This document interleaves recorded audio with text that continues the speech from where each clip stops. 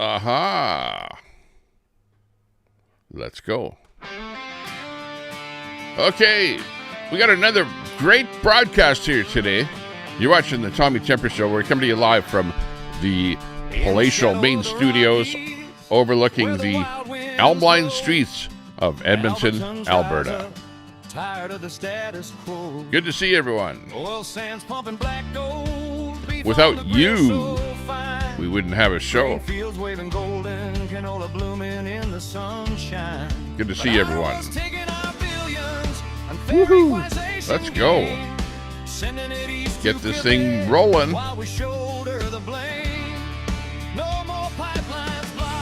Aha. That's right.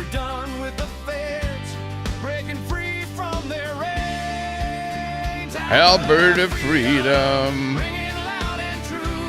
Woo. Let's go.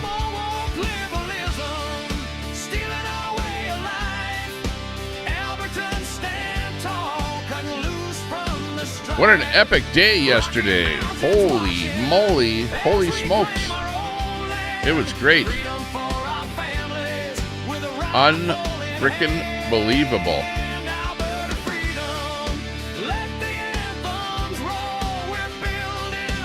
Let's go freedom.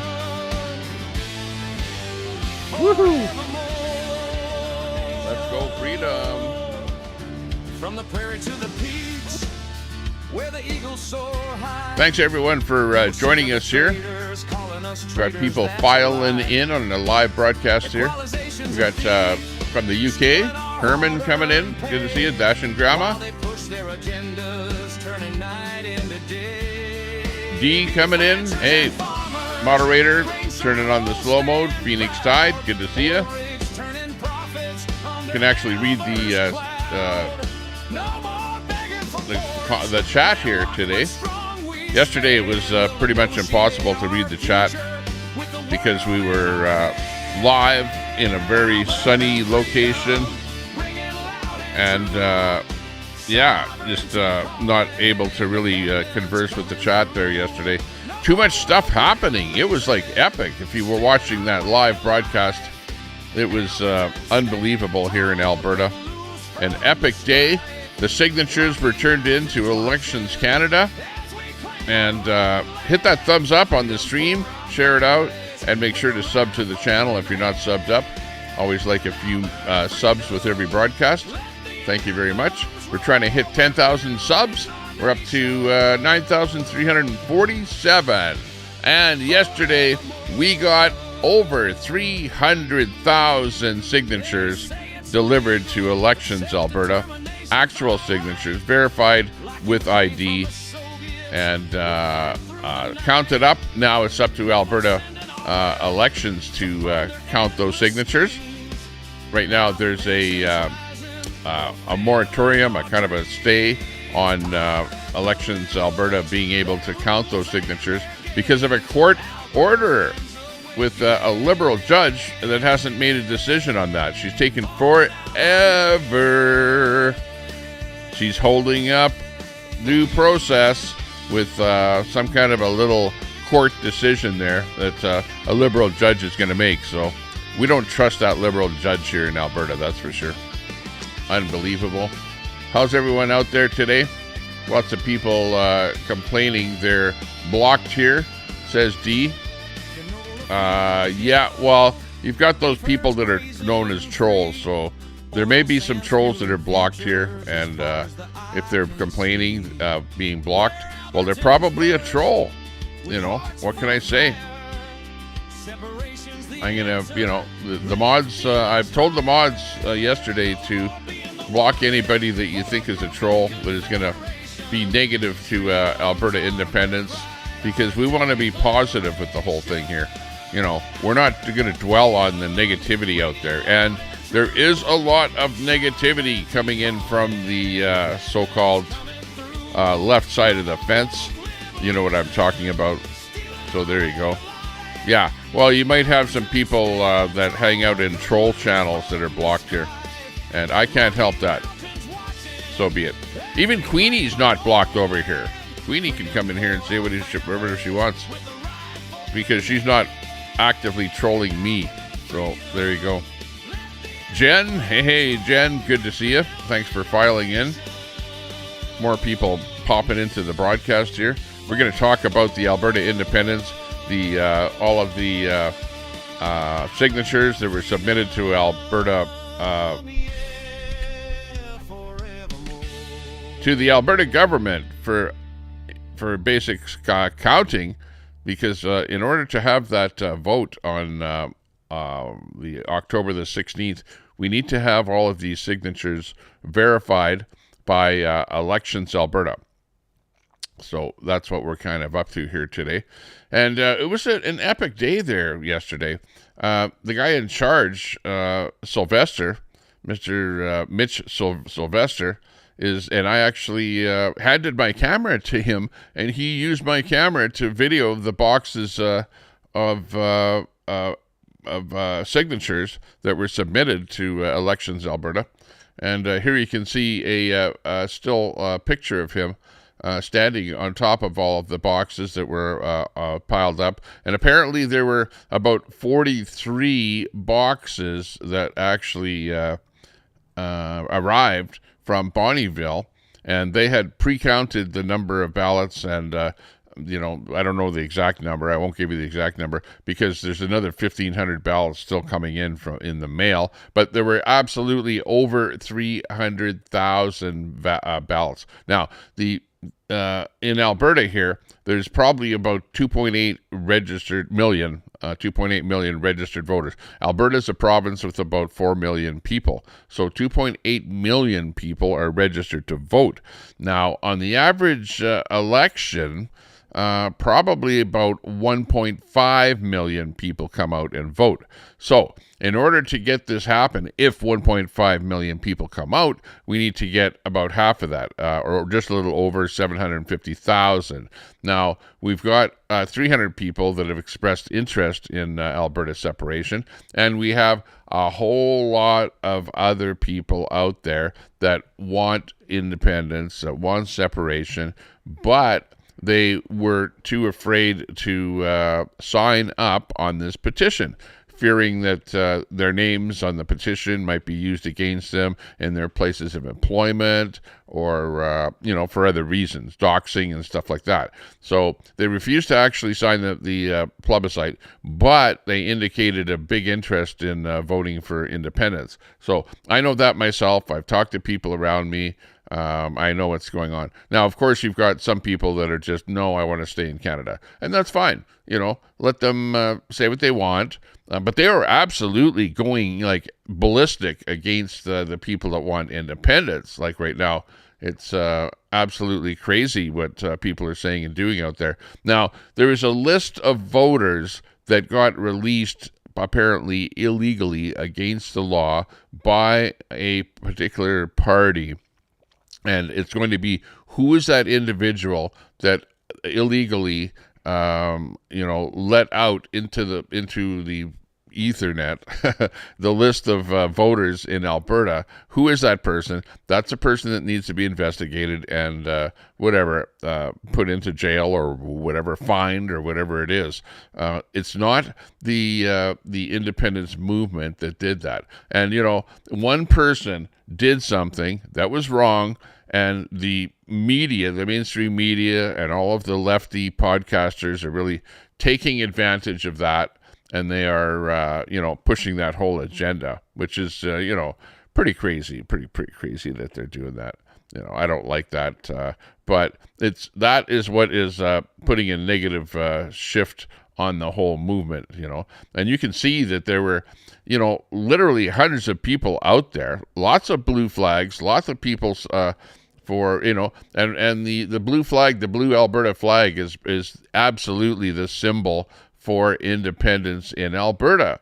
the independence movement has seized on to this particular flag, just to the same degree that the Convoy to Ottawa used the Canadian flag, right? And also, it was, the truckers, the trucking industry and stuff like that, because it was a convoy, was also, a big visual representation of the Convoy to Ottawa. And of course, it was the same kind of people, the patriots, so the right-wingers that were, on board with the convoy to Ottawa.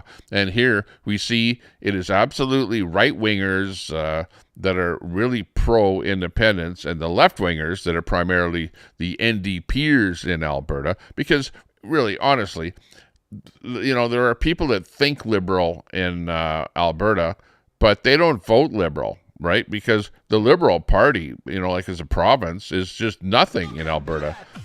It's just crazy. Thanks a lot, Alberta Freedom, for subscribing to the channel. Do appreciate any new subs to the channel. Alberta Freedom. I like that name. That's a great one. That's really good. Thank you very much. We have ABD in the room. A beautiful day. Hey, good to see you. Good a mod in the show here. Great to see you. Thank you very much.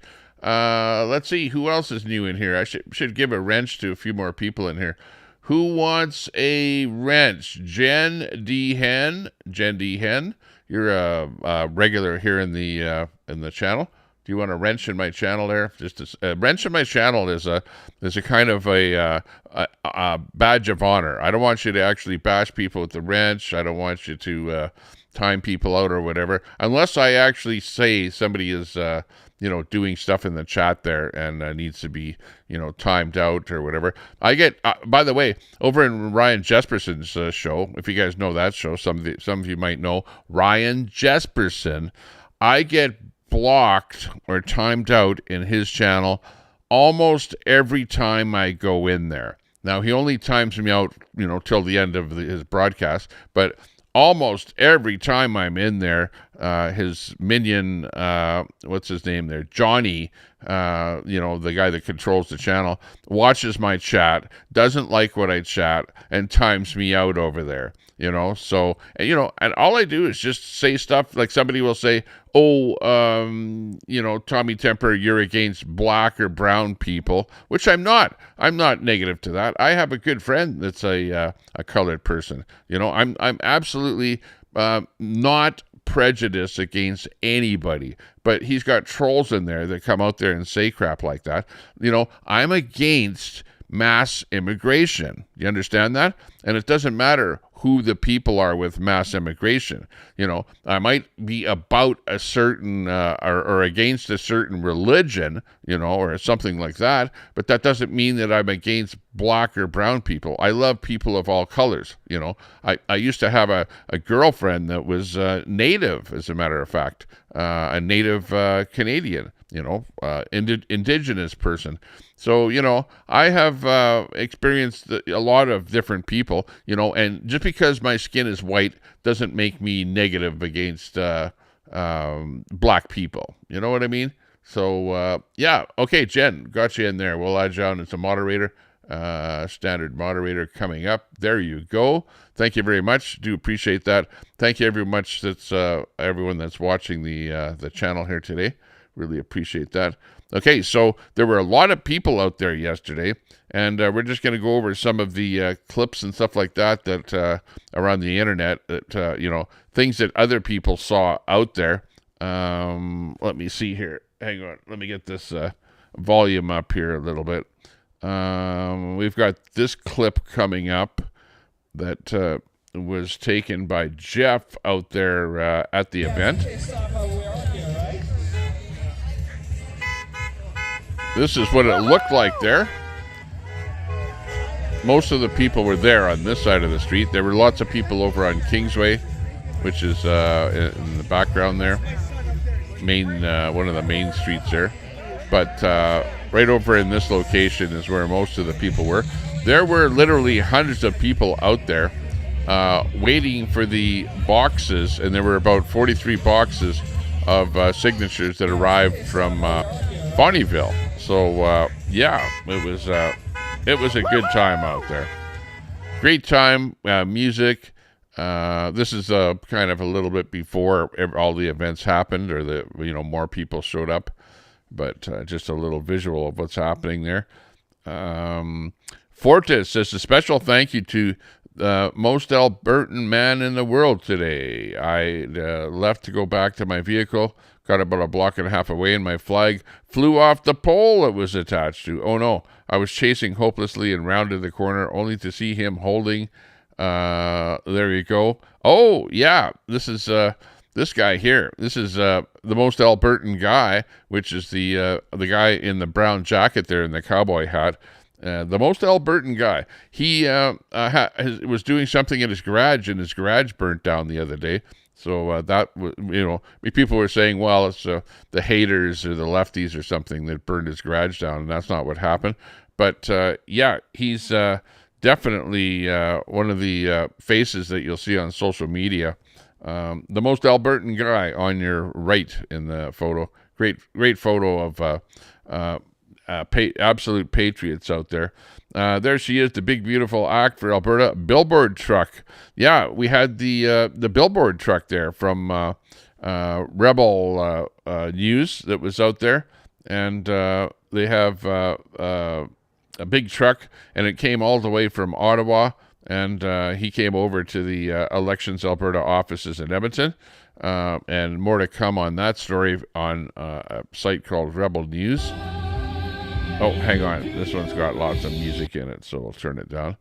And let's see. We'll just move this over and show you what that billboard truck looked like as it rolled through the street in front of Elections Alberta. It was actually pretty epic as it happened down there. Really epic. Great time. Great bunch of people. And there we have it. There's the truck. Came all the way from Ontario, rolling right through the whole event, and you can see the billboard on the side of it. It's kind of an electronic billboard showing a couple of different things there. Alberta first. There's a picture of Carney on there. Ottawa telling us what to do. Yeah, chaos instead of certainty. And yeah, that's why we want Alberta independence, because we're fed up with Mark Carney and that whole deal that he's pushing, the agenda, the, net zero agenda and all that kind of crap, like we've had enough of that stuff. It's just unbelievable. There you go. Yeah, exactly, D. Using the term racist or trying to say that I'm against different races or stuff like that, using the term pedo, racist, pedo, whatever, bigot, all kind of stuff like that has become meaningless. It doesn't mean anything anymore. But, for people to say, anybody to say that I'm a racist person is absolutely wrong. I talk about black people, brown people, and, East Indian people or whoever, and they're people just like me. I don't care what color you are. I don't care anything about you. But when you start saying that you're going to take over my world, take over my country, say death to Canadians, death to Americans, I definitely take notice of you and your group and who the people are that are saying stuff like that. You know what I mean? We're just not going to sit here and take it. We're going to call you out for what you're doing, and if I call you out for doing something that's not good, well, you better just take it. It's not fake news or something like that. We're just plain talking about it. Let me just adjust my thing in the background here. There we go. Okay. Yeah, I'm just moving my camera a little bit here, just so that I'm in the center of my picture here as I mosey back and forth in my chair here with my blue glow around me here. Yeah, if you're called a racist or a pedo, chances are that you're neither. Yeah, exactly. Many who call racist usually means that they're the ones that are racist. Yeah, well, what do they do? Are you a person that wakes up in the morning, looks in the mirror and goes, wow, who am I going to call a racist today? Or who am I going to call out today?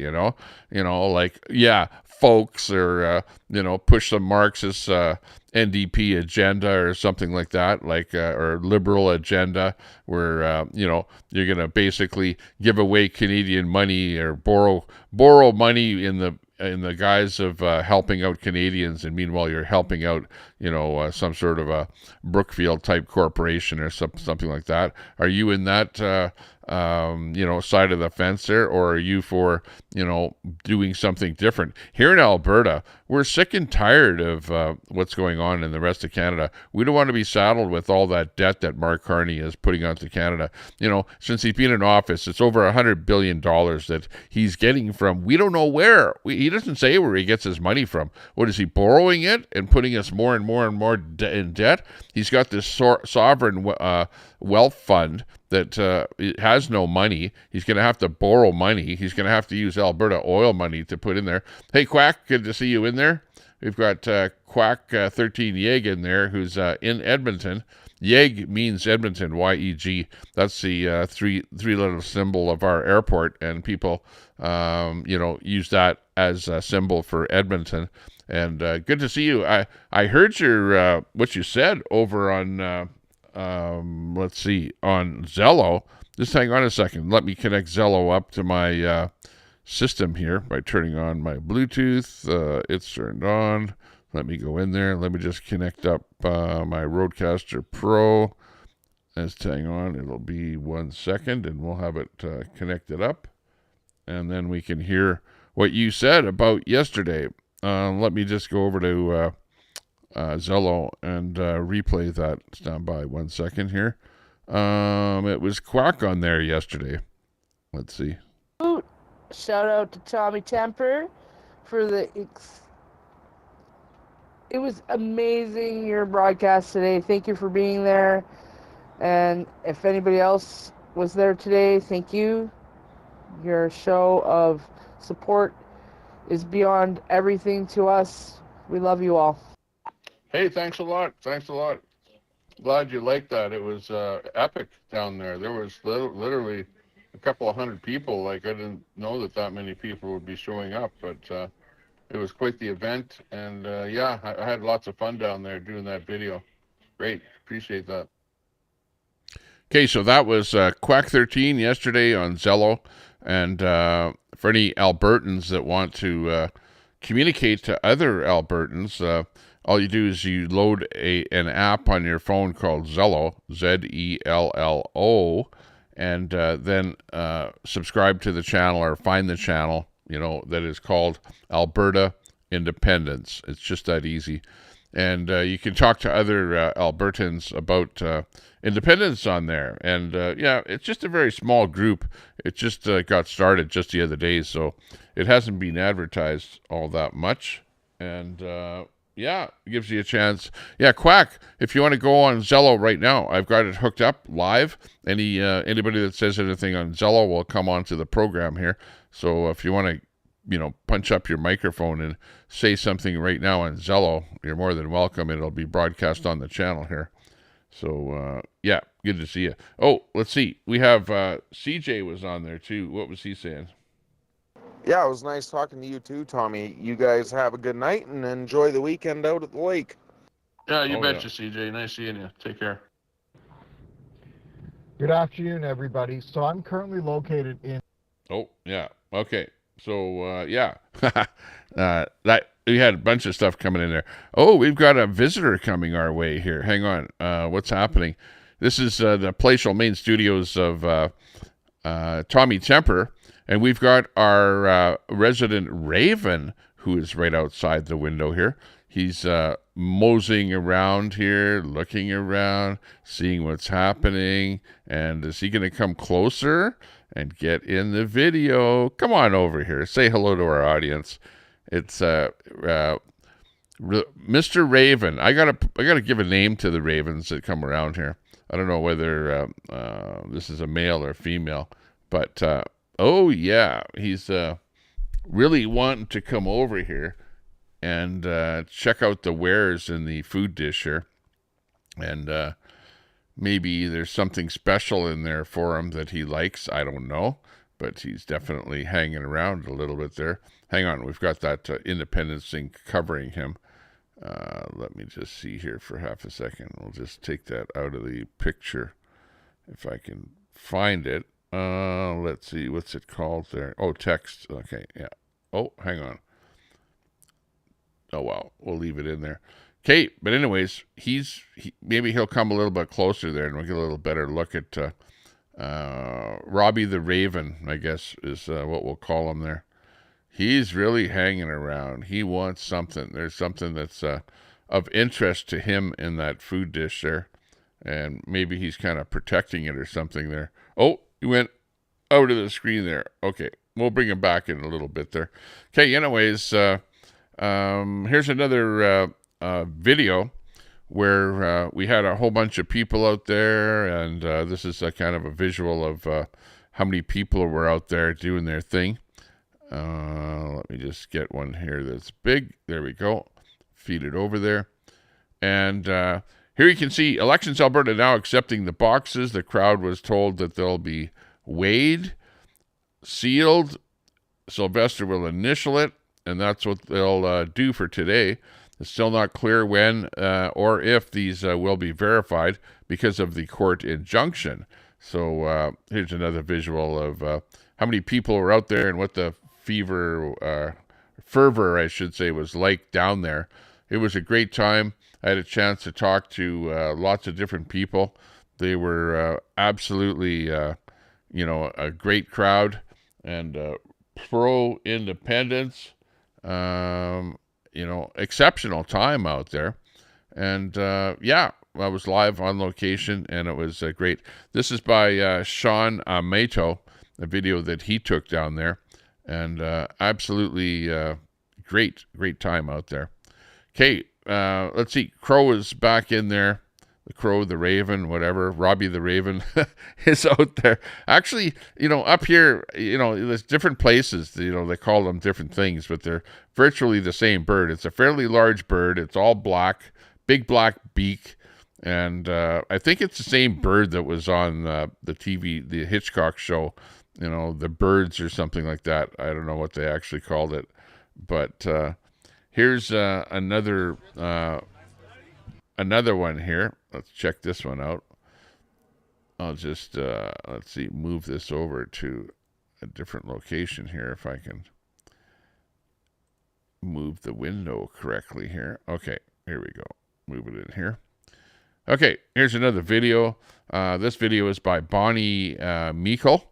And she says, many of you may have wondered if a prayer had been said over this very important submission. Yes, there was. There was a prayer. Thank you, Patty Vold, for always being awesome, mentor to us all. Thank you to Max of, CalendoNet for documenting. You can see the name of it at the top there. Then pause, listen, and reflect. Let's listen to this. Check it out.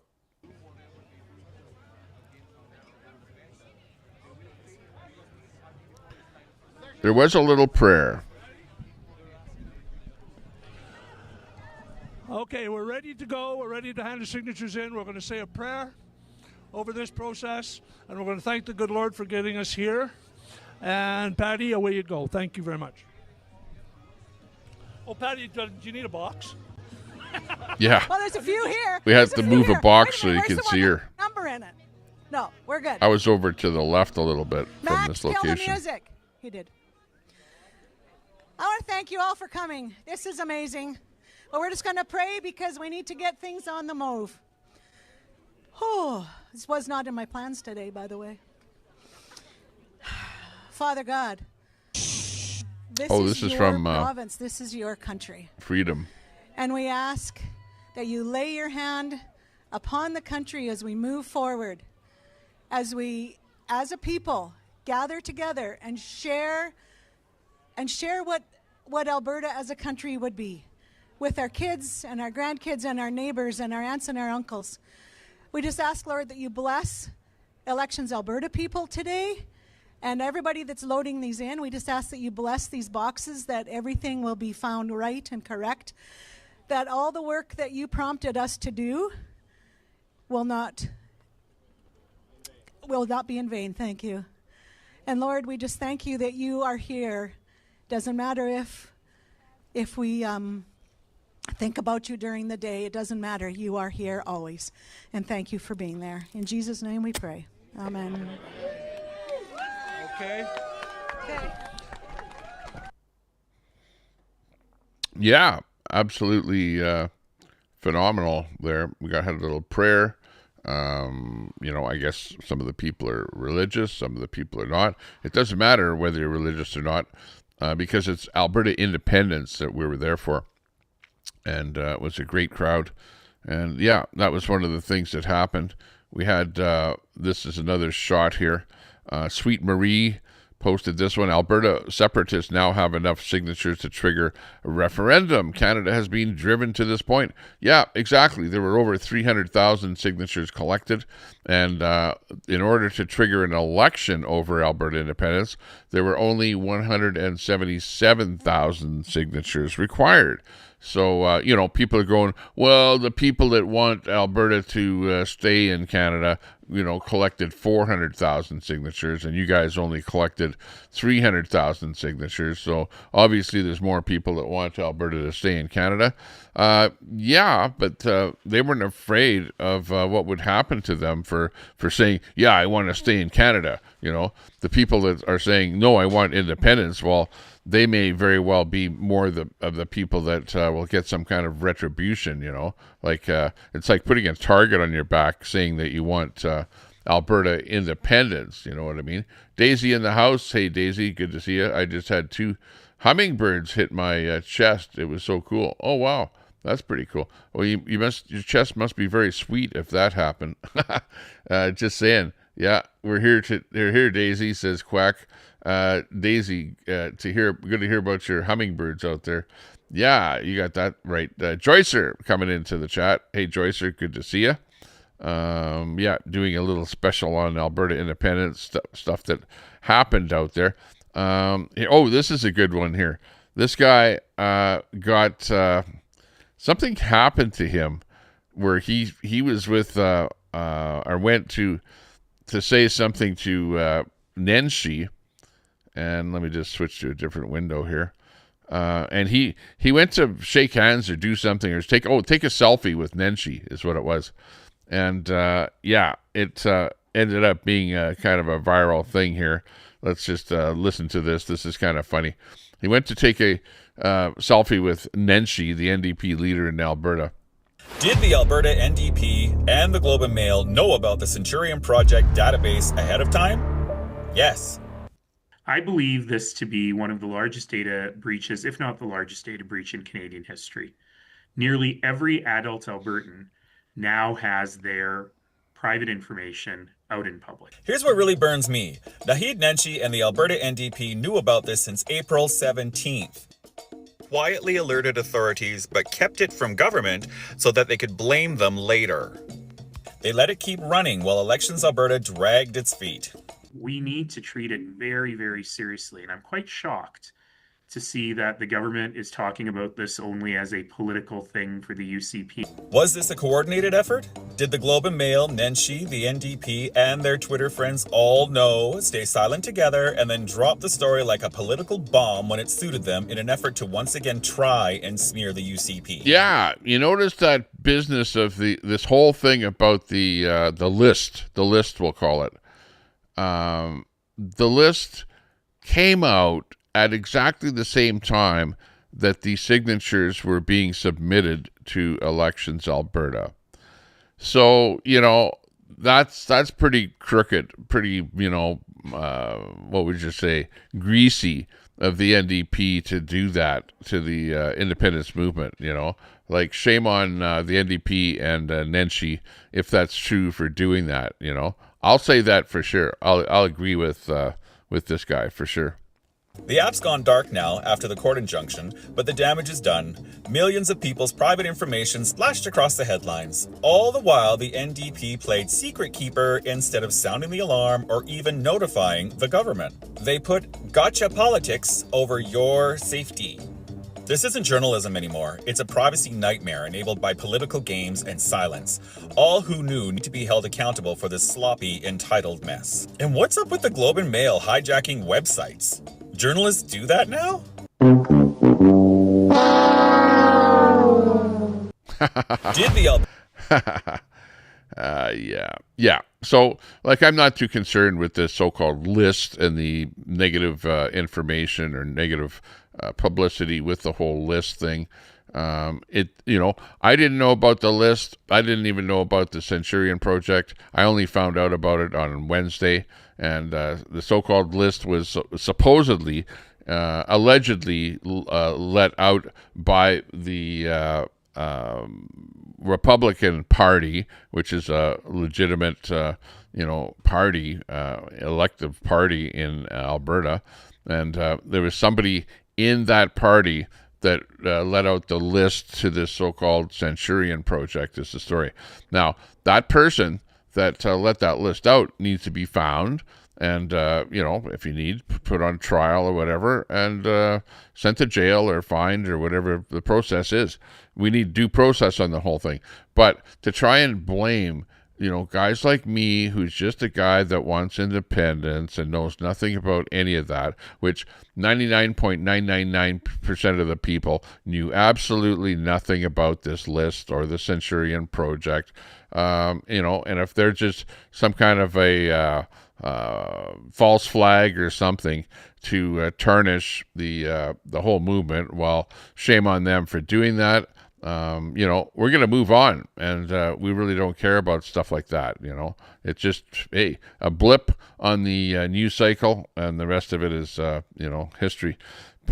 Purdy says, I struggle with listening to him while looking at that face. Oh, talking about Nenshi. Nenshi's kind of a funny guy. He's, let's see. He even needs to have a meme against him there or something like that. Let's see. I think we've got something about that on my channel, as a matter of fact. Let's take a look at that. Let me just pull up a window here, a new window with this one on it. And I'll show you something else about Nenshi here, which is pretty funny. Oh, hang on. Where's the mad thing there? Over there. Okay, bring this in here. This is the story here. Yeah. The Skunky story in Old Strathcona. Oh my. Check this one out here. I actually did this video. This is funny. It's a little skunky out here in Old Strathcona these days. I just spotted the NDP. The new Democratic Party. They've got a new mascot down here in Old Strathcona. I don't believe it. You wouldn't believe it if you didn't see it for yourself. It kind of stinks down here too. Can't make this shit up. There you go. Is that Nenshi's mascot? I think so. What's he doing there? It's a yappy little skunk too.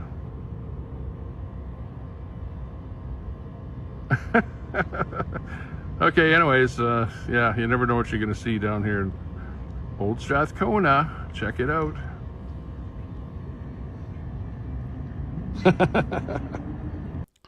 Oh, yeah. Okay, so that's a little hit against Nenshi there from Old Strathcona. Shot that video as I was riding my e-bike around town. So, we had to take a little slice there. And it was funny. There was a bunch of people around on both sides of me there that were listening to me talking, and they were laughing, and they were actually agreeing with me, So, yeah, if you don't like it, hey, they're out there agreeing and stuff here.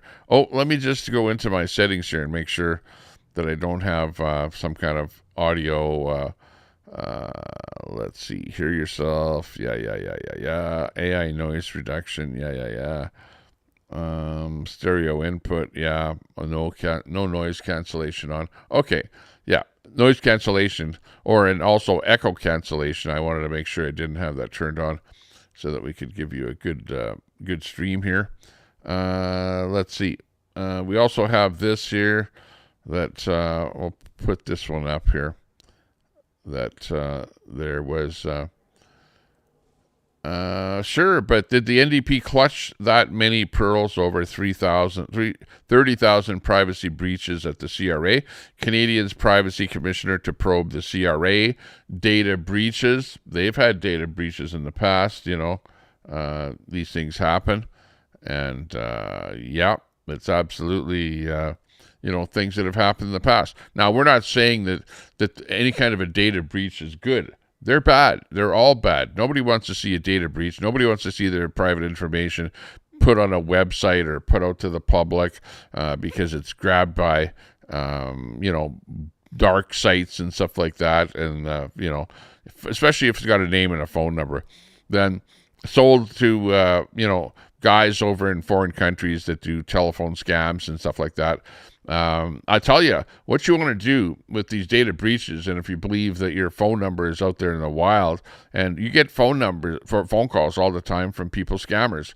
Everybody has a cell phone these days, and there are apps or there are things that you can do. For example, I have an iPhone, and if you go into the settings for your phone, you can actually set up screening, right? So that your Apple phone screens all of your phone calls coming in. And if it's from a number that is not recognized, it puts it in, it doesn't make your phone ring, right? Your phone doesn't ring. Then you just get it on your display that there's a call coming in from such and such a number. You can look and see whether or not and also displays, where it's coming from, if there is any display. If there's no display and it's just a scammer trying to get a hold of you, then you can actually just, your phone doesn't ring, you didn't answer it, and you don't have to tap your phone to phone that number back or whatever. A lot of times I see a number on there, and then I call it back, and it goes, oh, this phone number is not available. So, phone calls like that are scammers in there. So set up those things on your phone so that your phone doesn't even ring when it's a scammer trying to call you, right? Because that's all that when a data breach happens and your phone number is put on a list and it goes out to, people undesirables out there, all that happens is that you get maybe the odd scam phone call or something from that, which, I get that all the time anyways. So it's not a big deal for me. Doesn't really break my heart or something like that to have a scammer call me. My phone does all of my screening for me. This is the age. This is 2026, where everyone should have call screening on their phone. And if you don't, don't blame me,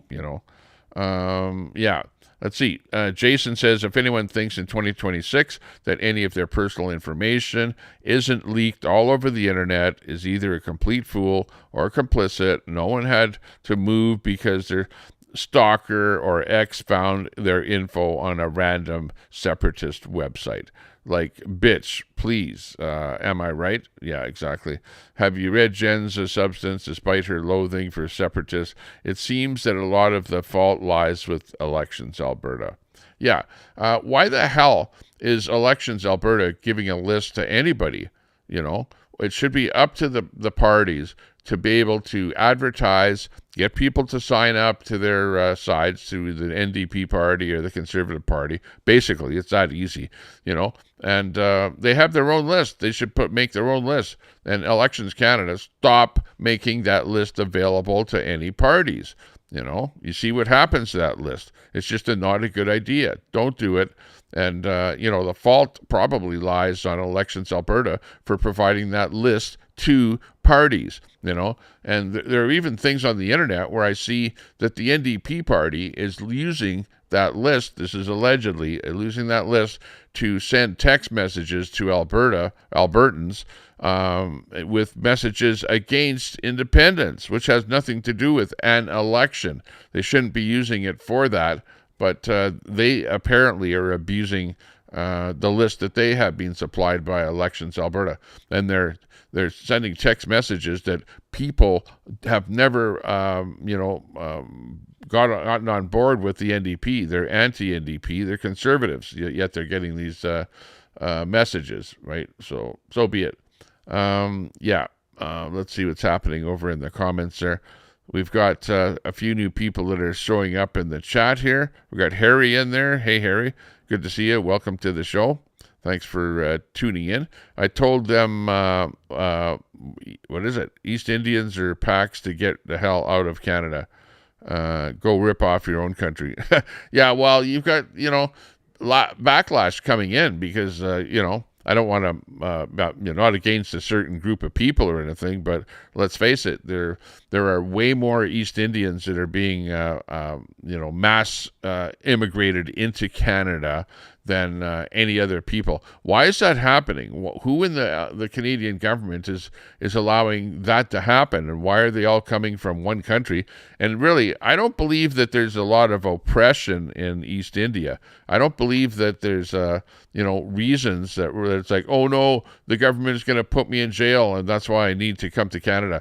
I don't think that any of that is happening. I think it's just the door is just wide open for anybody to apply to come in Canada. And also, you've got a lot of people coming in from East India that are coming in under the worker program, the temporary worker program. You've got that whole thing. And then they come in on a temporary worker program, and then when the visa expires, then they stay in Canada because they want to become a Canadian citizen. A lot of that kind of stuff going. So at that point, when their permit expires and they're still in Canada, they don't leave Canada, they become an illegal immigrant, right? And those people need to be removed from the country. And I'm not against East Indian people.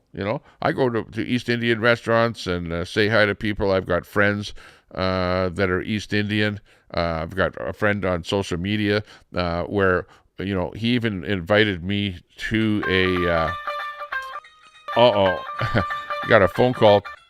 I got a phone call coming in. Oh man. My phone's ringing. And that's amazing that I'd be talking about that. And then all of a sudden my phone starts ringing here. And of course you heard that ringer on my phone there. Yeah. So yeah, I've even got that ringer on my phone. I'm not against East Indians, like I walk around all over the place and my phone rings and people have a good time with it there. Yeah. So, I'm like pro East Indians. I'm pro all people from all over the world. Okay. I just don't like to see mass immigration where, the whole fabric of the country changes because of immigration. I think that is absolutely wrong. And that is a globalist plot, right? Where the globalists have said, okay, we want people from all over countries that have where they don't look after their population. They like have mass numbers of people in their countries, right? And that's what's happening. Those countries that have way too many people. So you've got people that, can't really make it in life because there's only enough money and jobs and things like that to go around. So the people are living in poverty. So, the globalists are going, well, what we need to do is move these people that are living in poverty in their countries. And some of them are, some of them aren't. And you move them into countries like, the UK, all kind of European countries. We move them into Canada. We move them into the States. We move them into Australia, and basically change the fabric of the whole country by allowing so much immigration of those people. That's what's happening here.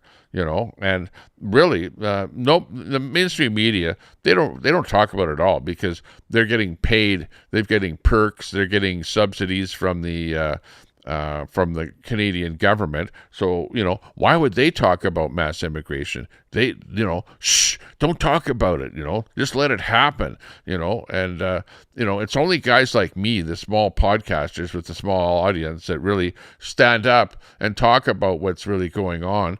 And then, we go branded with, oh, you're racist for talking about what's going on, you're racist. Even Trudeau, when the mass immigration was happening with Trudeau and anybody talked about it, Trudeau just stood up and called people racist, for doing that. And Trudeau is implicated in the whole thing.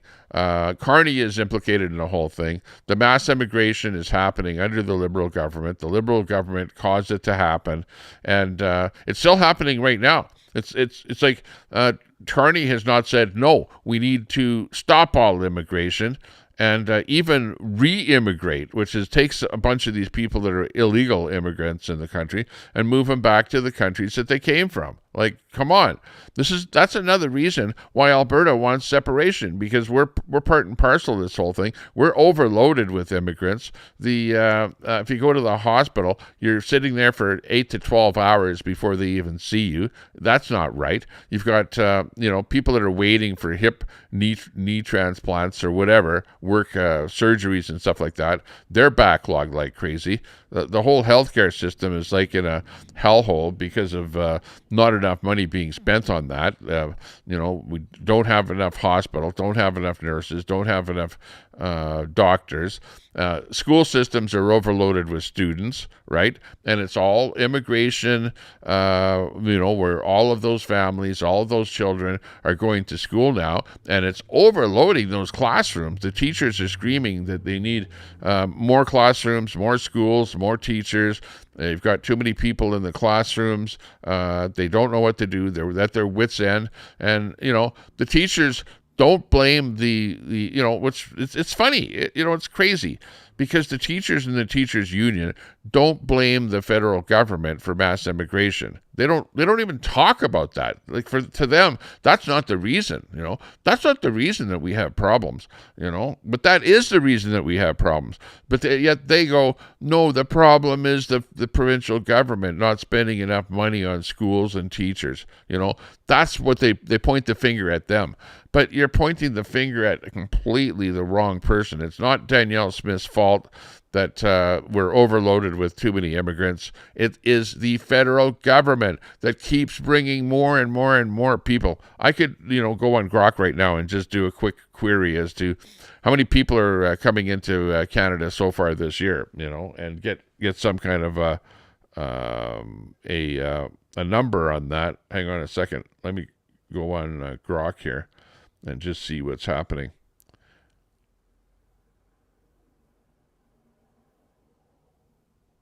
In 2025, how many immigrants were admitted into Canada? Let's see if...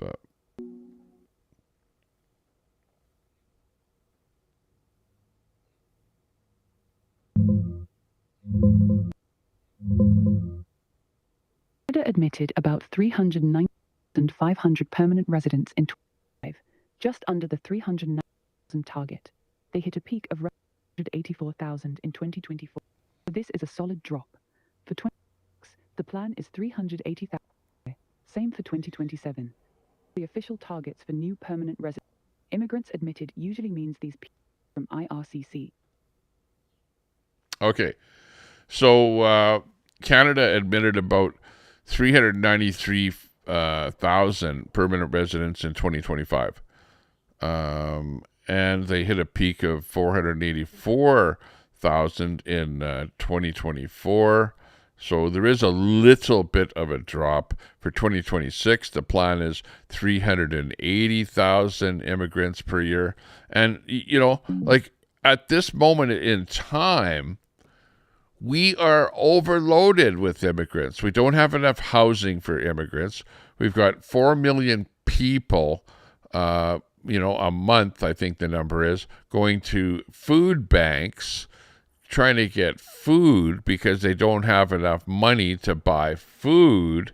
Okay, so we have a housing problem, not enough housing. We have a food problem, not enough food. The people that are coming in here are not getting jobs because there's no jobs for the people. So you're bringing in 400,000 new immigrants, and there's no jobs for these people. So they have to go on welfare. And it's really the people that are working that are paying for all these people. There's, the government is not looking at all that you brought so many people in here that everything is overloaded. The healthcare system, the hospitals are overloaded. The school systems are overloaded. There's no jobs for the people. There's no no affordable housing for those people. The people are just going on welfare when they come into the country.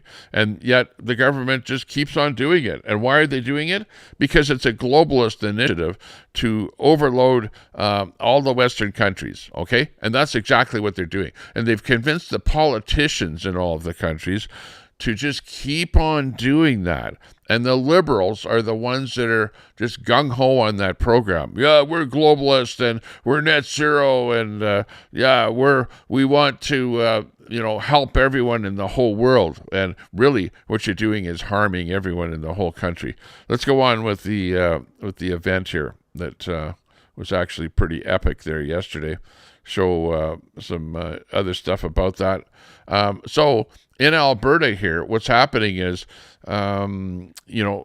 Jeffrey Rath and the other people with the independence movement are also saying, and this is coming in from Man with Eastern Christian Worldview, he says, I just joined the UCP to add my separatist vote. So in Alberta, we have a party, the United Conservative Party, and we are being urged to join the Conservative Party so that we have a whole big base of people that are independent-minded people that are joining the Conservative Party.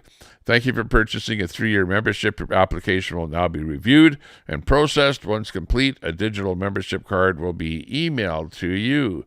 We sincerely appreciate your support and encourage you to take the next step by getting involved in your local constituency association, where you can make an even great impact. It should say you can make an even greater impact. I'm the one that should have proofread this. You can find the contact information for your local association at this website. And there it is, unitedconservative.ca. And thank you again for your United Conservative team. So, that's what you need to do now. Sure, you sign the plebiscite. Sure, you want Alberta independence, but you also want to join the United Conservative Party or the Conservative Party in Alberta so that you can vote on things that they're talking about in the Alberta Conservative Party. Okay, be a voice. And right now, I think that a lot of the people that are in the Conservative Party are like pro-independence. So the more people that join up, the more percentage of people in the Conservative Party are going to be independence-minded. So that's what the whole deal is with that whole thing. Let's see. Bonnie Miki says 301,620, not counting the ones in the mail. Thanks, Canada Post. So she posts this photograph of the event there yesterday. That's Mitch Sylvester in the middle there, up on the podium, and the bald guy, and the guy in the cowboy hat is Jeffrey Rath. And in the middle is John, let's see, what's his last name now? Jesus, I can't think of it here. John Bolton in the hat. And John Bolton has a great podcast, a great following, and gets lots of people viewing his information that he posts on a daily basis. And he used to be a broadcaster, the guy with the baseball cap there in the middle. John Bolton, great guy. I was wanting to interview him yesterday, but I didn't get a chance to. I saw him at the end of it, and then boom, all of a sudden he disappeared. Here's a great shot of Jeffrey Rath, which Jeffrey Rath is one of the leaders of the whole thing. And a great guy.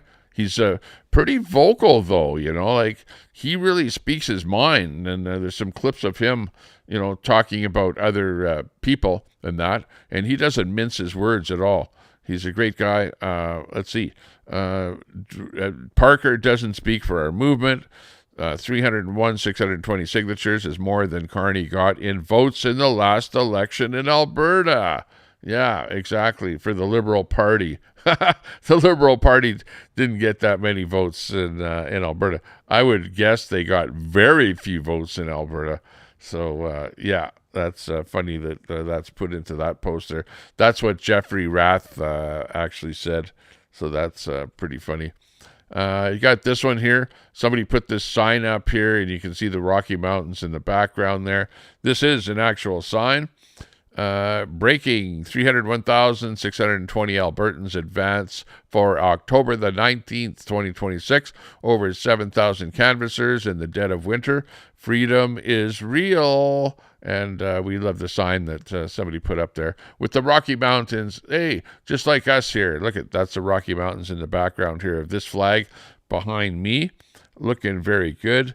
Here's another video of that truck that was rolling around, spotted in Edmonton. The Rebel News Online billboard truck has arrived at the elections Alberta as hundreds gather for the independence petition handout. Yeah, and thanks to Rebel News for providing that truck. It rolled in all the way from Ontario.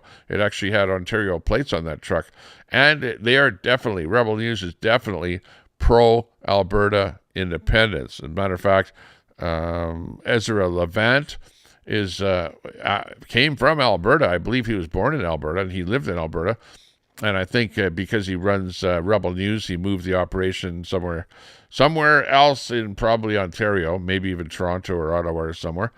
But I actually had a chance to meet Ezra Levant. He was doing an event in Edmonton here, and it was at he actually booked his event at the old movie theater on White Avenue called the Princess Theater.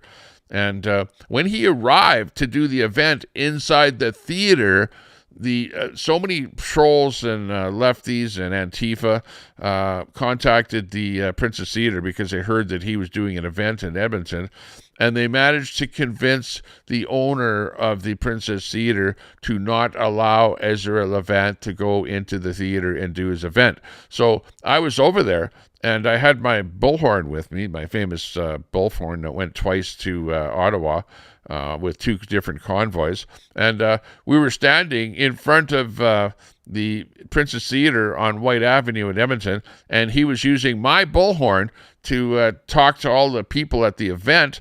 And then I called my friend over at Rosie's restaurant on 105th Street and near White Avenue, and asked whether or not we could do the event in a room that he has there. He normally, for $100 you can use his room, and he said, "Yeah, come on over here." So the event was moved over to Rosie's restaurant, and it was actually a book. Ezra Levant had written a book. I think it was about Trudeau or the Liberal government, libtards or something like that. And it was his book opening, where he was going, "Hey, I wrote a new book," and a big thing, and you could buy the book and stuff like that. So we moved that whole thing over to Rosie's restaurant. And like I said, I had a chance to talk to Ezra, helped him out with his event, got a new place for him to do the event instead of the Princess Theater. And shame on you in Edmonton, Princess Theater, for listening to all the lefties out there and siding with the lefties and not allowing Ezra Levant to use your theater. And really, nothing since then has ever happened at that theater. It's being closed, and if somebody's sitting on that theater and paying taxes on it, they're just sitting on something that's just sitting there rotting and nobody is using. I've never, ever seen any kind of event there. Matter of fact, it's still got up on the billboard of the theater. I think it's the last movie that played there was like whatever, years and years and years ago. Rocky Horror Picture Show, that was it. So I think it was when Rocky Horror Picture Show came out, and you know how long that was. That's when the theater closed down, because that is still up on their sign outside of the theater. But anyways, Ezra Levant and and a lot of people hate the Rebel because the Rebel is the mouthpiece of the right-wingers in Canada. So the left-wingers absolutely hate the Rebel. They hate anything that the Rebel is doing, and you know it and you see it by the comments out there. So if you're a right-winger, you're like, hey, I don't mind what Rebel says. Now, not everything that the Rebel does and says do I agree with. It's like any organization, and they are absolutely biased towards the right-wing point of view. You know, I'll say that. I'll admit that. And of course, I'm a right-winger, so I'm going to support things that are in that realm that the right-wingers do. And that's just the way it is. You can't say anything negative about that. Basically, we've got this next bit here, which canvassers are taking their boxes. And they are having a chance to actually hand the boxes in. Some of the canvassers were actually there, and that's what this clip is about here. I believe that this lady was one of the canvassers that actually took signatures, and they had a chance to actually hand those boxes in to Elections Alberta.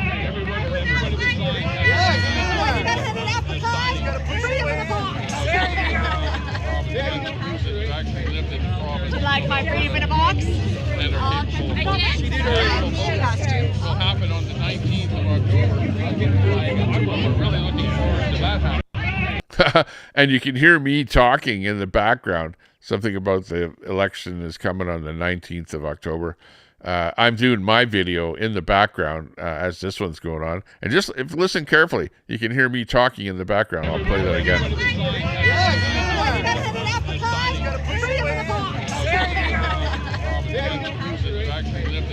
Would like my brief in a box? She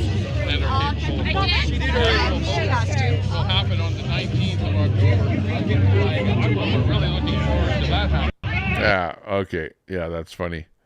I was right there, close to that situation doing my video, which right now I'm not showing my video on here. I'm just basically showing you other clips and pictures and stuff like that other people took that is basically great. There were a lot of people doing videos and all kind of stuff out there. And yeah, here's another clip that this is by JRC Stargazer 2023. Fabulous. Hopefully you left bonded armed guards in the vicinity of the petitions after the possible scoundrels at Elections Alberta took possession. Who knows? I don't know what actually happened there. Let's listen. So now I'm going to knock on the door. They're going to open the door, and we're going to bring their signatures in. They're going to weigh them. Then they're going to seal them, and I'm going to initial the seal. And away we're going to go. Thank you very much, everybody. Away we go. This is from Rebel News. You can see their logo in there. And that was Mitch up on stage there. Okay, we're here right now at Alberta Elections. Door number 2. The trailer is lined up. The boxes are out here. They're going to knock on the door. You can hear me talking. Start loading the boxes in to the Elections Alberta building. I think they've signed off on it. Are they going to sign off on it? Make sure it's signed off. There goes Mitch Sylvester. He's banging on the door. Knock, knock, knock. Oh, door number 1 for the win. Door number 1. Door number 1 for the win.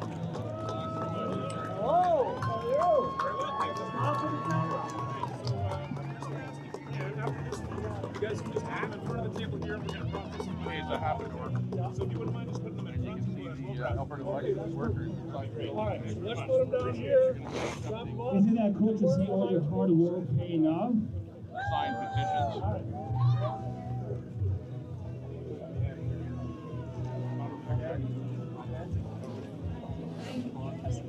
Well, they got a photo on the front of the fire line. This is history being made in Alberta.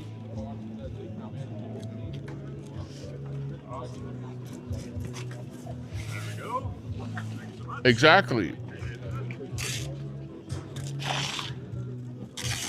Simply me, Connie.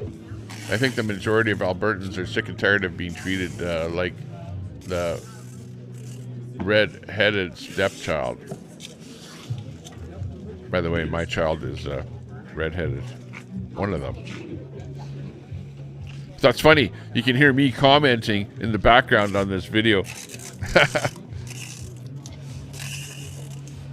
And you can see they open them up, they take a photograph of what's inside, then they seal the boxes with the tape, then they get the organizers to sign the boxes.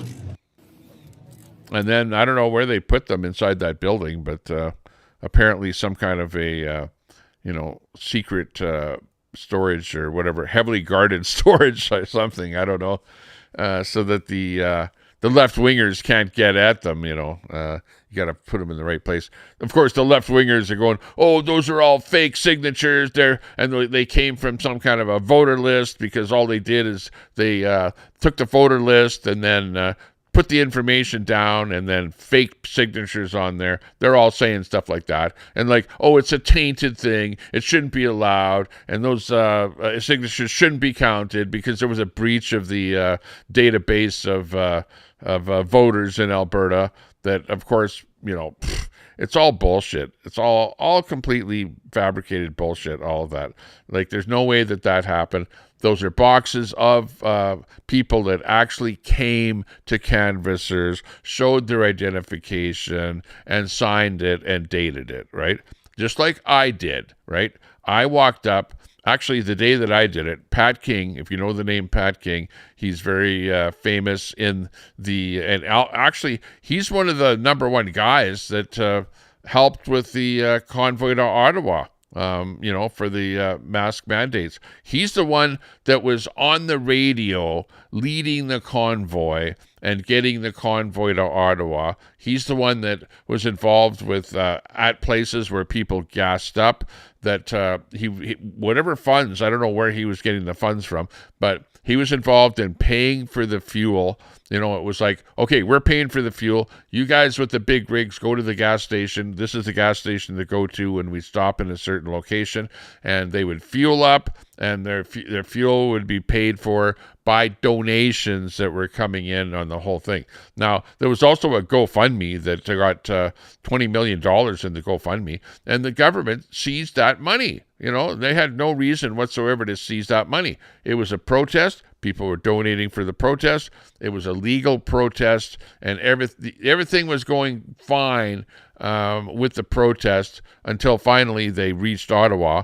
And when the trucks were directed by the police in Ottawa to park in certain areas, they parked there, and nobody was ever told to move your truck, get away, we're going to fine you for illegal parking or anything like that. And I think the reason that happened is because the police in Ottawa were actually pro-convoy. They told us where to park. They didn't give us any tickets, right? They were doing high fives walking down the street. So, that was sort of part of the problem of the convoy. You might say, well, they sat there and they shouldn't have done, they shouldn't have been sitting there, and they honked their horns, whatever. Yeah, but nobody told anybody to leave, right? Nobody. The police didn't tell anybody to leave. They didn't come around and go, okay, move your truck, you're impeding traffic or illegally parked, move your truck or we're going to tow you out of here. Nobody ever said that. So that's why the truck sat there for literally 2 weeks, until finally they brought in the RCMP, like a federal police, to come in and just make a line and, have the police on one side and the protesters on this side, and make a big clashing situation so that they could come up with a reason to move everyone out. Oh, there's a big clash happening in there, whatever. Yeah, it's because the police wanted that to happen to make the convoy look bad, and then to go, okay, we're gonna just bring in the Emergencies Act and get everyone out of there. Yeah, that's basically what happened. Okay, let's move on to the next one here. Rise of Alberta. The Alberta independence petitions are now in the hands of Elections Alberta. Yeah, exactly. What's next for Alberta independence? What is next? I'm not too sure. Okay, thanks. Yeah, I'll have that. Oh, I have a meal here. I can eat a little something. Yeah, what's next for Alberta independence? I don't know what's next. Let's move this up a little bit here and read that thing there. Do you agree that the province of Alberta shall cease to be part of Canada and become an independent state? So that is the question that we want on the vote on the 19th of October. That's what we want. That's the question, and that is a constitutionally correct question to be on the ballot, where the people in Alberta will have a chance to vote yes or no. So you can shout all day long that this is all illegal, that there's some breach of low voter information floating around out there, or whatever, or that it shouldn't happen, or any kind of fake reason why a vote shouldn't happen. No, and the vote is going to happen. The Liberal judge can do whatever they want to say, oh, we're going to block the counting of these votes. And right now, it's crazy, because right now the votes cannot be, the signatures that were submitted, the 300,000 signatures that were submitted to Alberta elections cannot be counted, because a judge has put a stay on those votes being counted. There's a Liberal judge that's going to make a judgment on, and there's an injunction that is being put forward by the natives, by a native chief in Alberta, that, they're going like, oh, well, they didn't involve us and whatever, blah, blah, blah, and we don't want those votes to be counted. So, yeah, it's pretty simple for that judge, Do you have are we breaking something in the Constitution? Is there something illegal about what we're doing? Like, so what that we didn't contact somebody? If you're native living in Alberta, there's a treaty between you and the Canadian government, okay? That treaty has nothing to do with us. We're simply trying to separate from Canada. And you know what? When Alberta separates from Canada, the treaty with the natives, just like the treaty was originally with the British government, right? The Canadian treaties were made with the British government and the natives, right? So those treaties, when Canada became an independent country, right? We broke away from Britain. And when that happened, those treaties got transferred over to Canada. So the same thing can happen in Alberta here. When Alberta separates, the treaties in Alberta can be transferred from the federal government to the province of Canada. Or if you don't want those treaties to be transferred, you can ask the federal government, hey, do you want those treaties to remain with you? And, then the Canadian government deals with the treaties. It's up to the natives as to what they want to do. But that has nothing to do with this vote for separation. The vote for separation is going to happen. It absolutely is going to happen. We've got more than enough votes. We know that the Alberta government has already said that we need more than 177,000 votes. And, the rest is going to be history. Hey, let me put on a little bit of music here. I'm going to have a little bite to eat. And I'll be back in a couple of minutes after I eat a little bit of lunch here. And we'll continue on with the broadcast here. So just stand by, listen to a little music, and chill out. Hey, this is what's happening.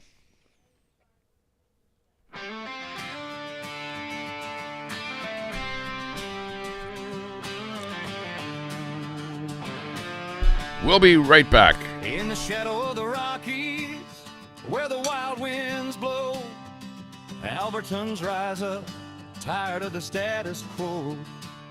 Oil sands pumping black gold, beef on the grill so fine, grain fields waving golden, canola blooming in the sunshine. But Ottawa's taking our billions, unfair equalization gain, sending it east to Quebec while we shoulder the blame. No more pipelines blocked, no more carbon tax chains. We're done with the feds breaking free from their reins. Alberta freedom ringing loud and true, sovereignty calling, independence coming through. No more woke liberalism,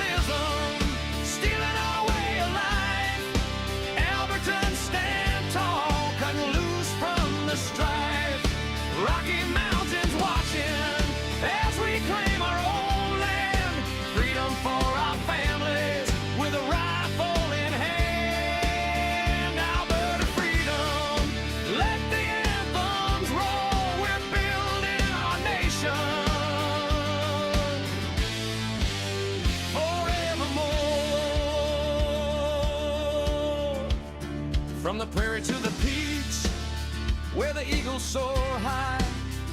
We're sick of the traitors calling us traitors, that's a lie. Equalization's a thief, stealing our hard-earned pay, while they push their agendas, turning night into day. Beef ranchers and farmers, grain silos stand proud.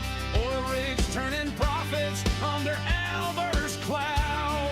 No more begging for ports, landlocked but strong we stand. We'll negotiate our future with the world in our hand. Alberta freedom, ringing loud and true. Sovereignty calling, independence coming through. No more woke liberalism, stealing our way of life. Albertans stand tall, cutting loose from the strife.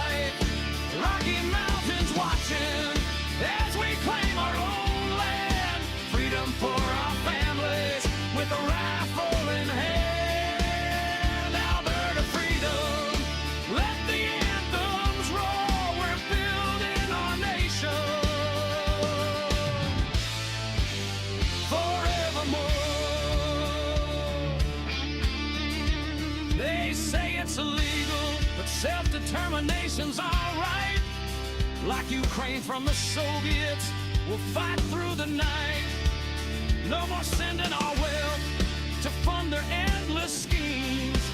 Our pensions rising, fulfilling our dreams. Tired of the liberals, their rules and their games. Albertans awakening, calling out our name.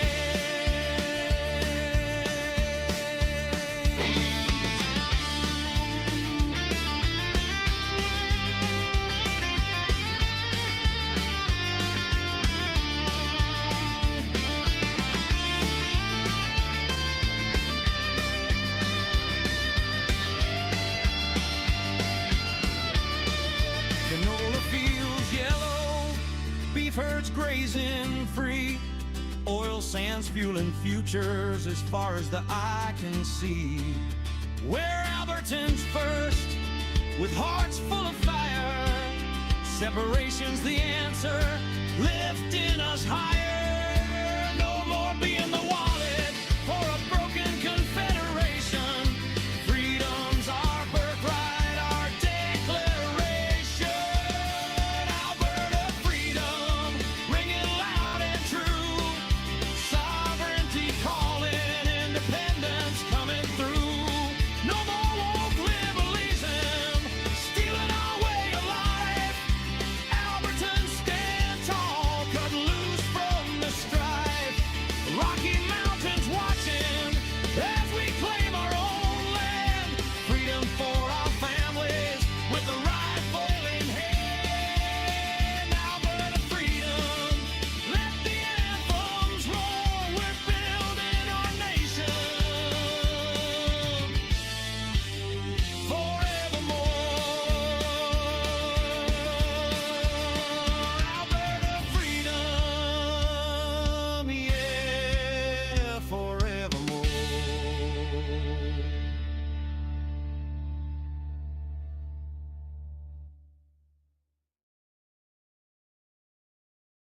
And with that, I'm chewing my last little bit of food here. A little bit of macaroni and cheese that my wife made for me. Thank you very much. Appreciate that. And yeah, nice to see you. Thanks a lot for sticking with us. No, we don't have snow. You can see behind me, all the snow is melted. There might just be just a little bit of snow, behind some buildings, where the sun isn't shining. Some little spots like that, or places where people have piled the snow up into piles, like in parking lots and stuff like that. There might be a little bit of snow like that, but we've had some pretty good weather here lately. In fact, let me check the weather here today. We are, well, hey, when I first woke up and turned my computer on, it was -1 Celsius, which is, I'll convert to Fahrenheit, 31 degrees Fahrenheit. But the forecast today is to get up to 54 degrees Fahrenheit. And if I refresh my screen outside the window right here, which this is a live picture or whatever of my outside, it is 45 degrees Fahrenheit at this moment outside. Supposedly going to be getting up to 54 degrees Fahrenheit. And that is about 12 degrees Celsius. Ooh, that's not very warm at all. I don't usually like going out bike riding until it's 15 degrees Celsius because it's a little bit chilly out there still. Tomorrow will be actually quite nice because up here in Canada, I consider 20 degrees Celsius to be like a nice temperature, right? And 21 Celsius, changing that, is about 70 degrees Fahrenheit. So 70 degrees is nice, right? Like that's a great temperature. Like I like to have my temperature inside my house where I have a thermostat and I can actually set the temperature. I like to set it to 21 degrees. That's like, the right temperature for me. I like that temperature on an indoor. Or if you're going to sleep at night, well, you can turn it back to maybe 20 or 19 degrees. But, I like it maybe just 1 degree warmer than 20. But 21 is about 70 degrees, I believe. Let me check here. Yeah, exactly 70 degrees, 21 Celsius. So that's the temperature that I like. But right now, with the high of only 12 degrees outside Celsius, that's a little bit chilly. Like I say, even for a bike ride. Hang on, let me have a drink of water here. Elm Tree coming in the chat. Hey, good to see you. We've got Elm Tree in there. We got Warren popping in. Let's see. There's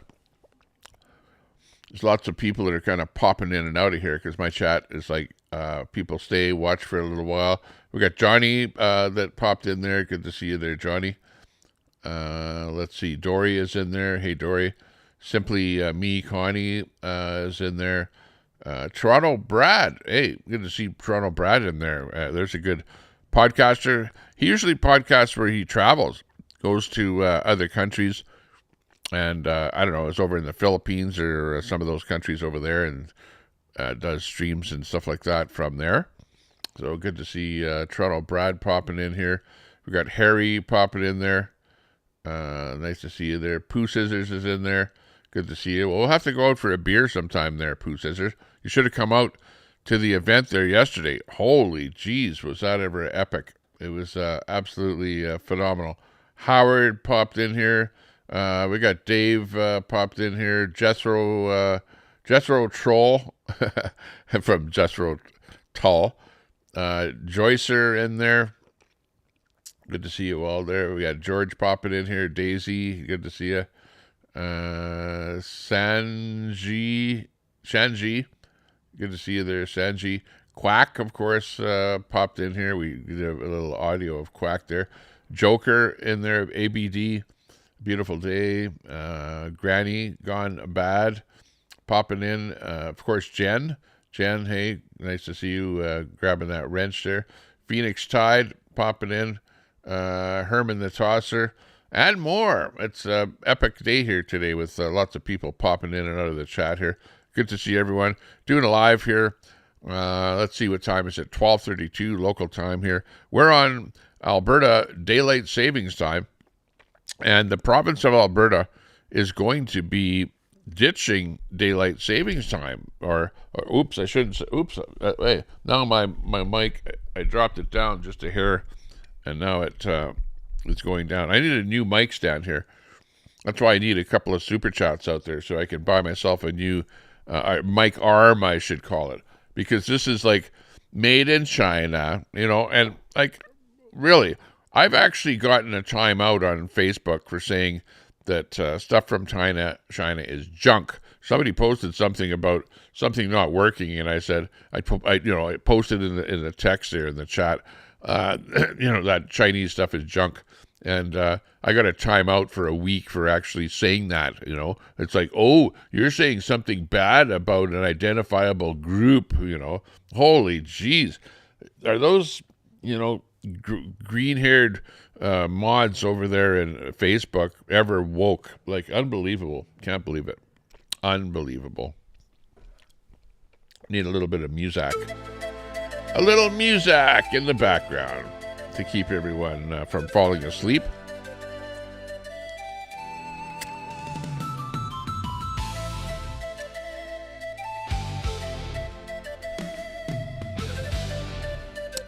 Yipper. We're feeling good today. Let's go.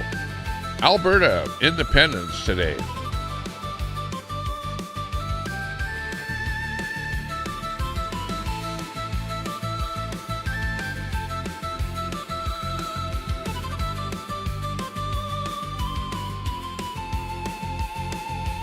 Let's go. Most of us did not know the name of this man right here. And in less than a year, he's brought us one step away from Alberta independence. Might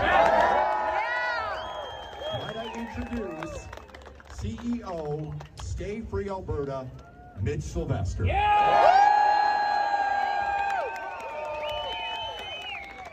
Well, John, actually, I don't like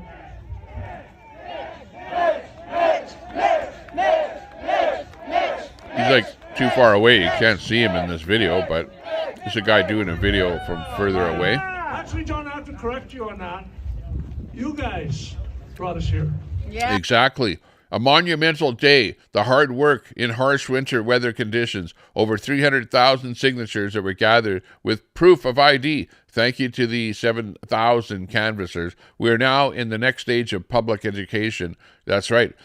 Before the vote, we need public education to educate those people that are sitting on the fence, that are going, scratching their head, going, I wonder if I should vote for independence or whether I should vote to stay in Canada. Like, what are the benefits of independence? We need to educate all of those people. They need to be educated. We need to let them know why Alberta should be independent from Canada. What are the benefits to you? Because some people are like, oh, well, I was brought into Canada by the Liberals, and I'm going to vote Liberal all my life, and Liberals are anti-immigrant or anti-independent, so I'm going to vote no on this one. You know, they're thinking stuff like that. They're like brain dead. They need to be convinced, well, I shouldn't say convinced, educated as to why Alberta is getting a terrible deal in Canada and really should be independent from Canada. Like, this is just a win-win-win.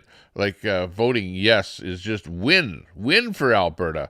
And, you know, those of you in the rest of Canada that you're sad that Alberta is even talking about something like that, you're welcome to move over here to Alberta, because this will be the land of milk and honey. We will be the richest country in the world, bar none. Like, you know, there may be other countries that have more oil, like Kuwait or something like that, but they've got way bigger population than Alberta. Alberta only has 4 million people, and, you know, we will be just, it'll be glorious living in here in independent Canada, independent Alberta, the country of Canada, sovereign Canada, the Republic of Canada, whatever you're going to want to call it. And no, us being independent does not mean we are going to be the 51st state. Nothing to do with the 51st state, okay? So if you're thinking in your mind, oh, well, Alberta is just going to be taken over by the United States or whatever. No, we have voters, we have a democracy, and the democracy says what we want to do. Without you guys, none of this happens. So just understand how important you are and how important you're going to be moving forward. You stood in the cold, you got abused, people yelled at you, people yelled at us on the way here. We had this one guy with a mask on yelling at us on our way here. So what we did with all of our boxes, it was fantastic, is we took a picture of canvassers. It was Tommy different with the pictures mask in on. front of every one of our boxes, because this represents all of you. Yeah.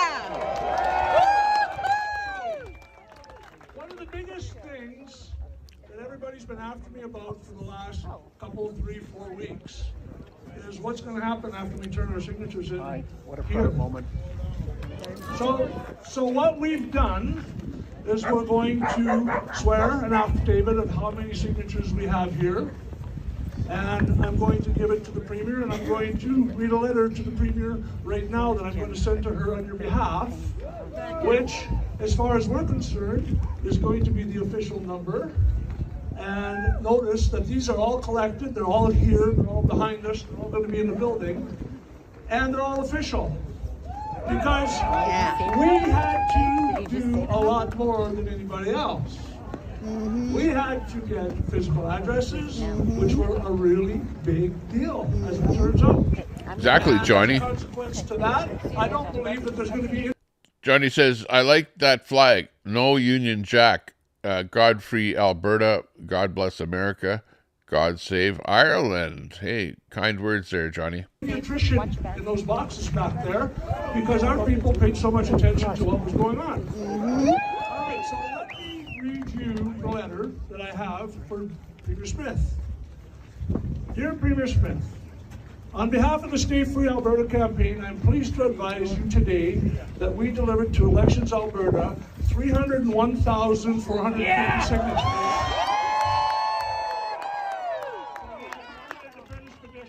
Initiated under the Citizens Initiative Act, well surpassing the required threshold set by Elections Alberta. This process shows that Albertans are engaged, and this is an issue people want to have a say on. From all perspectives, there's been significant interest, discussion, and participation demonstrating that this is a matter of province-wide importance. It also reflects the role of direct democracy with citizens engaging the legislative process in a lawful and meaningful way. This effort was about participation in democracy, plain and simple. It was not easy. As you are aware, there were significant administrative and legal hurdles that delayed the process and increased the cost. Despite these obstacles, we remained focused on the goal and continued to push ahead in good faith. This effort would not have been possible without the dedication of thousands of volunteers, including over 7,000 canvassers.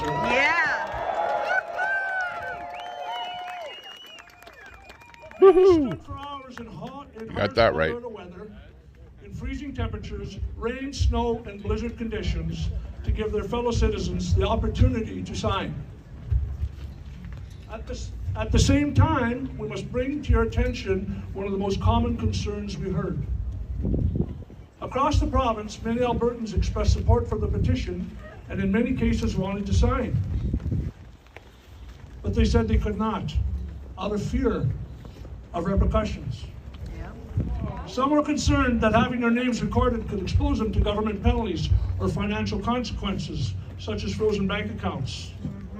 In addition, canvassers frequently faced harassment while carrying out this lawful activity, often without any meaningful consequence. Regardless of one's position, hesitation to participate in lawful democratic process raises serious concerns about confidence in civic freedoms. No Albertan should feel intimidated or at risk for engaging in a lawful process.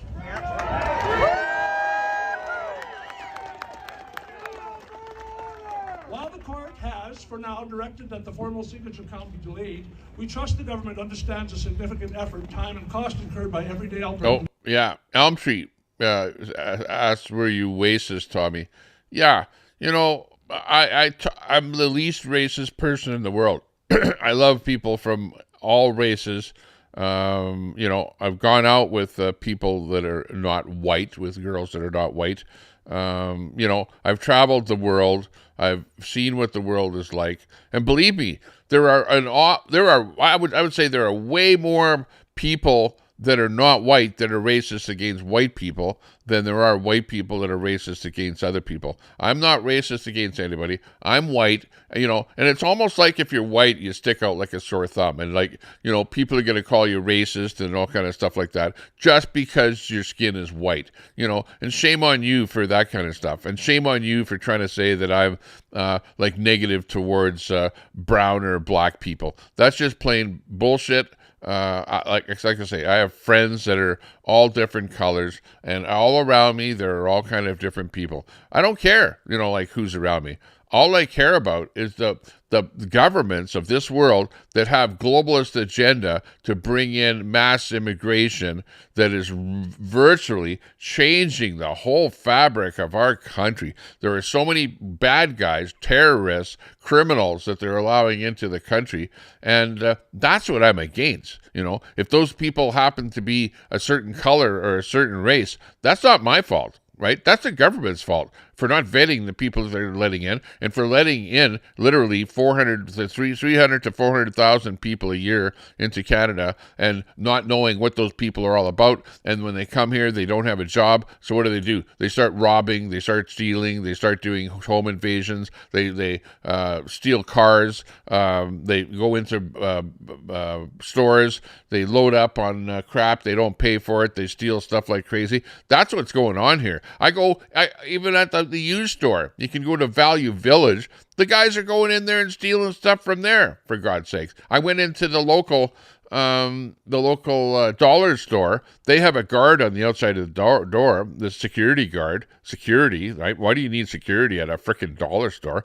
The guy told me that there's literally they catch 5 times a day people stealing stuff.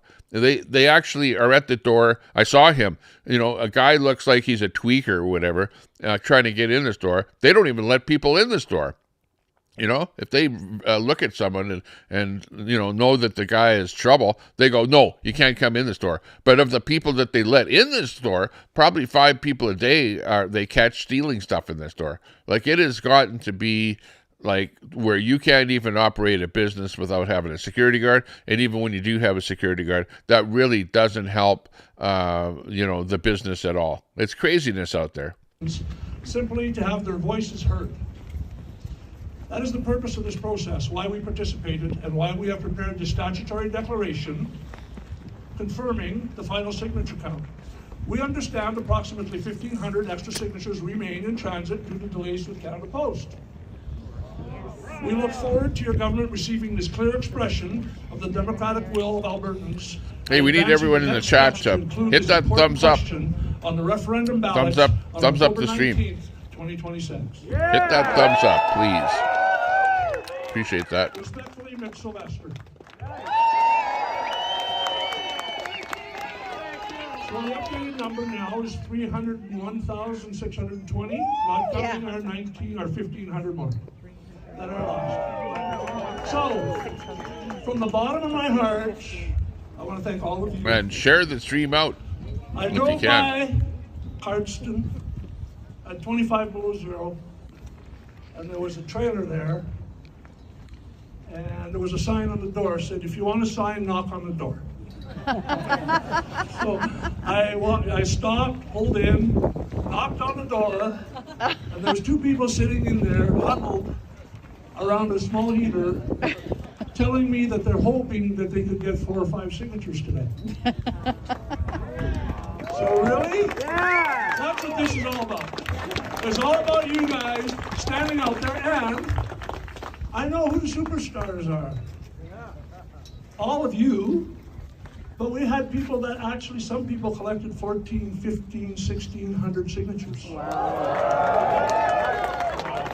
And most of them don't want to be identified out here because they feel bad for the people that didn't have as much time as them, and they don't want to be looked at as the only face of this movement based on the fact that they got 1,400. But I thought that we had 5,000 or 6,000 more getting 25 or 30 signatures each, which is what got us here.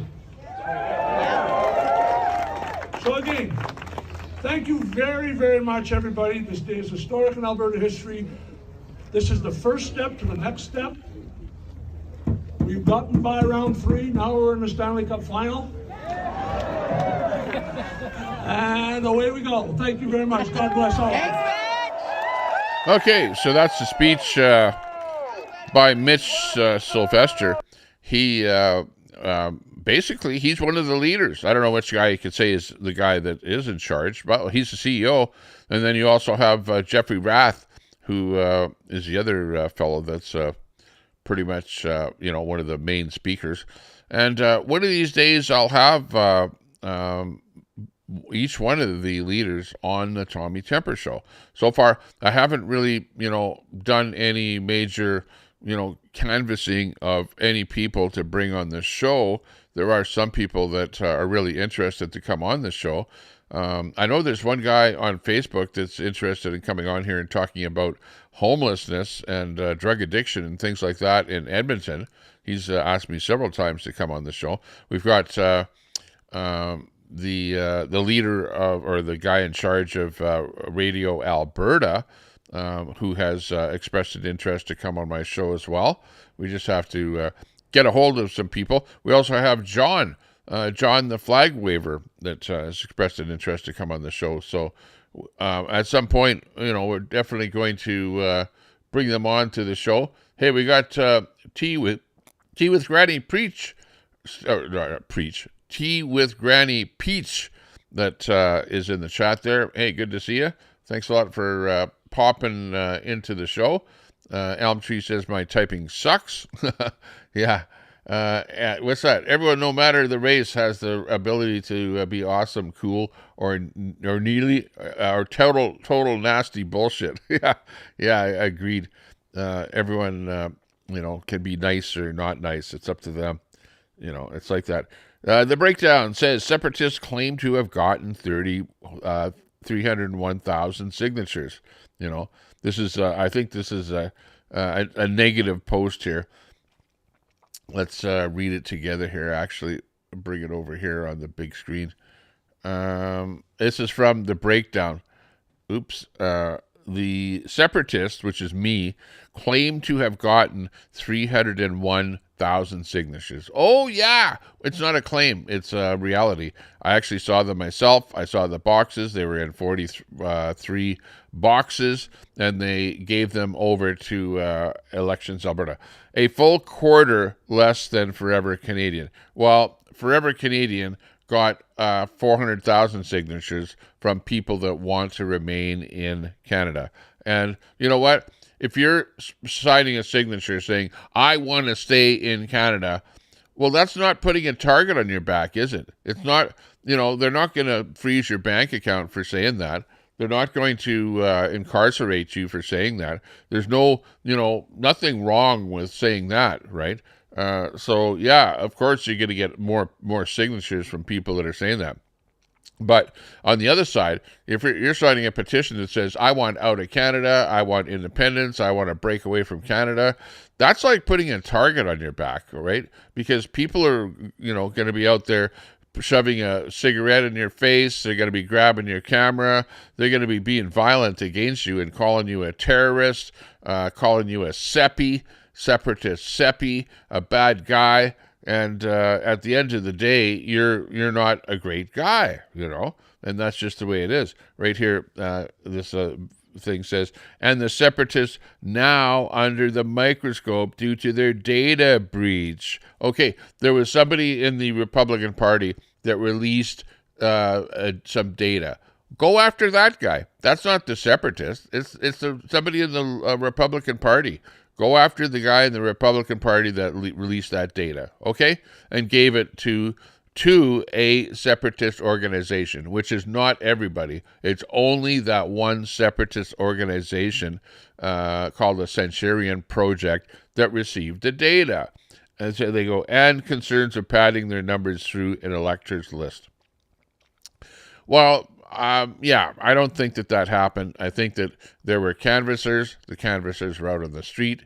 The canvassers got people to sign the plebiscite, and hey, they put them in the boxes, and that's what it is. I don't think people took a data list and then took people's names and phone numbers and secretly, forged the signature onto any of the plebiscite forms that were submitted. I don't think that happened at all.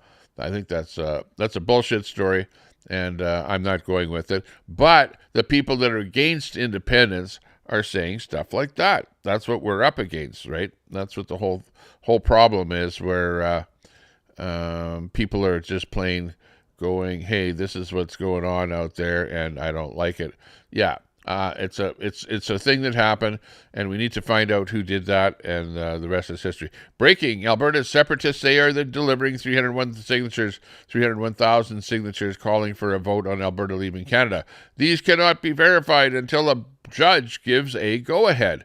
A First Nations are challenging this, saying separation violates treaty rights. Okay, so we've talked about that already, that the treaty is with the Government of Canada. The treaty can be transferred over to the province of Alberta, which would become the country of Alberta. And yeah, can't make that stuff up. That's just the way it goes. Here's a nice quad picture of some of the things that were going on. Some selfies going on from some of the people, the number of people that were out there. There were hundreds of people out there. I don't know the exact count, but I wouldn't say there was 10 people out there like the mainstream media might say. Oh, the mainstream actually said that thousands of votes were collected. There were 301,000 votes collected, and the mainstream media comes out and says there were thousands of votes collected. No, I think she should have said on mainstream media there were hundreds of thousands of votes collected. Makes a big difference with what the mainstream media says. And that's why we hate the mainstream media. The mainstream media is paid for by the federal government. They get subsidies. They get money return. They get, cheaper operation, right, if you get subsidies from the government.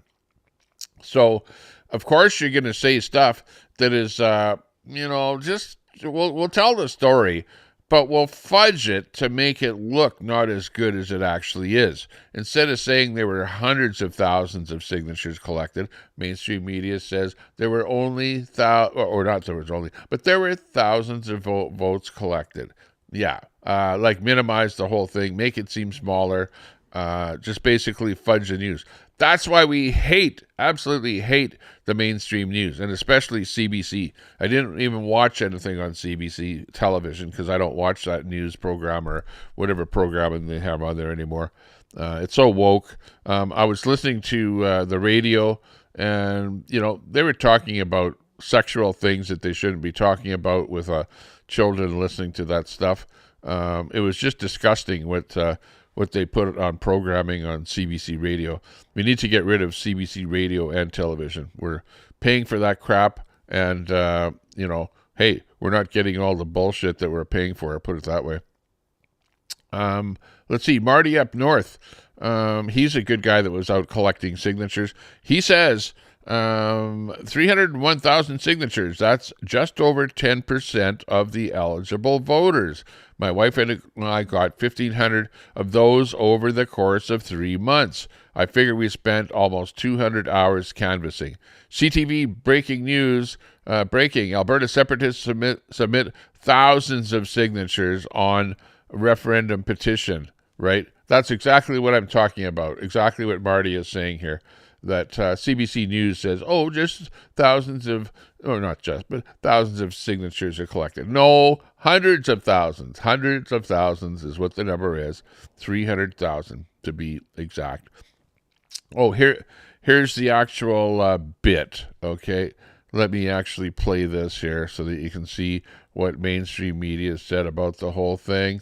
This is pretty pathetic what the coverage is on this station here. Let me play the bit here. This is coming in from CTV News. Just listen carefully to what she actually says here, okay? Listen carefully. Well, an Alberta separatist group handed in a petition today in favor of triggering a referendum after collecting thousands of signatures. Yeah, thousands of signatures. No, hundreds of thousands of signatures. Just downplay the whole thing, CBC. That's why mainstream media is so lefty. Like they'll blow up a lefty story, but they will suppress the information to make it look, like just a little story. It's like no big deal. Don't worry about these guys. They're just small anyways. Elections Alberta still needs to count them all. Premier Danielle Smith has indicated the question of separation could be on the ballot as early as October if enough signatures are collected and verified. CTV's chief political... Well, an Alberta separatist group handed in a petition today in favor of triggering a referendum after collecting thousands of signatures. Yeah. And, you know, she makes it at the end. She says, you know, and really, in order to trigger an election, you need 177,000.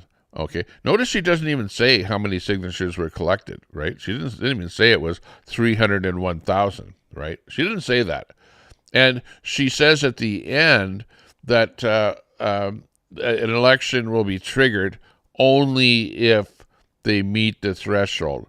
Only 177,000 signatures are required, right? So if you get 300,000, obviously you've got more signatures than you need to trigger an election. It's not if, it's like, yeah, it will happen. Like, quit minimizing the whole thing. Listen. Referendum after collecting thousands of signatures. Elections Alberta still needs to count them all. Premier Danielle Smith has indicated the question of separation could be on the ballot as early as October if enough signatures are collected. Yeah.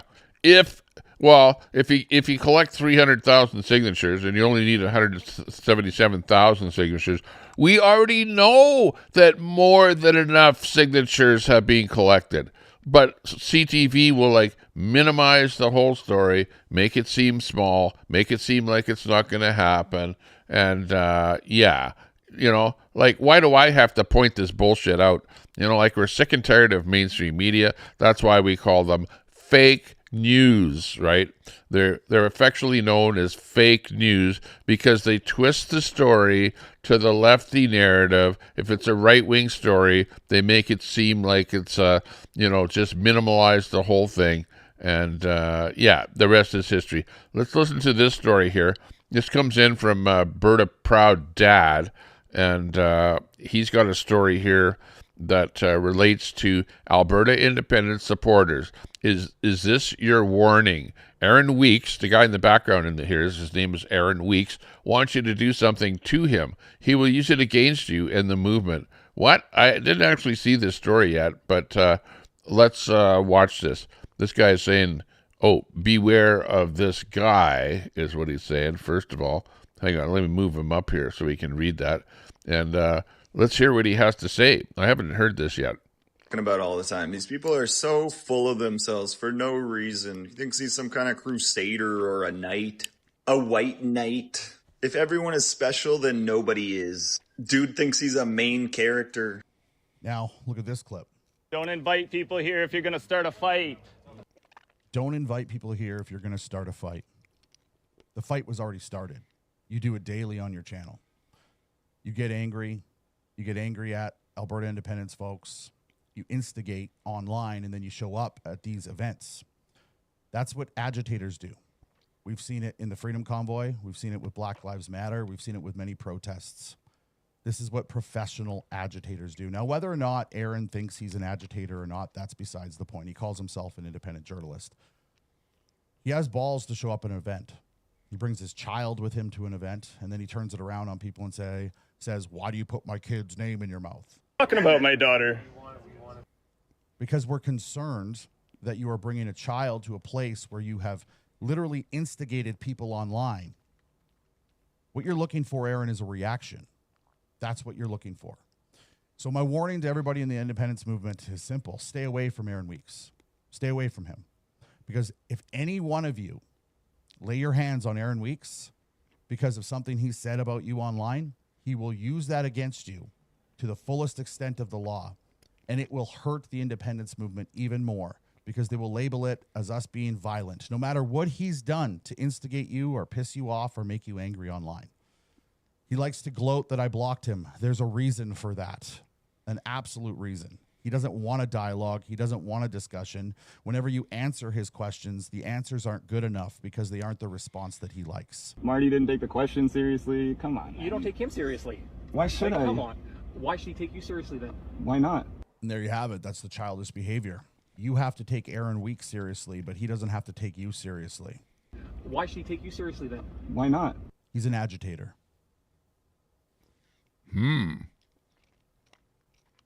Okay. I got it. He's an agitator.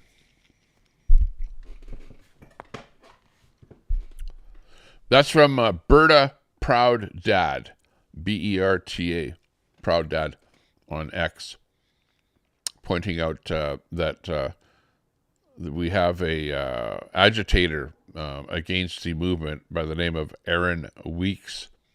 And I guess you could go over to X and, like I'm going right now, and maybe check on Aaron Weeks and sub up to him to see or friend him, because it's a X account. Let me just see. Let me just type in here, Aaron Weeks.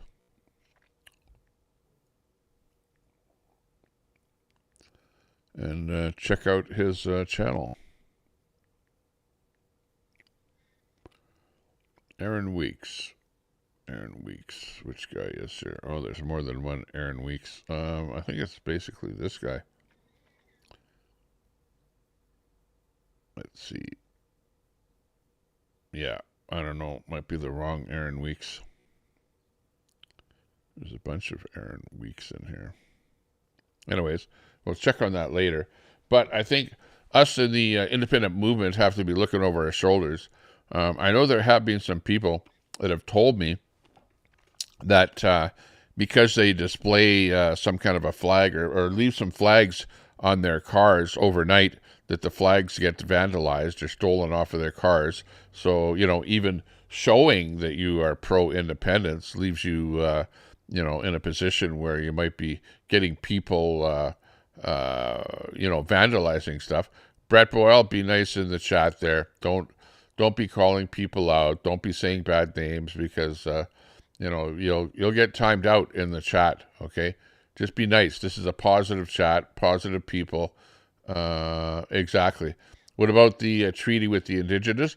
The treaty with the Indigenous people is with the... Okay, like I explained before, the treaties originally were with the British, because the British basically came into Canada, okay, and the British made the treaties with the Indigenous. Canada then broke away from Canada, and the treaties were transferred over to the country of Canada. Now the treaties are with Canada. It's like you have a lease. Let's say you have a lease on a house and somebody sells the house. Your lease transferred over to the new owner. So in this case, when Alberta becomes a new country, the treaties that are with Canada would now be transferred over to the province of Alberta.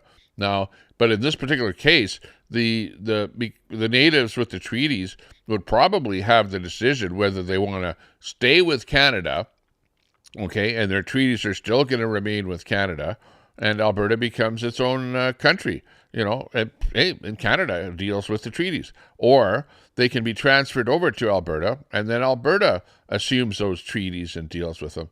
So it's, it's up to the natives as to what they want to do. It's a democratic society. We'll let them take a vote on their own treaties and decide which course that they want to take. If they're so pissed off with Canada, so pissed off with the colonizers, and so ticked off with the deal that they have, well, then why wouldn't they go, well, let's check out the new country of Alberta and see whether or not we want our treaties, and maybe we'll rewrite the treaties. Maybe we'll make them different, Me personally, I'm not really in favor of the way the treaties are set up right now, because you end up with two classes of society. You end up with the people in Canada, regular people like me that work for a living and, make money, support myself, pay taxes, and that sort of thing.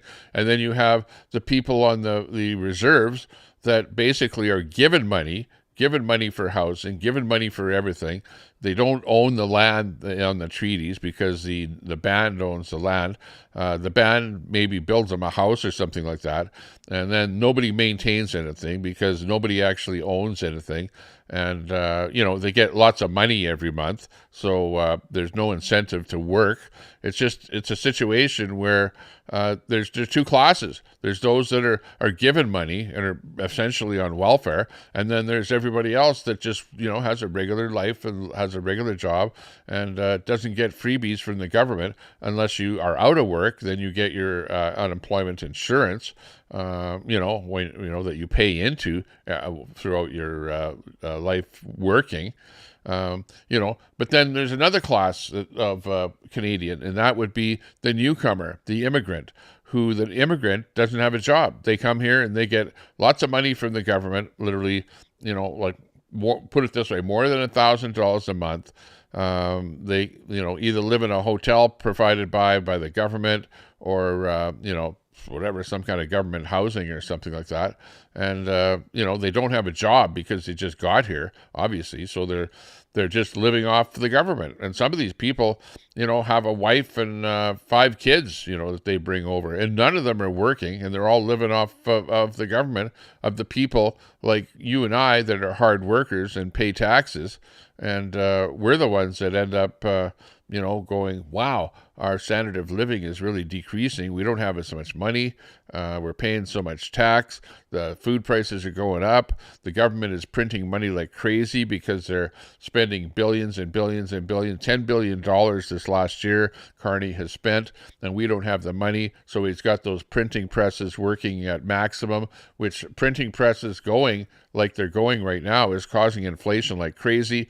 And Canada has probably the highest inflation of food prices of any civilized country. Unbelievable what's going on up here in Canada. And the immigrants that are coming in here, and they're going, it's too expensive to live in Canada. I can't have a place to live. I can't buy food. I don't have enough money. Canada is a terrible place to immigrate to because you go, oh, it's such a great place. It's like everyone is like so rich and stuff like that. And meanwhile, you can't even get a job. So what the hell is that? Because you overload the country with a whole bunch of people that can't work. And that's where we're at, Brett. Don't you see that? Brett, it's hard to get a job. It's hard for a child to get a job. My son didn't get a job. He should have a job over the summer months when he's not working. They're not working because you've got so many temporary workers that are brought into the country, so many immigrants, and I don't care what color the people are. It's got nothing to do, because people go, oh, you're against black and brown people. No, I'm not. I could care less what color the immigrants are. You could be bringing immigrants in from Scandinavia, right? If you bring in too many immigrants, then we're in the same situation. It doesn't matter where they come from. But, they're bringing them in from a certain country, Brett. You know what country that is. I'll say it. East India, right? That's where most of the immigrants are coming into Canada from right now. There's nothing going on in East India where they can't live there. It's like, the government is going to throw us in jail, like we're like being oppressed by the government. No, it's not like that in East India. Our government has just made a decision to bring in a whole bunch of temporary workers from East India. Why they picked that country? I have no idea. We need to ask somebody in the government to find out what the hell is going on and why there's so many people from, if you want to bring in immigrants, diversify. Aren't the lefties all about diversification?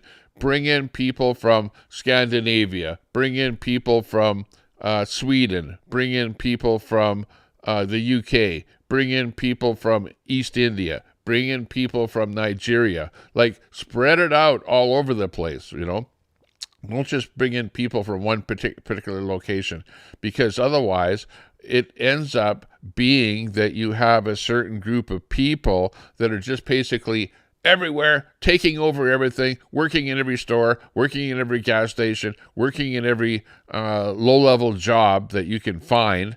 And, it ends up being that, hey, this is now, a completely different country that we're living in. And people are going like, shame on you, Tommy, for talking like that. Hey, I'm saying this because this is what's on the mind of an awful lot of people in country, right? People that have been here, people that have been born here. I was born in Canada. I was born here, right? And I've been around for a long time. I see what life used to be like, and life used to be great. There weren't a lot of murders. There weren't a lot of criminals. There wasn't a lot of gun activity. There wasn't a lot of bullshit going on. There wasn't a lot of tweakers out in the streets. There wasn't a lot of fentanyl addicts. There weren't a lot of homeless people. Like, life was just plain nice in Canada. You could work a job, have yourself a wife, buy yourself a house, have a car, have a couple of kids, and have a nice life. But you can't do that now. And why is it? Because the federal government is so stupid that they just wreck everything for everybody, and they go, oh, well, we're going to do this and we're going to make it better. We're going to make Canada better by doing the things that we do. No, you're not. You're actually crashing the livability, the life that we have here in Canada by what you're doing. Stop the immigration. Stop it. Stop it. Like, look at the number of houses and look at the jobs. And if you don't have houses and you don't have jobs, stop bringing people into the country. Simple, But no, you overload the country and then you go, oh, it's the province's fault because the provinces are not using enough of their money to do the things that are needed. You need the provinces to build houses. You need the provinces to spend more money on healthcare. You need the provinces to build more schools. You need to do everything because of this overpopulation that we have, right? That's what's actually happening. And that's what's hurting us over here. And you know what? It's not happening in India. India is not bringing a lot of Canadians into their countries. Canada isn't, people aren't going from Canada over to other countries, right, and overpopulating other countries. We're not doing that to them. Same thing with countries like Australia. Australians are not going over to other countries and overpopulating other countries. But absolutely, the government is in bed with the globalists, and the globalists have this agenda to do exactly what they're doing, right? We saw it coming 10 years ago. We knew that this was coming. We heard the plans from the globalists. The globalists convinced the politicians in all the countries to do exactly what they're doing. And the politicians are so fucking stupid that they're doing what the globalists are telling them to do, And you guys out there, you don't see that. Like Brett, you especially don't see stuff like this. You're like, oh, the bad politicians. It's the conservative politicians that are bad. Hey, the conservatives are only in Alberta. Really. The conservatives are only here. The conservatives are not controlling who comes into the country. That's the liberals that are doing that. If you have any agenda against any politicians, it should be against the liberals that are in Ottawa. Forget about the conservatives here in little Alberta. Like, we have nothing to do with population. We don't say who comes into the country. We don't say what happens with the money that is spent on a federal level. We don't say how much money is printed. We don't say how much inflation that we get. We can't control the amount of inflation that's happening in Canada. That's all Mark Carney and the liberals at the federal level. Really, you're attacking the wrong people. You need to think about what you're talking about here. You're talking about Harper and Kenny. Kenny is nowhere to be seen. He's not even, he's just a mouthpiece, but he has nothing to do with the liberals. Harper has nothing to do with the liberals. Harper was in power like more than 12 years ago, for God's sakes. There was no conservative government for the last 12 years. You cannot blame the conservatives for anything at this point. It's history. It's long gone. It's over. Hey, wake up. Don't go 20 years back and go, oh, well, 20 years ago, blah, blah, blah. Hey, go back even further. Do you remember that when the Liberals went party with Pierre? Remember Pierre Trudeau? And remember what he did to Alberta? Remember when he tried to nationalize oil and how the whole economy crashed in all of Canada when he tried to do that? And we went into one hell of a big recession. People lost their houses. They were selling their houses for $1 to get out of their mortgages. Their mortgages were higher than the value of their houses, and they were selling their houses for $1. That was all because of the Liberal government. Nothing to do with the conservatives. Really, if you're gung-ho on the liberals, shame on you, because they're the bad guys in the whole situation, And hey, You can't justify anything by saying anything about Harper. During the Harper government, yes, there was immigration, but there were jobs for people, and we needed people to come in the days of Harper. But the government needs to look at the situation that we're in. Are we in need of people for jobs? If the answer is no, then don't bring immigrants in. Do we have enough housing for the immigrants that you're bringing in? If the answer is no, then don't bring immigrants in.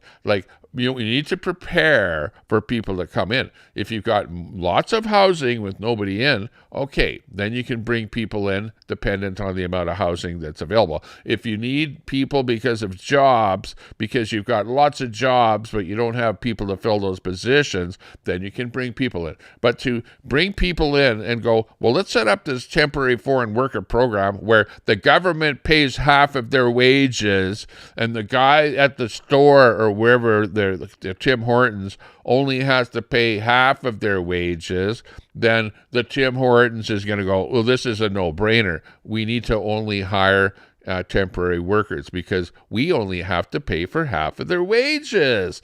And a student that's working that wants to work for $15 an hour, okay, you got to pay him $15 an hour, but the temporary worker, you only have to pay $7.50 an hour. Well, who are you going to hire? It's not rocket science. How stupid is the government to come up with a program like that actually makes it better for a business to hire a temporary foreign worker than an actual Canadian? Really, that program should be completely abolished, and whoever the hell came up with that program needs a shake of their head. Fire that guy. Get him out of government. It's so fucking ridiculous. It's unbelievable. Holy shit.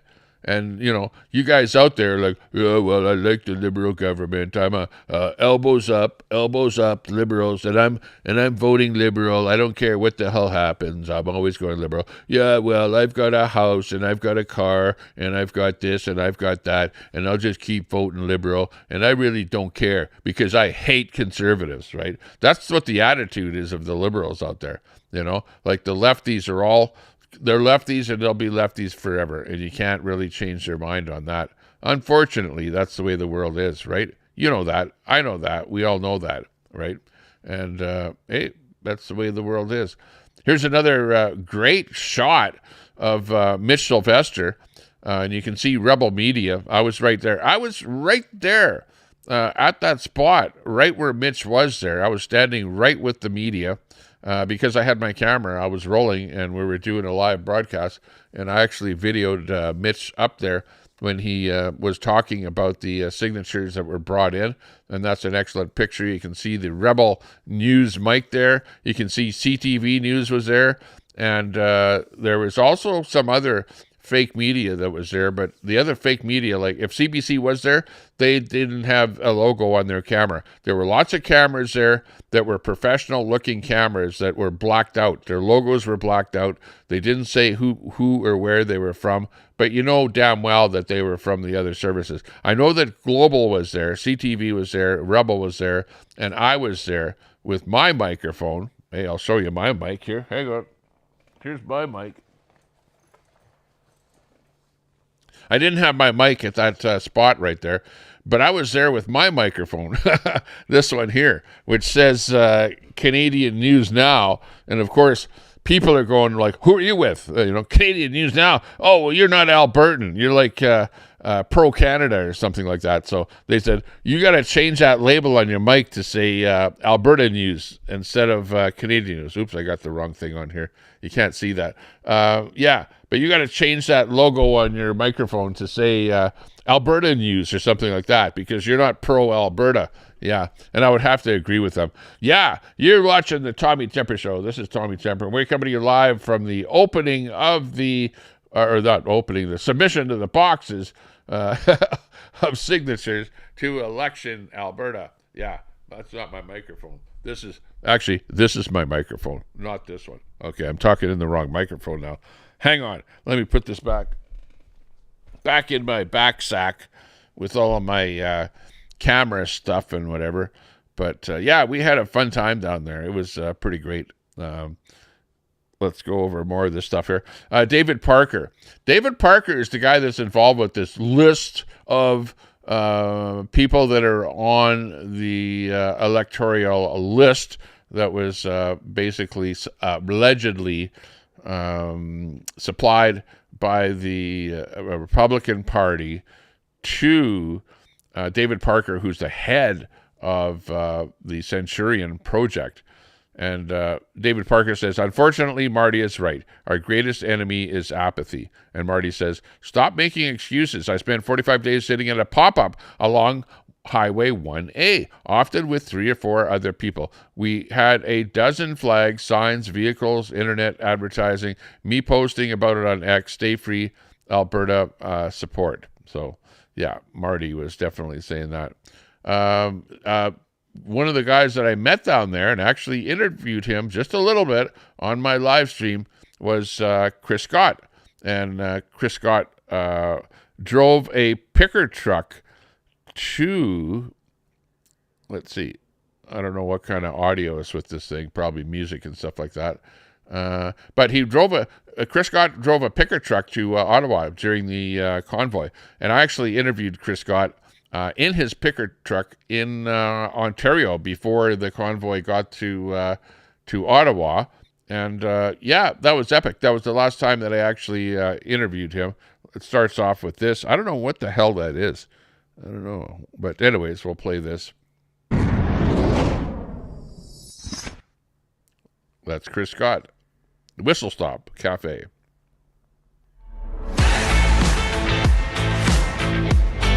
Let me get rid of that music because it might be copyright. Okay, there's some pictures of Edmonton. There's the Rocky Mountains, looking good. There's an oil pump jack. Basically, these are all pictures that you might see driving around Alberta. That's the Edmonton Bridge in Edmonton at the top there. Edmonton, or Calgary there. Shots of Calgary. He's right in between Edmonton and Calgary, pretty close to Red Deer. And that's him on the left there, Chris Scott. That's him. There's he is again. Again. This is his video that he put out. Chris Scott, Whistle Stop Cafe. May the 4th will be with you. Dropping off petition signatures at Elections Alberta. There's Mitch Sylvester. And right there, that shot right there, let me stop that.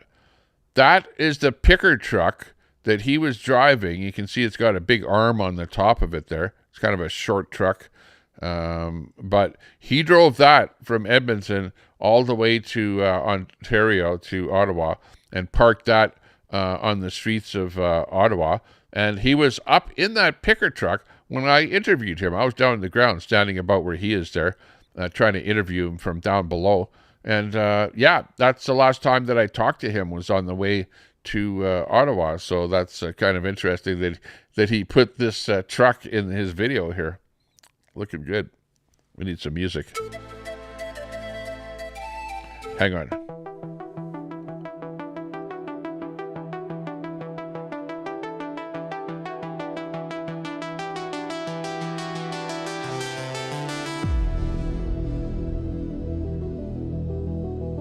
The man, the legend, Chris Scott.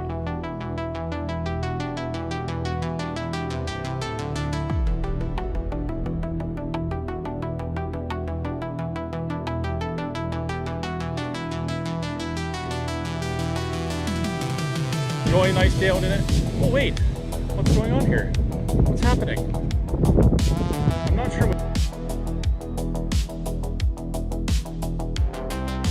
what the heck? What is going on here? Looks like there's like a small fringe minority of people that believe in Alberta's sovereignty. I wonder what this is all about. Well, I guess we're gonna find out. Nice sweater. Yeah, lots of people here wearing the same sweater as me. What's going on here? You know? I don't know. I don't know. Hello. Lots of people I know too. Hello. Hi. Oh, and look who it is. It's my friend Dr. Michael Wagner. Hey, good to see you, Doctor. What's everybody doing here? We're just talking with petitions. Just talk up to the Petition? What do you mean petition? I need a petition. What's happening? Well, people were signing a petition because they wanted to get a referendum on independence in Alberta, and they had to get over 177,000 petitions, and so they got a trailer there that's backed up to the door with the petitions on to load it to Elections Alberta. I just arrived here about 10 minutes ago or 15 minutes ago, and so Mitch is here, and they said they just announced that Mitch is going to be walking down and shaking people's hands. Wow, we better go have a look. Well, thank you for the information. Good to see you. We're just here randomly for a walk. Oh, you just happen to be out for a walk? You just saw the flags and thought you might go over? Yeah, yeah. Oh, that's good. Yeah. All right, we're gonna check it out. Good to see you. Hello. Hello. This seems like fun. Hey, how's it going? Good. Nice to see you. Look at that. This is Chris Scott at the big event.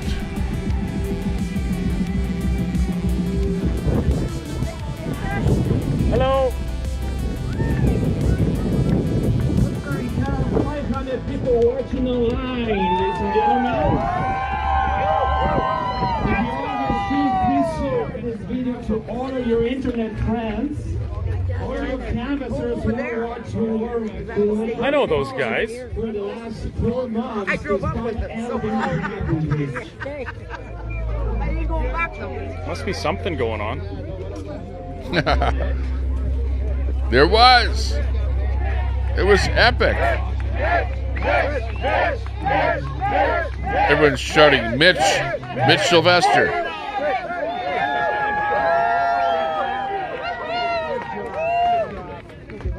Because Mitch is going to give a speech. Oh, it's my friend Max. Oh, it's our friend Sheila. Sheila Gunn-Reid from the Rebel. No. Yeah, I talked to her. Good to see you again. She's pretty good. Good journalist. Where is it?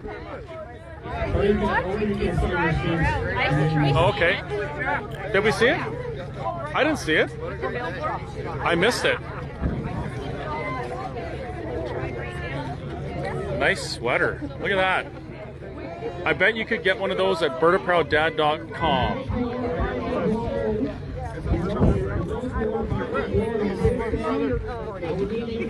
What a great day. Thank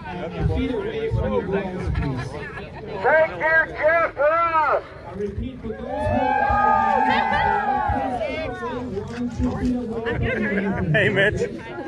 Who's this guy? How are you? Mitch, I heard you're doing a delivery today. Yes, I am. What are you delivering? A lot of signatures. Sounds like you're delivering freedom. I am. Nice. And it sounds like I'm going to need everybody's help to do it. Yeah, absolutely. Thank you. I know I lost it. I'll give you another one. That's okay. Looking good. We're having a party. There's a lot of people here. Let's go, Alberta. Hello. How's it going? Oh. Hang on. Something happened there where it went wonky on me. What the hell happened there?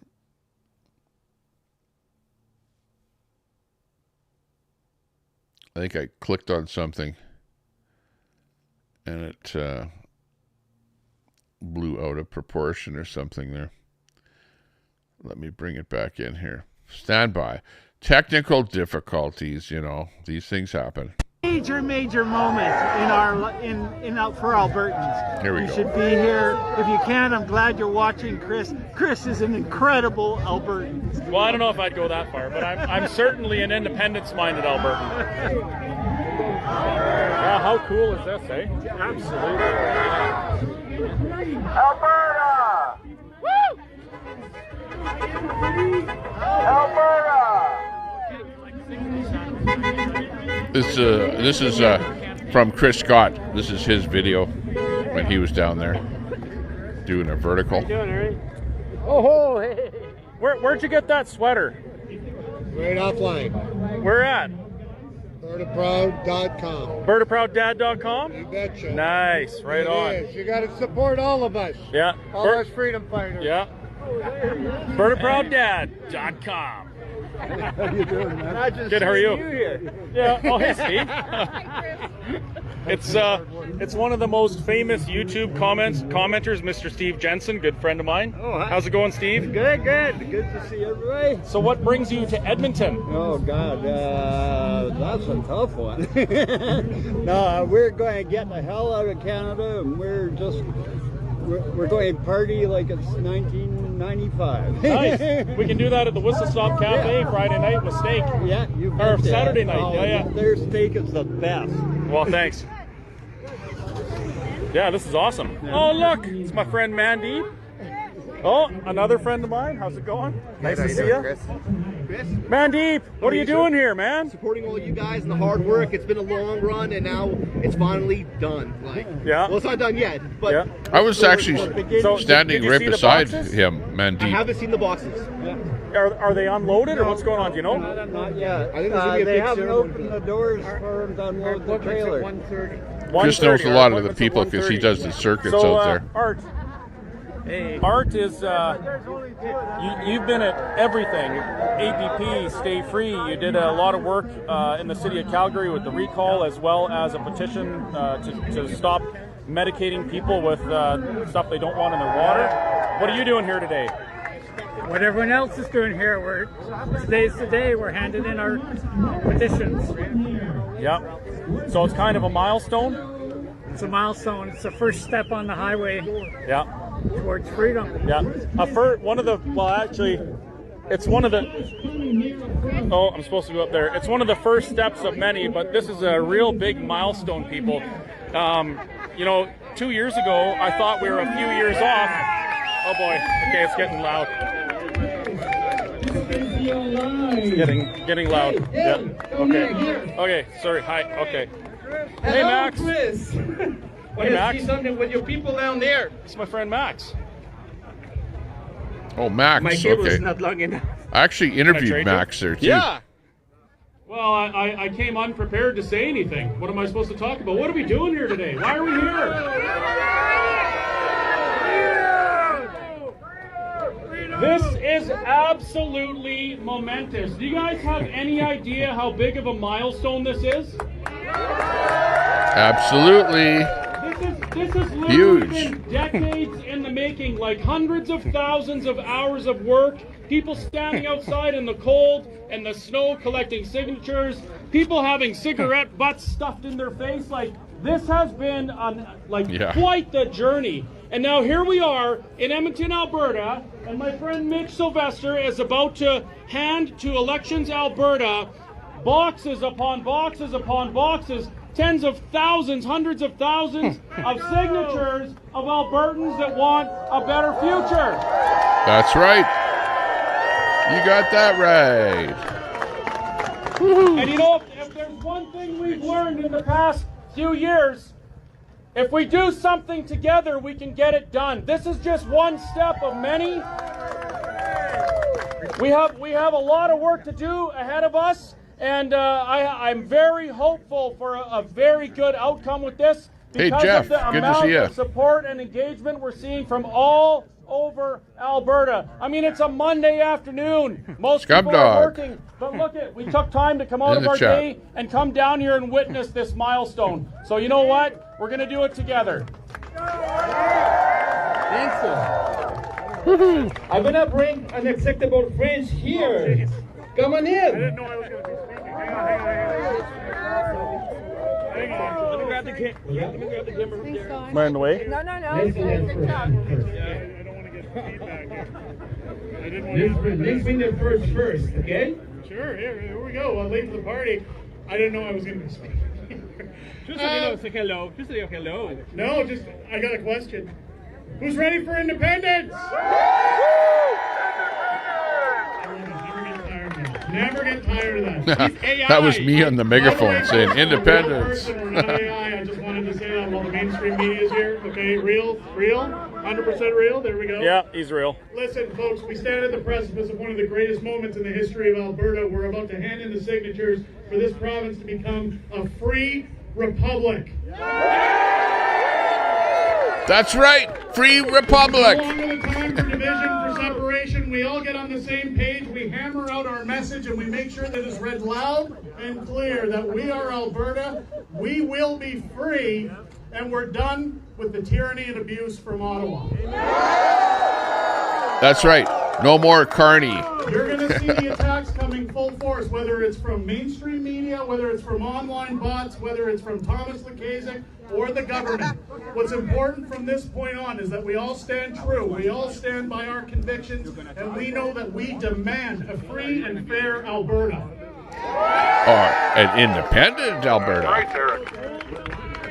United we stand, divided we fall. There, you guys finished it. Perfect. But so we're not going to fall. So who's ready to push forward and who's ready to fight for a republic? I am.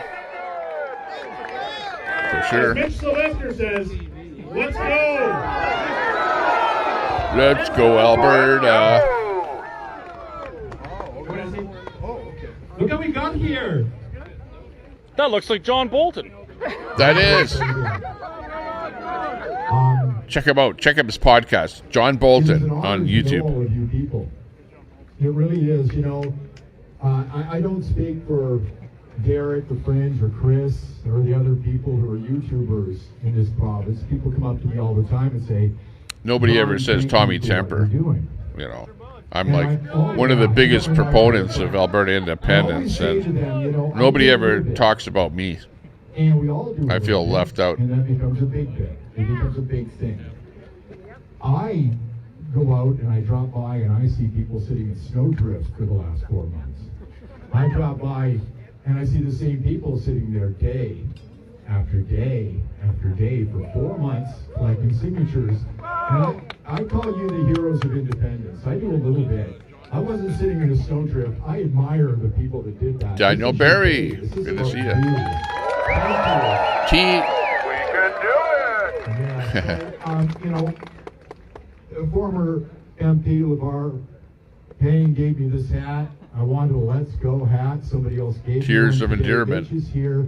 I'm so glad to see Jeff Rath here today as well. And let's all say it, folks. Let's go.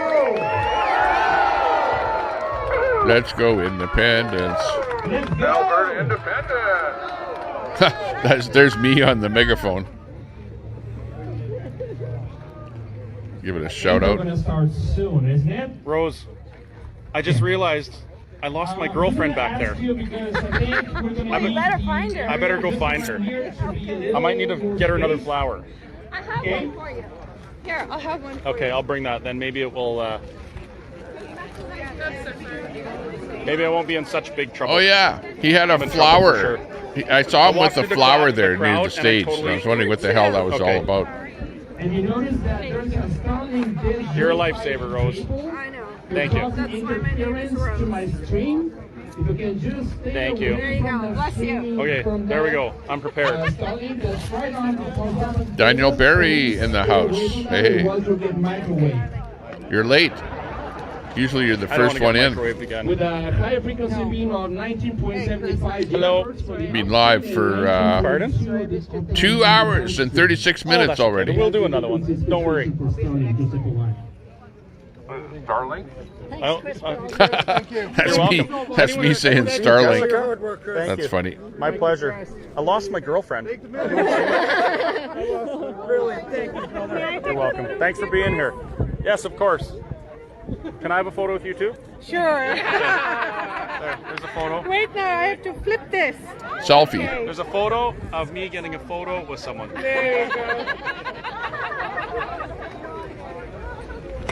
Thank you. You're welcome. Thank you for everything you do. Yeah, of course you can. Thank you. I like your shirt. Where'd you get that? I got it from Chris Scott, the guy that you see right here. He's kind of a humble guy. He's like not really an extrovert, and he's actually said that. You know, he's not really a speaker, but he's sort of in that position where he has to speak a lot. Goes to events. Hard-working guy. Runs a restaurant. My husband's watching from work. When I saw him at the event at the Whistle Stop, he was working like a dog, serving up food, coordinating with the workers that he has there. He was doing a lot. He's a mover and a shaker. He doesn't just sit around. You know, he's actually now I gotta try and find a great Jessica. guy. You know, Oh, my pleasure. My people, pleasure. Thanks for you being know, here. the lefties Another call him photo a of me. grifter and Get stuff the like photo of that. me. You know, obviously he needs cash to do the song and dance at the different communities and travel and stuff like that. Was she? You know, so we don't live in a free world, that's for sure. Mrs. Dr. Wagner. And yeah, he's actually a great guy. Vicky Just saying it the way it is. And another Jessica. And my good friend Lobster Vicky Jeff. Baker. Everybody's here. Everybody's Wowzers. Oh, You know Scum who's Dog's not here, on though? skin ice. Or Lawrence? thin ice. Skin ice. No. You're on skin ice there, Scum Dog. He had meetings today he couldn't get out of. Don't break through the ice. Another photo. Otherwise, Lobster Jeff will have to fish you out of the water. I might have to go use the mic and try and find her. She was right over there. The Salty Army. I'm Yeah, gonna go he's find been her. going live a lot I think lately I'm from the already truck. full, but I got her some flowers. Same thing with Mechanic Eric is live from his truck. Well, hello. If you've been watching him. Bring those two items with Yes, I did. Yeah, they're in the van. you in the van. Yep. Doing some heavy equipment stuff. No, I didn't bring Oh, any pierogies. I think Mechanic Eric was doing some asphalt on a guy's driveway or something like that. Museum there. Oh, Yeah. So here's a good caption. A good caption. Yeah, you should be using it. Petitions and pierogies. Petitions and pierogies. That's a good one. I like it. Yeah. Awesome. Thank you. Yeah, we need some pierogies. Hello. Oh, another picture of me getting a picture with you. Get the pierogies and the kubasa. Have you seen Yeah, Jessica? it'll be fun. I lost her. She's here somewhere.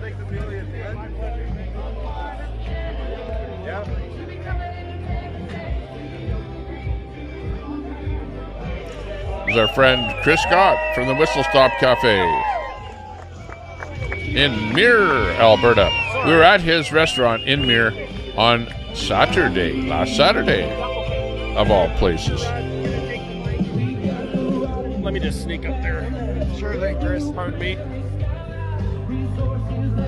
Pardon me. Let me just sneak up. I'll kneel down in front of you. okay. Hello. Hi. Hi.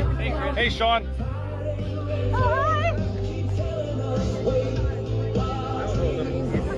Look who it is. The Buckleys. Thanks for being here. Oh, we couldn't miss it. I mean, history. History in the making. I think he's just using a YouTube app or something because he's able to switch his camera from front to back real quick. That was my problem using EV Muck software. You got to go into the menu and tap so many buttons to change from front to back camera. So it was tough. So I left it on front most of the time. Or not front, back wide angle or something like that. Okay, here's Jeffrey Rath with the cowboy hat. Fantastic day! Beautiful sunny day in Edmonton, Alberta, as we're getting ready to turn in the voices of hundreds of thousands of Alberta citizens who want a free and independent Alberta. You almost said Canada. I wanted to take this opportunity to thank everybody that's here, but from the bottom of my heart, all of the canvassers that have been working so hard, all of the volunteers, Mitch's crew in Bonnyville that have been counting and staying up, working 18-hour days for the last 3 weeks to make sure everything's ready for today. Let's give them all a big round of applause.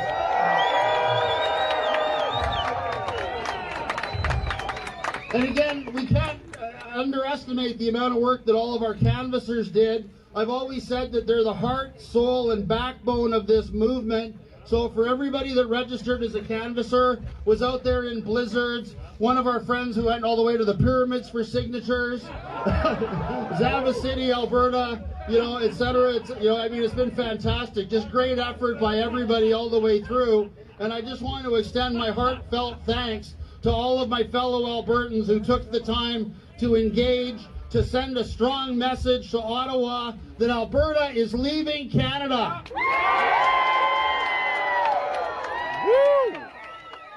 So thank you all very much, and I guess we'll look forward to hearing what the count is here shortly when Elections Alberta Elm lets Tree, us in. you're a regular. Thank Don't you. bash anyone.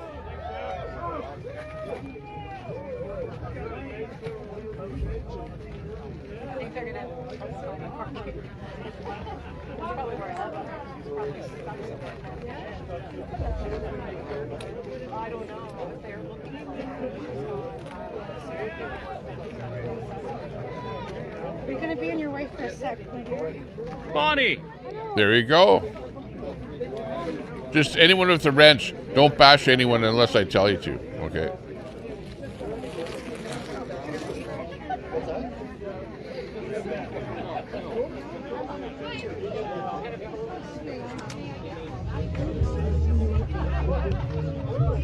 Ladies and gentlemen, I'd like to bring to your attention. But that's my today. From what we understand, gift to you as being a regular on the Tommy Temper Show. Toronto to get here today. So a round of applause for Rebel News. Well done. Thank you. Sounds good, Elm. I believe you. I like you. Same thing with Lobster Jeff. Same thing with Brenda. Thanks a lot for being part of the show. Because without the chat, without viewers, there would be no Tommy Temper Show. You make the show. That's very good. Congratulations. Looking good.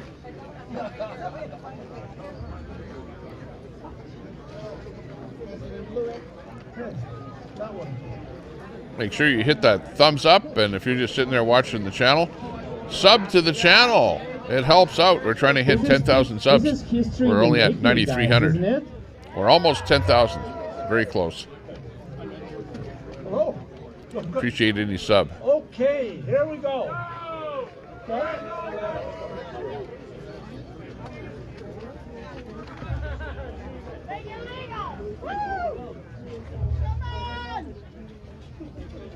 One year ago. Well, as long as you're not a troll. Even if you're a regular troll, you may not 1 year get ago, a most of us wrench. did not know the name of this man right here. Just saying. And in less than a year, he's brought us one step away from Alberta independence. Might I introduce CEO, Stay Free Alberta, Mitch Sylvester.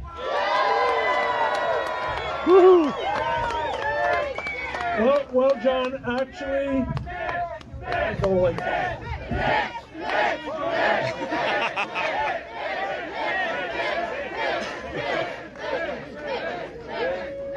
Let's go, bitch! All right. Actually, John, I have to correct you on that. You guys brought us here. Without you guys, none of this happens. So just understand how important you are and how important you're going to be moving forward. Okay, I checked You stood in the cold. the gas tank, got abused. and I People yelled at you. unhid People a yelled whole at us bunch on of the way people. here. So if you Yeah, were the a sun got troll a on my mask channel on. and you were Yelling blocked at or us on our way something, here. you're now unblocked. So what we I did unblocked with all of our a whole boxes bunch of people. Is we took a Let it be picture known. of canvassers and we put a different picture in front of every one of our boxes because this represents all of you. Because my mods So, blocked a whole bunch of one of people the that were biggest being things nasty in the chat. that So everybody's been after just me don't be about for the nasty in the last chat and you won't couple, get blocked, 3-4 okay? weeks Yeah, is we what's gonna released the happen after we hounds. turn our signatures in Yeah. here.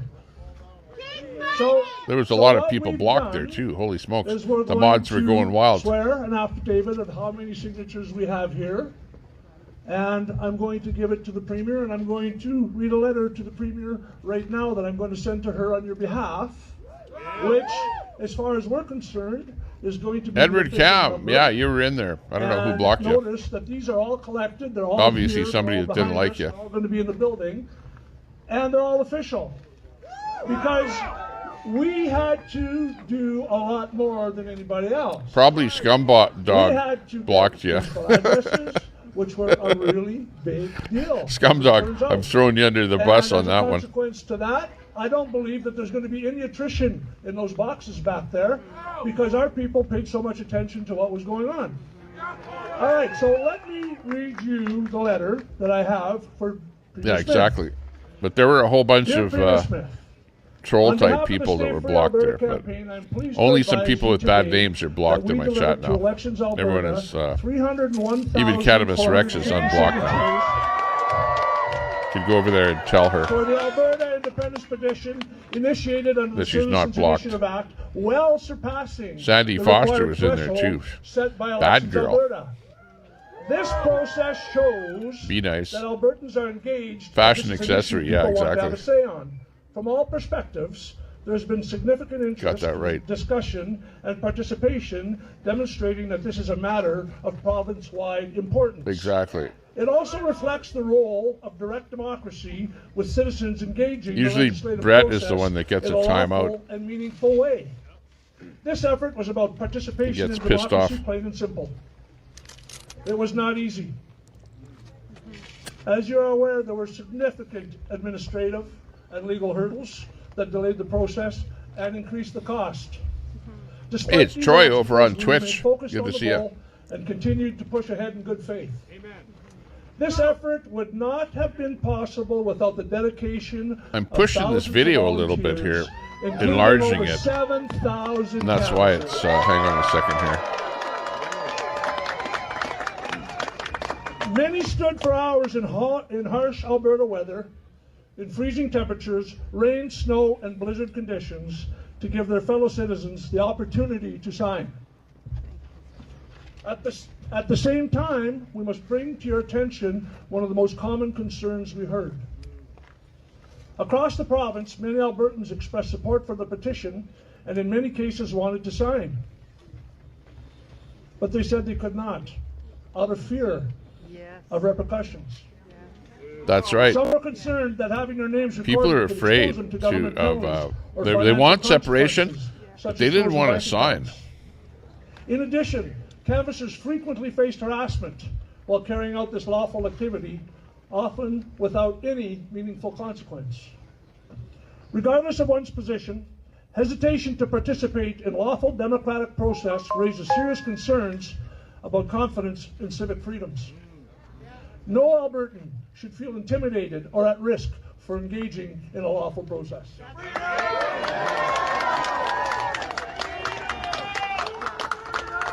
While the court has, for now, directed that the formal signature count be delayed, we trust the government understands the significant effort, time, and cost incurred by everyday Albertans simply to have their voices heard. That is the purpose of this process, why we participated, and why we have prepared the statutory declaration confirming the final signature count. We understand approximately 1,500 extra signatures remain in transit due to delays with Canada Post. We look forward to your government receiving this clear expression of the democratic will of Albertans and advancing the next steps to include this important question on the referendum ballot on October 19th, 2026. Respectfully, Mitch Sylvester. So the updated number now is 301,620, not counting our 1,500 more. So, from the bottom of my heart, I want to thank all of you. I drove by Cardston at 25 below zero, and there was a trailer there, and there was a sign on the door that said, if you want to sign, knock on the door. So I stopped, pulled in, knocked on the door, and there was two people sitting in there, huddled around a small heater, telling me that they're hoping that they could get 4 or 5 signatures today. So really? That's what this is all about. It's all about you guys standing out there, and I know who the superstars are. All of you. But we had people that actually, some people collected 14, 15, 1,600 signatures. And most of them don't want to be identified out here because they feel bad for the people that didn't have as much time as them, and they don't want to be looked at as the only face of this movement based on the fact that they got 1,400. But I thought that we had 5,000 or 6,000 more getting 25 or 30 signatures each, which is what got us here. So again, Thank you very, very much, everybody. This day is historic in Alberta history. This is the first step to the next step. We've gotten by round 3. Now we're in the Stanley Cup final. And away we go. Thank you very much. God bless all of you.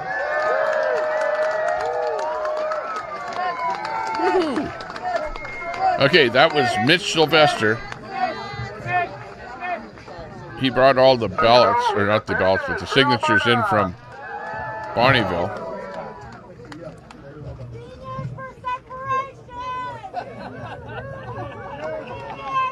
Let's go, Alberta! Let's go, Alberta! Thanks, guys, for all your hard work. It was showing all the mainstream media How there. does it feel for you guys, eh? It was videoing everything. Awesome. Lovely. Give Edward a wrench. I think Edward is a troll.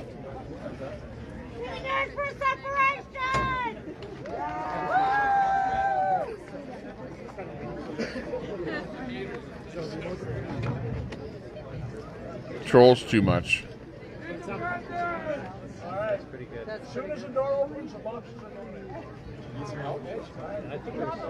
But I will give Edward credit that he always visits, you know, so that's cool.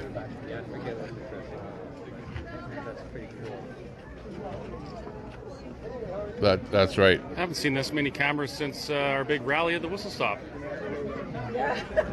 I know. That's a lot of mainstream media there. No helicopters today, no. And there were a lot of cameras that were unknown where they were from. Yeah, they are, yeah. They didn't say what the media was. Very suspicious. You're used to being in front of a camera. You Trolls are us in the chat. Holy. All right. Yeah, Edward wants a dildo or something.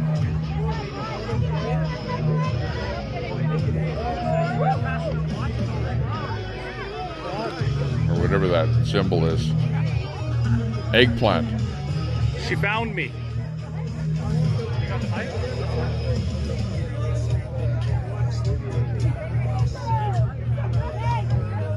Yo, thanks a lot for everyone watching. Hit that sub button if you're just sitting on your couch doing nothing. Subscribe up to the channel and hit that thumbs up. We're only at 29 thumbs up. We need to hit 100 thumbs up. Let's go. You can do it. Get that algorithm going. Dwayne Beaver in the house. Good to see you, Dwayne. Woo! It's beer time. It's almost beer time. Yeah, you're right. Middle of the afternoon. I don't know if I'm going to go out for a bike ride here today. Might be fun. A little bit chilly out there. It's only in Edmonton here today. Right now, Celsius, 9 degrees, going up to 12. Still a little bit chilly. What's that? Sean and I fight the same enemy. Chilly Willy. 100%. Yeah. So there you go. Chilly Willy out there. We're making history, guys. You'd get a Chilly Willy out there. We're making history, guys, eh? We're watching the events from yesterday. All of the ballots. I keep calling them ballots. They were signatures on the plebiscite. Basically, you need a plebiscite and get enough signatures on it in order to put a vote on the election ballot. So that what they're doing is these are all the plebiscite signatures, and they got over 300,000. Only 177,000 signatures were required. So basically, they got double the amount of signatures required. So absolutely, will Alberta remain in Canada, or will Alberta secede and become its own country, is what the question is going to be on the ballot. October the 19th. This is such a big thing for the province of Alberta. Will we stay in Canada, or will we become our own country? Only time will tell. There you can see the folders inside of the box, which has all of the signatures on the sheets individual for each particular canvasser. There were approximately 7,000 canvassers out there. So there's probably 7,000 folders in those boxes. There's 43 boxes filled with signatures.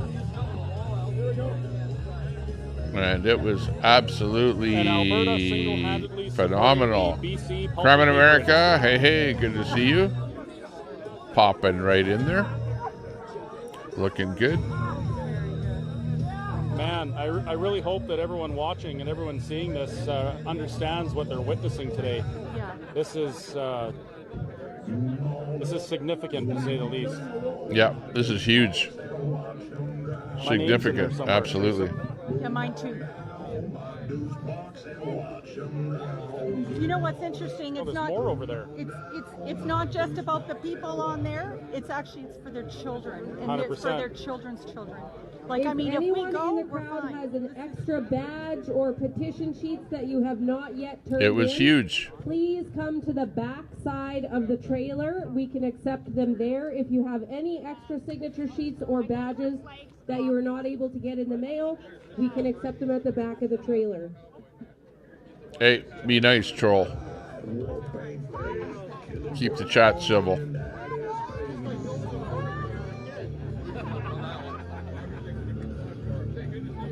Chatters, don't attack other chatters. Be nice, if you can. 43 full boxes. Everyone has a wrench, so watch With it. addresses. Well, most everyone. No Disney characters? There's no Disney characters in those boxes. Wonderful. Yeah. Yeah. Pretty much. For the record, unlike the Lucas Okay, I'm gonna leave it for a bit here. petition, I'll be right back. characters and I no just want to go and tourists. get a cookie to eat. Cookie time.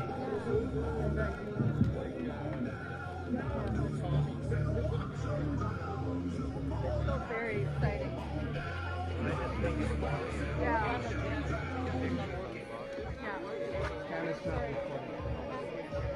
Thank you on behalf of my grandchildren.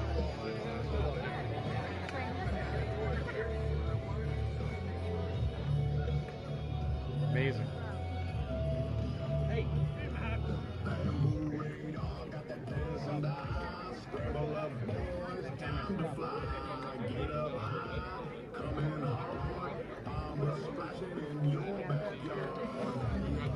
I suspect there'll be a real sense of relief because someone was storing these. Can you imagine the anxiety? Yeah, no kidding.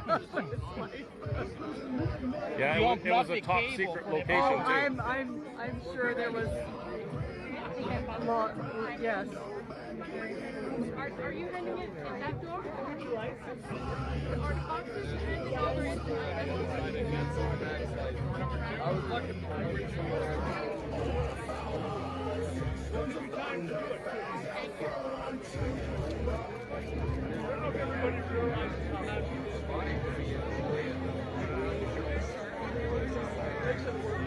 Yeah, well, you were called. For this, no, you were. It's okay. Yeah. What's that? Yeah. Yeah. The battle is his, not yours.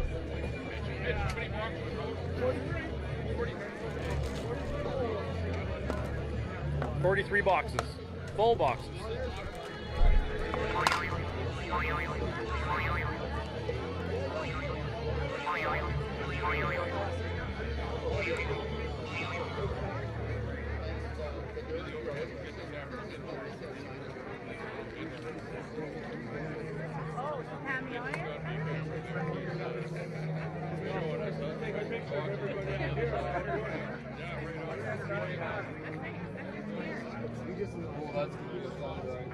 Okay.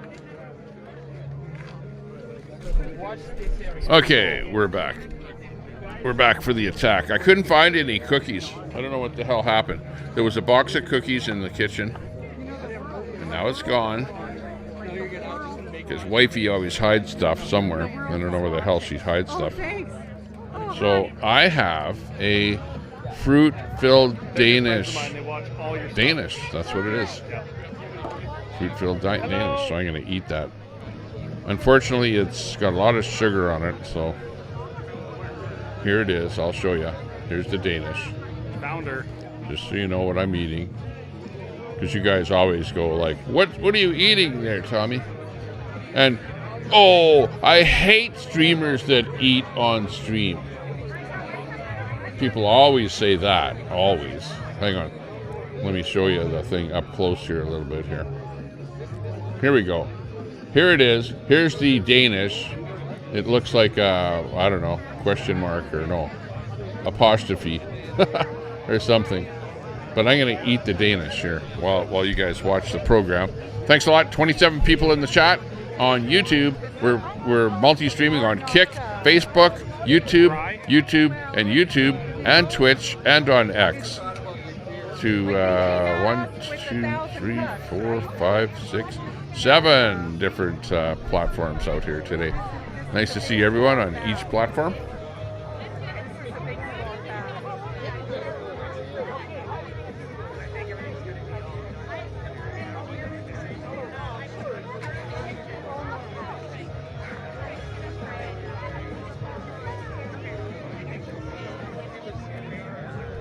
What's that? Who do I need to unwrench? Oh, Troll. Okay, I'll do that. Yeah, how did Troll get a wrench there? I don't know what happened there. I'll unwrench you. Sorry about that. I'm going to have to unwrench you there, Troll. You're being... Yeah, I saw that. You're saying stuff that's disrespectful in there. Okay, unwrenched.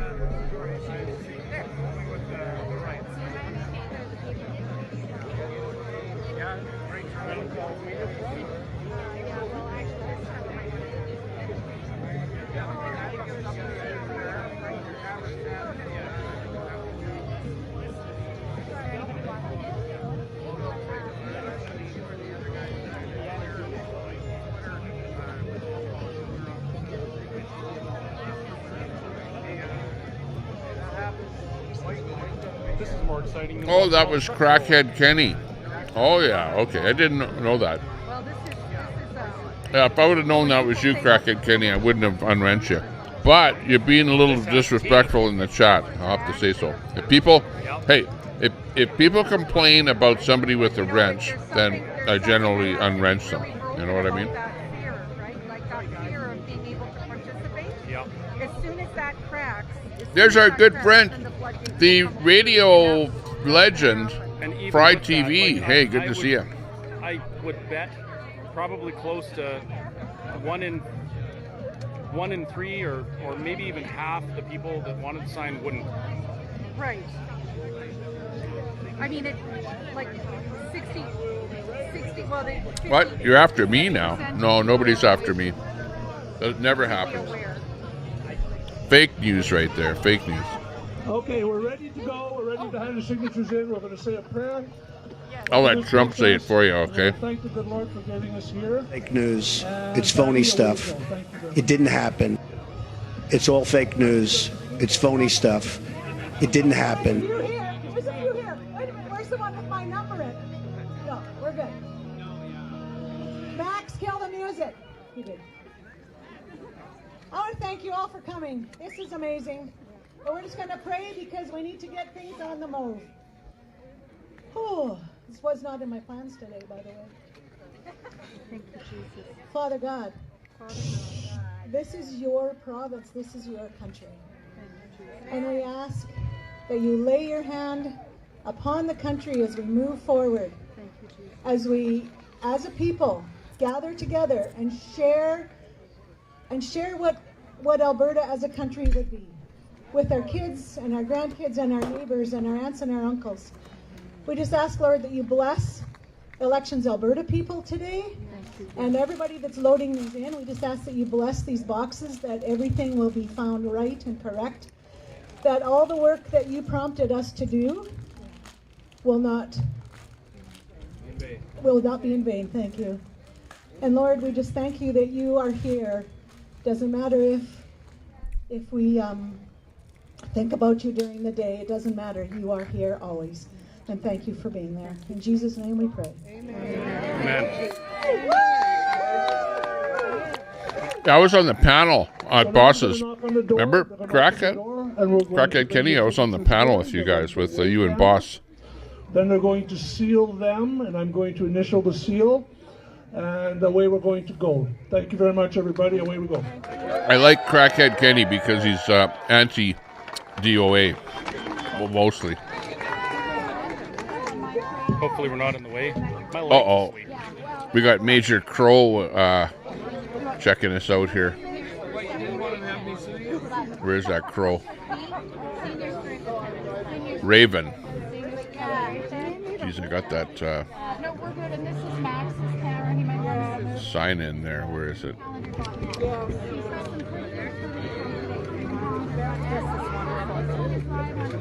Crow time. What's the crow doing? The crow's out there trying to eat the donut. Will the crow take the donut or just eat it? I don't know.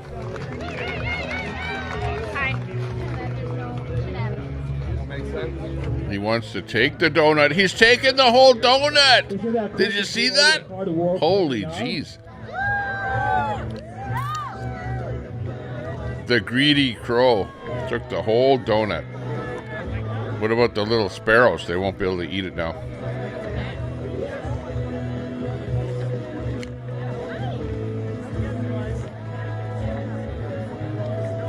They're the favorite.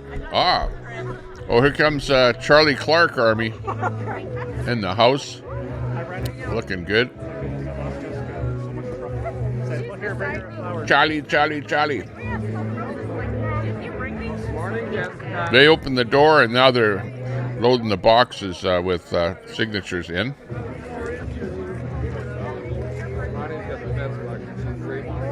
Whoa, 3 or 4 hot dogs at a time. Holy jeez. They can fly. Well, they're a big bird, so they can fly with a lot of weight, you know. Otherwise, the magpies and that, they can't lift heavy objects. And of course, well, but even the sparrows take some stuff with them, you know. They do lift small pieces of stuff. But yeah, depends on the size of the bird. But yeah, crows have a big wingspan, so they can airlift lots of stuff in there. Dwayne Beaver in the house. Whoop, whoop. Great day to be a Canadian. You got that right. Well, to be an Albertan, yeah. My mind keeps thinking Canadian. You know, I'm Canadian. And it's hard to think I'm Albertan, you know. It's like a new wave of thinking almost here. Got to undo your brain to think that. The ravens are huge. The crows look like babies compared to the ravens. Well, I don't know what the hell these things are here. I just, you know, I call them a raven, but they're probably a crow. But they are pretty big. They're about the size of a little chicken, you know, and they're way bigger than magpies.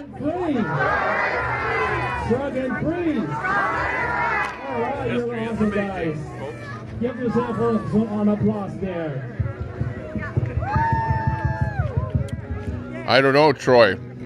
Is that what's going to happen? I don't know. Uh-oh. Kenny is saying open wide, Tommy. Kenny, relax. Don't be so negative on people.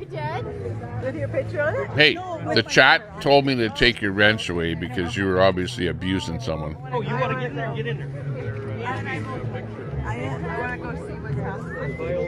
And really, you know, on my channel, the chat always wins. Like, I really have very little to do with my chat, other than I give wrenches and I take wrenches away, based on the chat and what the chat wants. So just remember that. Oh, it's Chris Scott.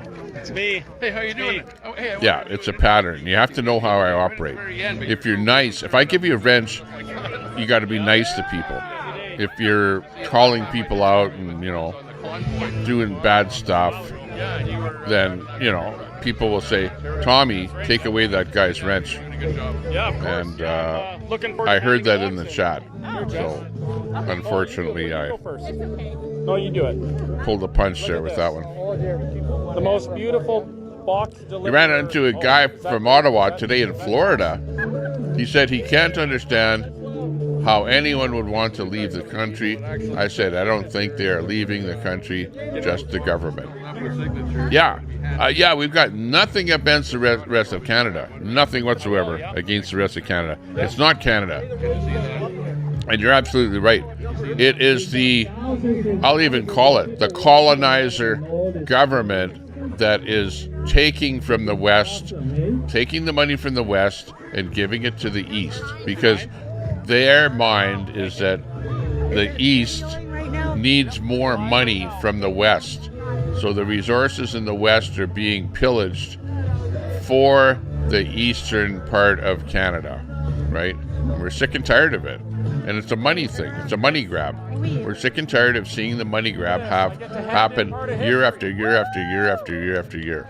And that's what this is really all about. I wanted to get his picture, but I'm holding his picture. Oh dear. Benita, just hold the camera to the stage, please. Thank Mina, good to see you, Mina. In the house.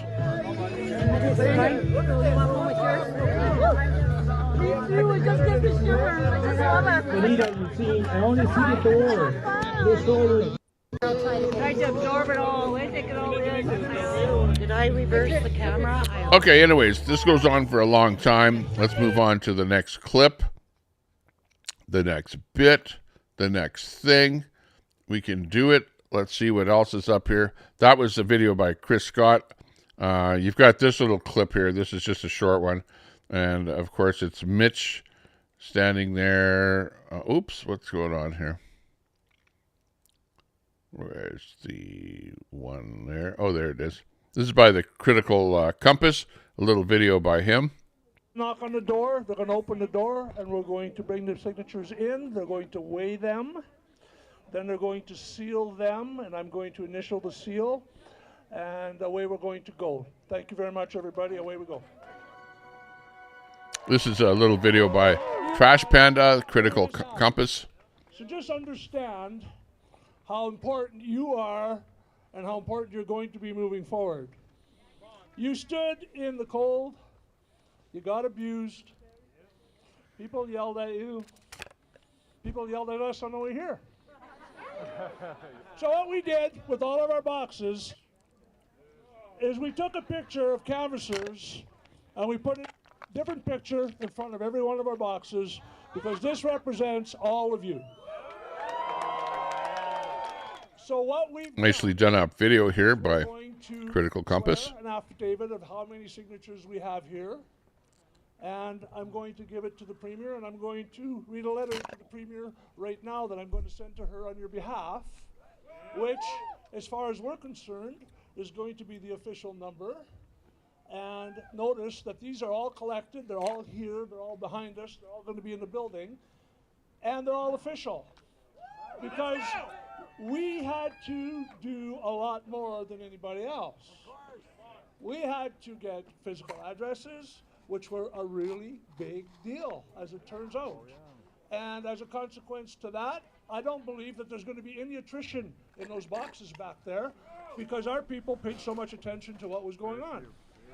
All right, so attrition meaning throwing out any signatures.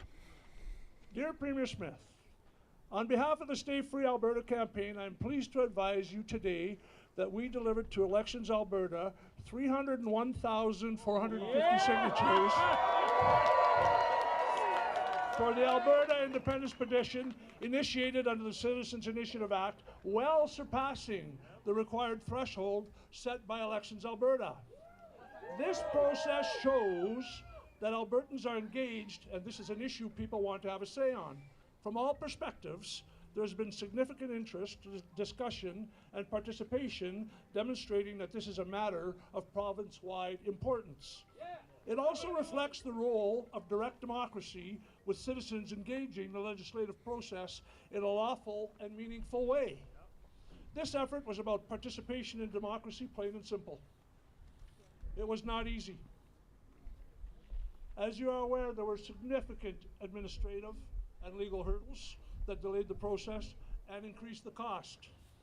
Despite these Troy's a pretty good guy. He's been around for a long time. I don't know why you guys are fighting would not have been possible without the dedication there, Kenny. of thousands of volunteers, including over 7,000. Look there's pictures of them in the cold, 20 below or whatever, or, you know, below zero, collecting signatures. It was harsh. In freezing temperatures, rain, snow, and blizzard conditions to give their fellow citizens the opportunity to sign. At the same time, we must bring to your attention one of the most common concerns we heard. Across the province, many Albertans expressed support for the petition and in many cases wanted to sign. But they said they could not, out of fear of repercussions. Some were concerned that having their names recorded could expose them to government penalties or financial consequences, such as frozen bank accounts. In addition, canvassers frequently faced harassment while carrying out this lawful activity, often without any meaningful consequence. Let me go sub for him. Regardless Give of him a sub, position, Cam. hesitation to participate in lawful democratic process raises serious concerns about confidence in civic freedoms. No Albertan should feel intimidated or at risk for engaging in a lawful process. I know it's hard to get subs. I only get a couple subs stream. That the formal signature count be delayed. We trust the government understands the significant effort, time, and cost incurred by everyday Albertans simply to have their voices heard. That is the purpose of this process, why we participated, and why we have prepared the statutory declaration confirming the final signature count. We understand approximately 1,500 extra signatures remain in transit due to delays with Canada Post. We look forward to your government receiving this clear expression of the democratic will of Albertans and advancing the next steps to include this important question on the referendum ballot on October 19th, 2026. Respectfully, Mitch Sylvester. So the updated number now is 301,620, not counting our 1,500 more. Kenny, this is a professional channel here. Thank you very We're like much, a professional everybody. streamer, It's a historic as you can number in see. history. This is the first step to the next step, and away we go. Thank you very much. God bless all of you.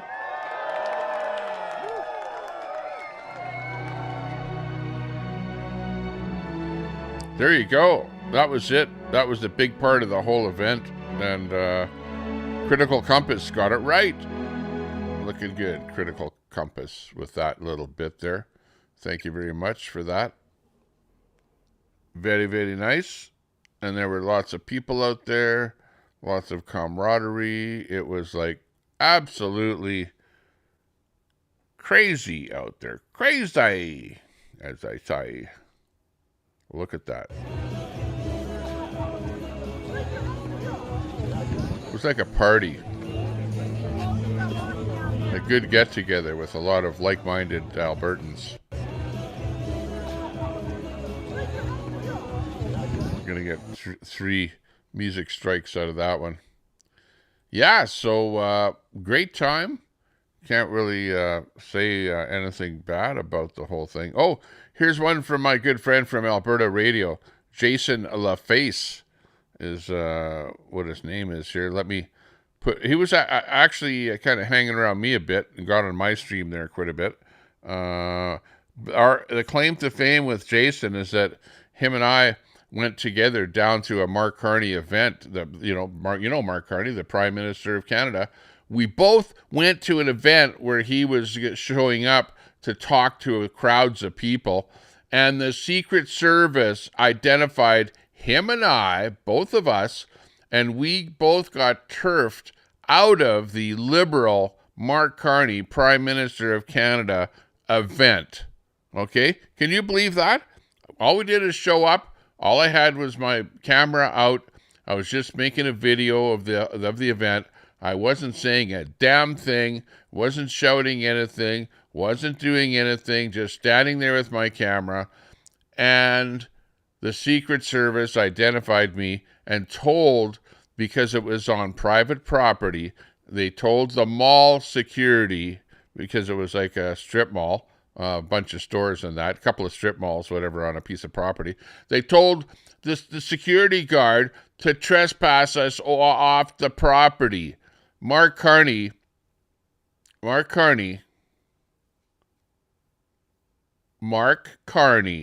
you are a piece of shit for doing that. I have no respect for you whatsoever. I have no respect for what you're doing as a Prime Minister of Canada.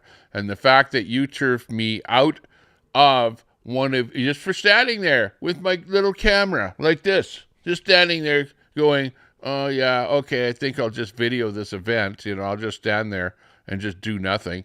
Just for doing that, just for showing up. I got turfed out. Your Secret Service of Canada identified me as apparently somebody that shouldn't be at a Liberal event.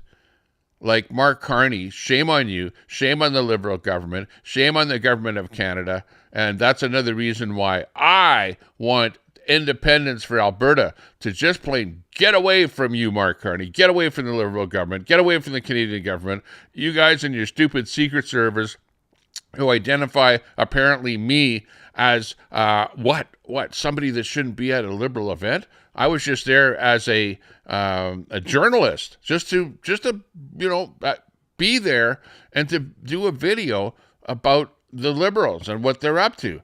I was not an agitator. I wasn't yelling. I wasn't screaming. I wasn't doing anything. And get this, the event was actually in a building, inside of a building, right? I wasn't even inside the building. I was outside of the building, standing on the property that was the strip mall. And I was still turfed out of there, turfed out of there. You got your Secret Service to talk to the mall security and got the security guard to turf me off, to trespass me off the property, like really. That's the reason that I really hate the Liberal government. I hate Carney. I hate the whole government process. You guys have been in power for 11 years. And my way out of being in a situation of getting turfed out of an event for no reason whatsoever other than you identify me as a conservative, right? So you don't want conservatives in your event. And hey, I'll be here to tell you on this video, on this channel, on this YouTube channel, that Mark Carney, you're a piece of shit, and what you do to people, comes back, like 3 times. Like I'm that much more mad and that much more entrenched to seeing that Alberta becomes an independent province and gets the hell away from Mark Carney and the Liberals and the Canadian government. Okay, does that make sense? Yeah. Okay, let's get on with the show here. Day in Canadian history, in Albertan history. And I was with this guy. He got turfed. I got turfed. We both got turfed out. Since Alberta became Alberta and part of Canada, where the Canadian government basically forced provinces to be created, right? You really look at the history. But with that said, we're sending a strong message to Ottawa. And the message is we're fed up. Just like the Freedom Convoy, I participated, helped organize. The message was clear. Canadians are fed up. We're fed up of government control, nanny state, police state, digital ID, all this nonsense. So today's going to be pretty interesting. We're waiting for the next batch of folks to come in. We're going to switch the camera view so that you guys can see what's going on. There's a lot of folks here today. I'm really, really impressed. Hey, buddy. Yeah. Hey, there were a lot of people there. Absolutely. Oh, yeah. Very impressive. See ya. How's it going, Derek? Good, how are you? Good. I saw your video recently. Good follow-up to Centurion and everything that's going on there. So yeah, you know what? I think it's just a little bit overrated right now, and I think we should wait and see what the results are. People are jumping the gun. I just don't like the smear campaign that's going on. So it's like the convoy all over again, right? Well, a lot of people were saying, we want 1 million signatures. We want all these great things to happen. Could you imagine if we announced 1 million signatures today, what those attacks would be? This is just a distraction. It's just a way to pull things off the tracks. We got to focus and move forward and just put it behind us. It doesn't involve us. So. This is Derek Smith, which I wish I could get a little closer to him, like we're far apart.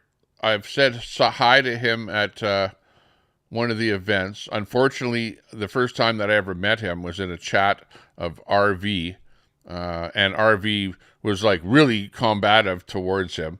And I was trying to say hi to Derek in the chat. So right away, because of that situation, he probably has a bad feeling about me. And then the only other time that I had a time to even say hi to him was at a rally in front of the Ledge building, which it was, literally thousands of people there. So all I had to do is I had a chance to say hi, and he said hi, and that was about it. He was live, I was live at that time. But I wish to hell that I could get to know him a little bit better. Maybe even be a guest on his show, or he could be a guest on my show, or we could work together, to boost Alberta independence. And he was at the event, but I didn't have a chance to see him because there were so many people there. And wherever he was at the event, I couldn't find him, or didn't find him, or didn't see him. I saw him speak. He went up there on the microphone. He spoke a little bit, but that was about it. And then he just kind of disappeared. Exactly.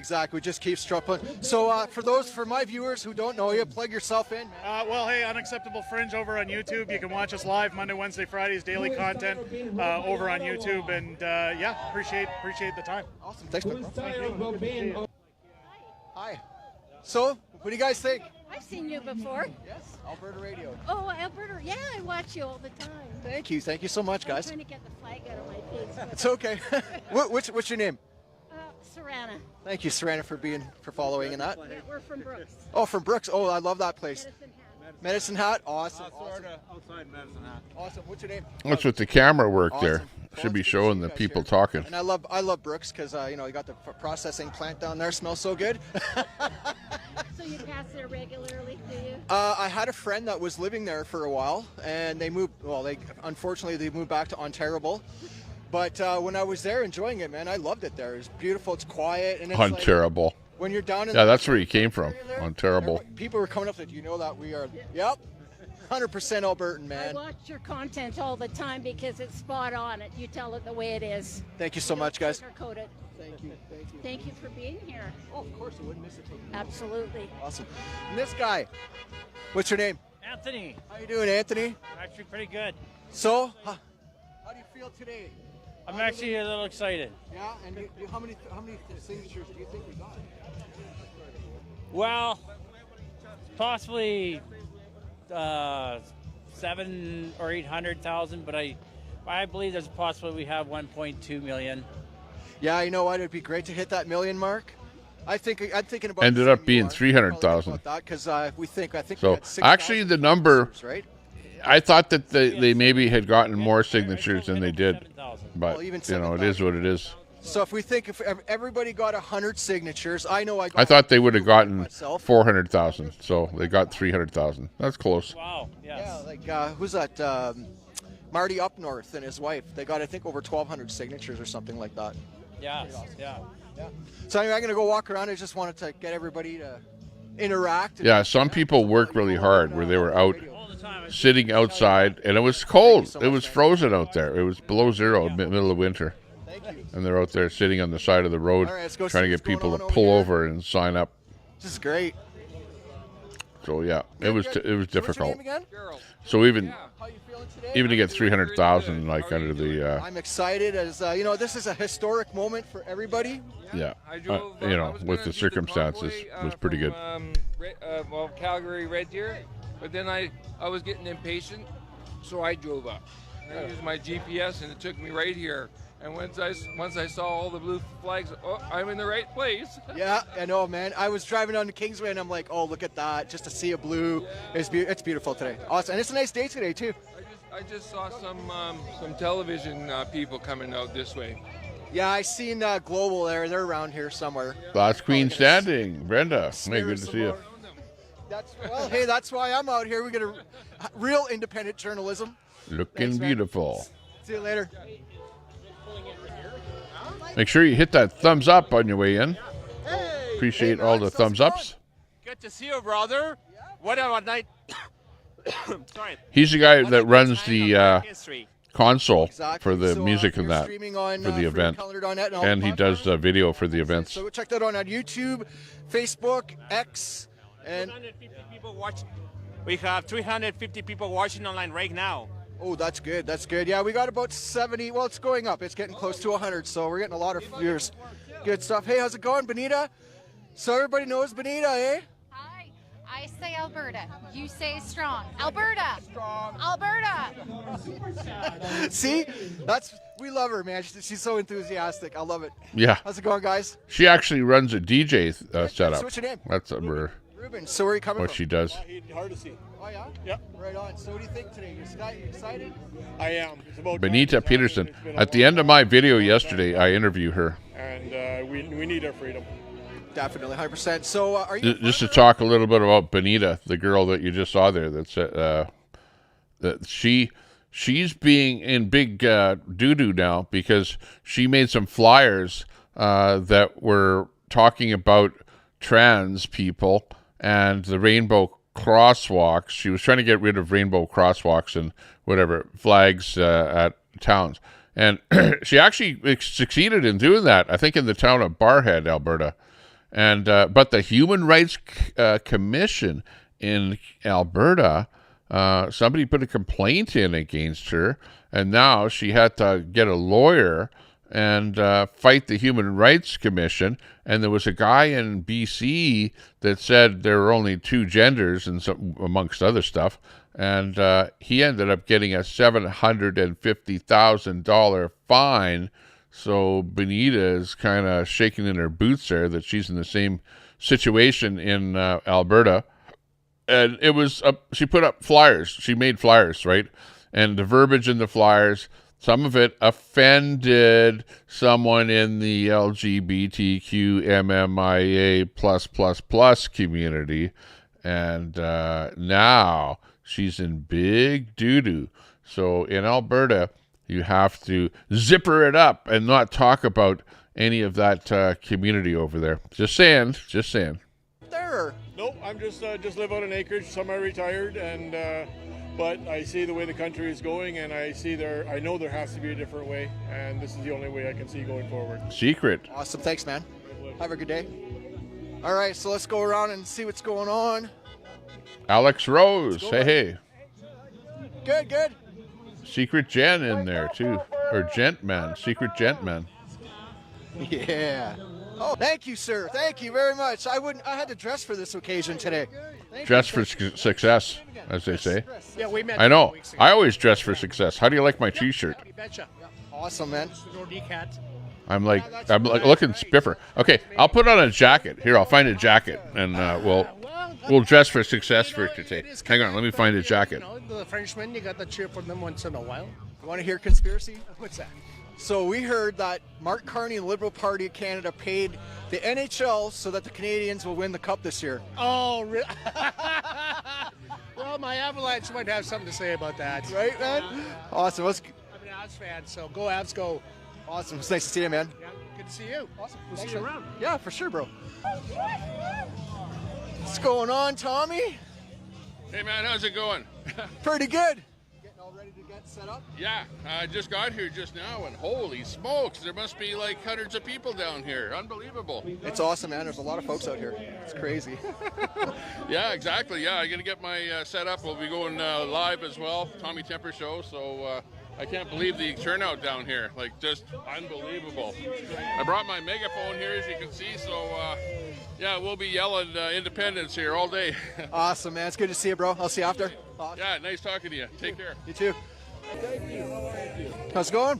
Hi, how are you doing? Not too bad. It's finally get to meet you. I'm Jason from Alberta Radio. Nice to meet you, Jason. I'd like to shake your hand. I know it's hard when you got microphones. It's a pleasure to meet you. Awesome. Isn't this amazing? I think this is so exciting. You know, it's a historic event for us. A historic time in Canadian history, especially Albertan history. And I mean, my parents left in 1980 when the first energy crisis happened. Yeah. Well, you know, I was just talking to a gentleman who he said his belief in Alberta independence goes back to the first Trudeau, and I said National Energy Program. Sorry about that. I couldn't I moved out here 15 I couldn't find the dress jacket I did not know that my wife bought. I found one, but she bought a dress jacket that was too small. I couldn't get it on. And being from Ontario, we don't So I couldn't wear it. out here in the West. We don't know what the people of Alberta So unfortunately, are like. We don't know I about can't the dress for West success today. But Sorry about that. the people Warren who in the is house. excited. Hey, Warren. I'm getting a Good to call see you. right now. And thanks a lot, Dee, for that super chat. Wow. Yeah, no problem. Very I've nice. seen them Appreciate yesterday. that. Nice. Great, beautiful Alberta. Let me All right, bring let's- that let's up see on this the stuff. screen So, here. how's Hang it on. going? Are you excited? I am. I'm not. Let's see how those super chats show up here. Right on. Look at that. So, Looking what about good. you? You excited? Very nice. Thanks a lot, Dee, for that super chat. Got $1.99 I love it. super chat special here today. You guys are always Appreciate out that. This show is sponsored by Dee. Yeah. Dee, all the time. Well, I see you guys out all the time. you're the hero of the chat. Yeah. Yeah. Makes my day to get one super chat. Yeah, I know. It's you amazing. know? I mean, I remember when it first started. Actually, it's kind of, I feel kind of bad. I feel kind of demoralized because I only got one super chat. I do a stream for like, It's good to see you. you know, these other guys like see you later. Eric, or no, Unacceptable Fringe. It's like super chat, super chat, super chat, super chat, super chat. All he does is read the super chats. He doesn't read anything else on his stream, just the super chats. Me, Where are you hailing from? it's like I get one super chat for like a You betcha. Awesome. See you. 3 hour and 39 minute stream. Pleased to meet you, Jason. And it's actually demoralizing. So much. Thank you so much. But thank you very much, Dee.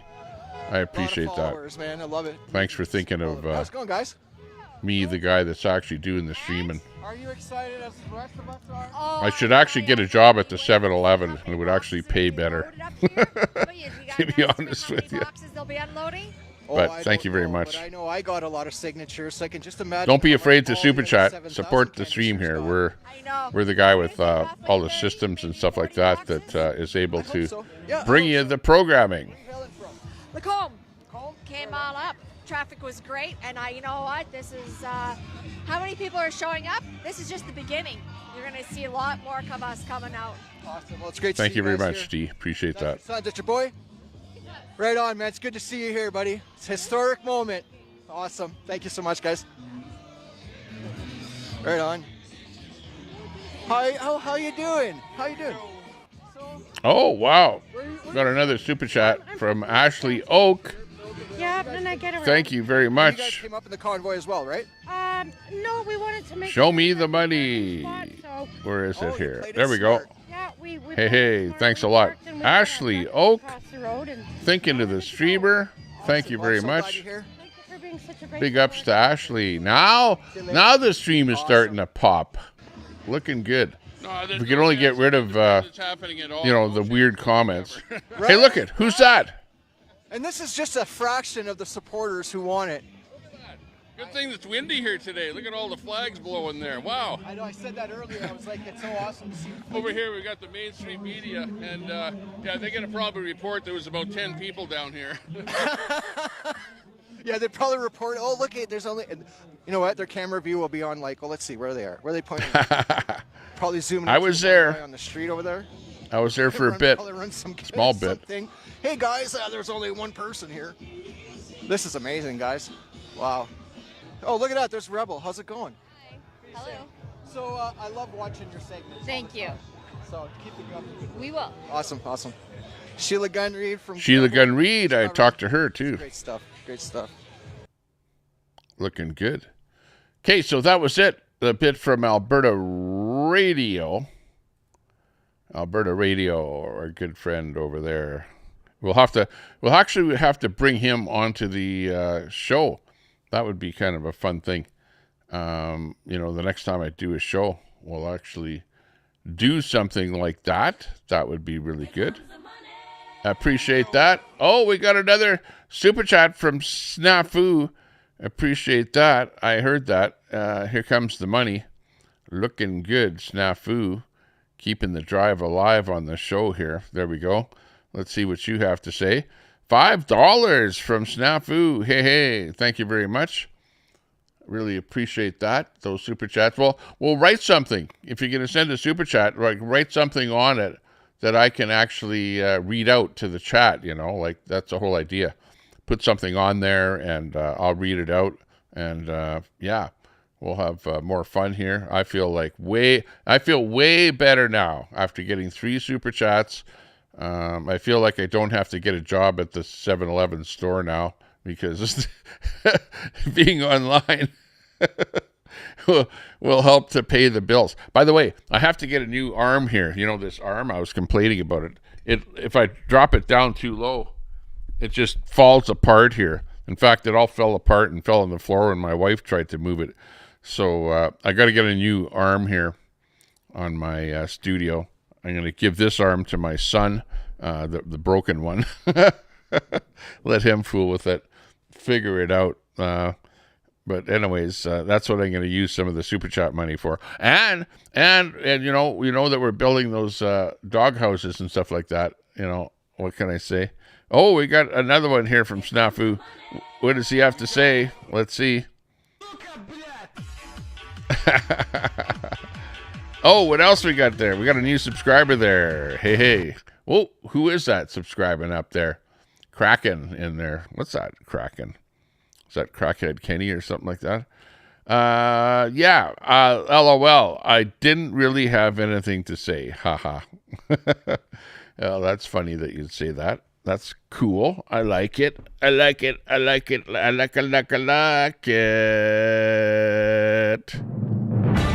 Oh, yeah. Fake news. It's Donald Trump. You are fake news. Joining us on the show. Fake news. It's phony stuff. It's all fake news. Didn't happen. It's all fake news. That's right. It is. Crackhead kidney. What? Did you swallow the what? What the heck kind of a comment is that? Did you swallow the pus when they burst? Ooh, man.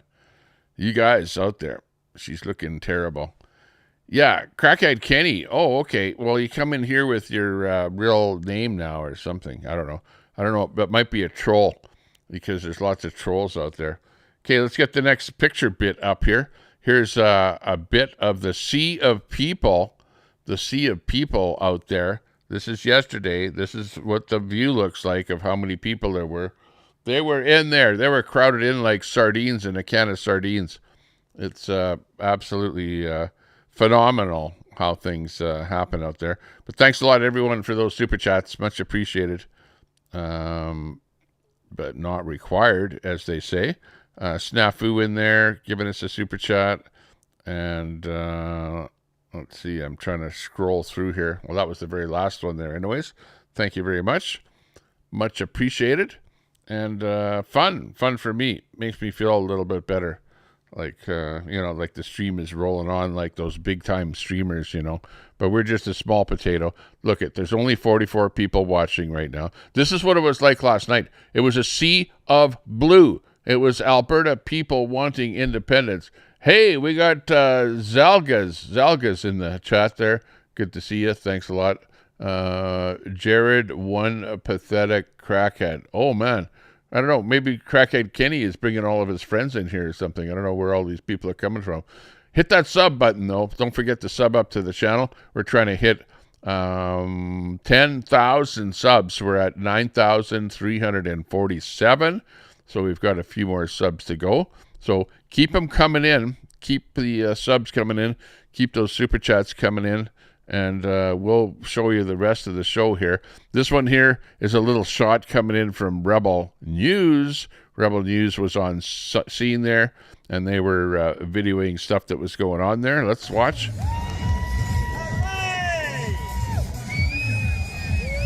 They got the independence flag. It wasn't really a parade at all. It was just people showing up at an Alberta government location where the signatures were going to be handed into Elections Alberta building. That's what it was here. The rally outside there. And I couldn't believe the number of huge flags.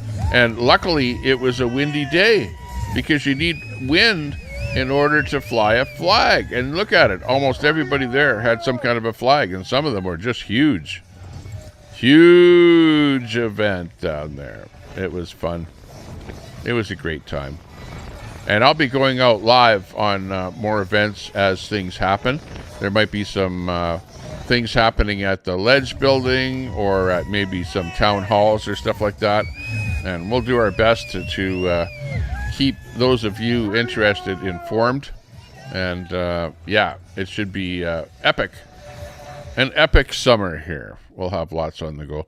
We'll also be doing stuff where I'm riding my bicycle, my e-bike or whatever around, put a camera on it and show you what we see when we go out bike riding, either around the river valleys of Edmonton or through the park area of Sylvan Lake.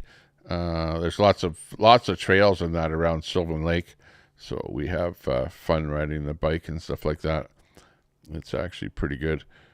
Should the Canadian government take legal action? What you got these trolls out there, and this woman, like, look at her, liberal woman probably. Jill knows. Yeah, she should change her name to Jill doesn't know. But she puts out a question: should the Canadian government take legal action against separatist anti-Canadians after their failed attempt to break up Canada? Screw you, Jill. You're talking about me. What? You want the Canadian government to take action against me? What kind of action? Legal action. What the hell kind of legal action you want the Canadian government to take? You know what? This is the democratic country that we live in, and we can petition to put on a vote to whether or not Alberta should remain in Canada. That is a legal thing to do. It is not illegal at all whatsoever. So screw you, Jill knows. You don't know what you're talking about. Quit trying to put me in jail. Like, really, I'm like pissed off at this one here. This one here doesn't cut it at all. But Blonde Bigot here, and sorry that you can't really see this, but I'm reading it anyway, because of the my stupid chat that's on the screen there. Blonde Bigot says, I think the Canadian government should take legal action against you for being such a stupid... Where's my beeper here? It doesn't work. My beep button doesn't work. Oh, no. Okay. For being such a stupid... We'll play that instead of my beep button. Yeah, exactly. Effing C word. So, yeah. Unfortunately, it's on the screen there, and you can read it. But, I'm not going to say that because I'm just plain Mr. Nice Guy. I try and be nice to everybody out there, but it's hard. It's a hard thing to do, to be nice to everybody. You know what I mean? It's difficult. It's a hard job, but somebody's got to do it. Yeah. Canada may need a Bill 101. Okay, they have a Bill 101 in Quebec that is like French first, French only, and we are French. No English. We don't like English. Well, we should have a English only bill in the rest of Canada here, because guess what? You've got like this here in Calgary. The Calgary police are putting up signs in, what is that, Punjabi or something on that sign? Like, come on. They're putting up signs in Punjabi or something, urging people to report criminal activity. They don't even use English signs anymore. Like, this country is becoming so overwhelmed by immigrants from India that they're putting up, the Calgary police is putting up signs in Punjabi saying, report crime, because the crime is done by all the Punjabi people. It's getting to be an epidemic that the police are putting up signs like this. Like, what the hell is happening to Canada? Another reason for Alberta to separate, because that's what the federal government is doing to us out here in Western Canada, overwhelming us with so many immigrants from East India that the Calgary police have to put up signs like that. In the morning, you said you would be explaining yourself. Now you put out a statement saying nothing. Yeah, it has put a pall on the movement on what has been going on to otherwise a great day. He's talking about David Parker. If it wasn't election list you used, then what was it? David Parker puts out a thing. This is about that election list thing. if you're into that whole thing. I'm aware that the media reporting and the materials filed by Election in Alberta regarding the Centurion project, the allegations that I personally received or distributed any unauthorized voter data are false. Yeah. Okay. Let's actually sit down and do the math on Alberta separation, says Wayne, because it seems like nobody wants to. Right now, Alberta's budget is roughly balanced, about 70 to 75 billion in and the same amount out. It's not perfect, but it works. The second you leave Canada, you don't just stop sending money to Ottawa. Hey, we got Axel Rose in the chat with another super chat. Thanks a lot for that. Do appreciate that. Let me pull that up here and read it. Hang on half a second.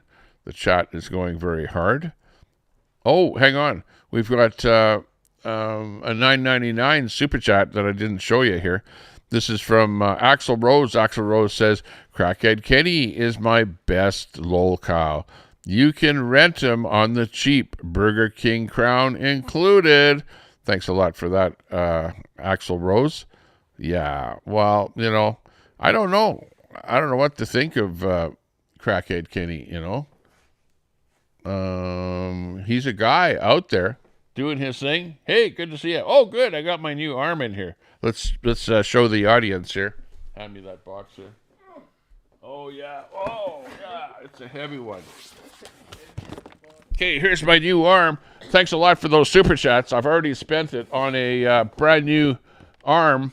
I don't know if you can see it here on the box there. You can see a picture of the arm. This one here is in Elgato, which Elgato is a proper, as I say in England, it's a proper, product that is going to work, right? If it's Elgato, it's a quality product. It's not just something that's, whatever, made in where, where that place where all that stuff is made, where everyone says that's cheap blank junk. You know what I mean? So here's the arm. The next time I go live, we'll be using this arm. Okay, we got another super chat coming in here. LOL, what's with all of the crackhead names in here? Yeah, all of a sudden I noticed that. That's kind of weird. Why is the internet all about Crackhead Kenny? What the heck is going on with him? He was a mod in here for like about 10 seconds and then blew it by calling out people in the chat. So then I had to take his wrench away. And now he's not a person in here. Now remember, I've been on panel on Boss's channel with Crackhead Kenny, talking about DOA. If you guys remember that, well, you'd have to have watched that particular segment there. That was a couple of weeks ago. And it was great because I went in there. I had a list of questions. I asked Boss and Kenny the questions, and they did a really good job of answering the questions. It was actually quite civil. It was, hey, great, just basically. And, thanks a lot for that super chat. I have no idea why there's so many crackhead names in here, but, it's unreal. It's absolutely unreal. I appreciate that. In fact, the chat is going so well here. Cracky is at the top of the DOA communities now. Yeah. Well, he's probably the biggest chatter in DOA's streams there these days. And DOA, he's like absolutely going berserk over, oh, I've got this, I've got that, I've got this file, I've got that file, I'm working on this, I'm working on the thing, blah, blah, blah, blah, blah, blah, blah. And if he's smart, he'll just make a deal with the, plead guilty to some garbage. And, they'll throw some things out, plead guilty to something, and end up with having his little leg thing on for another 2 months or something like that, doing some community service or whatever, and not have to go to jail. But, in order to not have to go to jail, he'll have to plead guilty to something. And you know how that goes. You know how those plea deals go. So that's what'll end up happening. Or, hey, he may not go for a plea deal. He may go, no, I want it to go to court. I'm not going to plead guilty to anything. I'm going to go to court because I'm completely innocent. And then they're going to end up throwing him in jail, right? And I would say that that's probably what's going to happen, more so than anything else, because DOA. He's like, oh, I don't need a lawyer. I'm like my own defensor, and I can do everything, and I'm the smartest guy in the world. No, you're not the smartest guy in the world, DOA. You're not. You're not. You're like, you probably didn't go to tech school. You didn't go to university, and you're like a high school dropout kind of a mentality. That's where you're at, and you go like, yeah, well, I can defend myself. No, you can't defend yourself. You already screwed up with trying to get some subpoenas going there, and they were thrown out. We heard about that. So that proves that you don't know how the system works. You have to be a lawyer to know exactly how to file crap and whatever. So at the end of the day, it is what it is, and you're pretty much screwed. You're pretty much screwed when you go to. Oh, another super chat coming in here. Let's show this one up here. See what happens there. Tommy, Crackhead Kenny has a 2-year anti-stalking order from a minor boy. Another RO on the way. He's dangerous. Stay away from him. Uh-oh. Axel Rose says that. Ooh, yeah. I don't know. Well, I heard about Sticker. Well, Sticker. Well, actually, I call her, what's my pet name for her? Snicker or Snitcher. Snitcher chick. Like I've heard of Snitcher chick. I've read the court documents on her, and I know who the bad guys are that she associates with, and she was absolutely bad business. Snitcher chick there. So stay away from her 100% completely. Like, holy jeez. She's been in so much stuff, that bad stuff, bad people. Like if you can say the word cartel, Mexican cartel, yeah, and what kind of things that they sell, and she was involved in that kind of stuff, and ended up snitching. Not a good thing to do, because that puts a target on your back, and all that kind of stuff. Like, it's really not good. Like, somebody sent me all the info on Snitcher there, and holy jeez, it's really bad. And all the people that are like rallying around her, they probably don't know what the things are that she has done. But I would absolutely stay away from her, okay? And you can clip this and put it on your show there, Snitcher. Okay, go ahead. Making her sound badass, yeah. Yeah, she's not badass. She's just plain I can't say it. Bad. I have to watch what I say, because she might turn around and go, I'm going to sue you, Tabby Temper, because you're feeding out, like false information on me. Okay, yeah. Well, anyways, I'm not even saying what your name is, sir. Okay, I need something in my throat here to get my throat working again here. Oh man, I'm getting sidetracked with the chat here. The chat. This is a show about Alberta independence. Okay. It's not a show about Crackhead Kenny. Just saying. But the chat has, kind of pushed the show into wanting to talk about Crackhead. So, yeah. Plenty of snitches in these chats. Yeah, exactly. I would have to agree with that. Plenty of snitches in the chat. It's all Snitch City in here. Yeah, exactly. Okay, we need another sound effect. You bloody fucking phone is fucking ringing, bastard! Listen now, you bloody phone is telephone fucking ring. Bloody hell, pick your fucking phone up, you bastard motherfucking cunt. Your bloody telephone, a bloody fucking ring, bastard. Ding-a-ling-a-ling-a-ling-a-ling. I'm fucking telling you, fucking sick and tired of this bloody fucking phone. I'm telling you, motherfucker, you pick your fucking phone up, you bloody bastard. Yeah, exactly. I agree with you.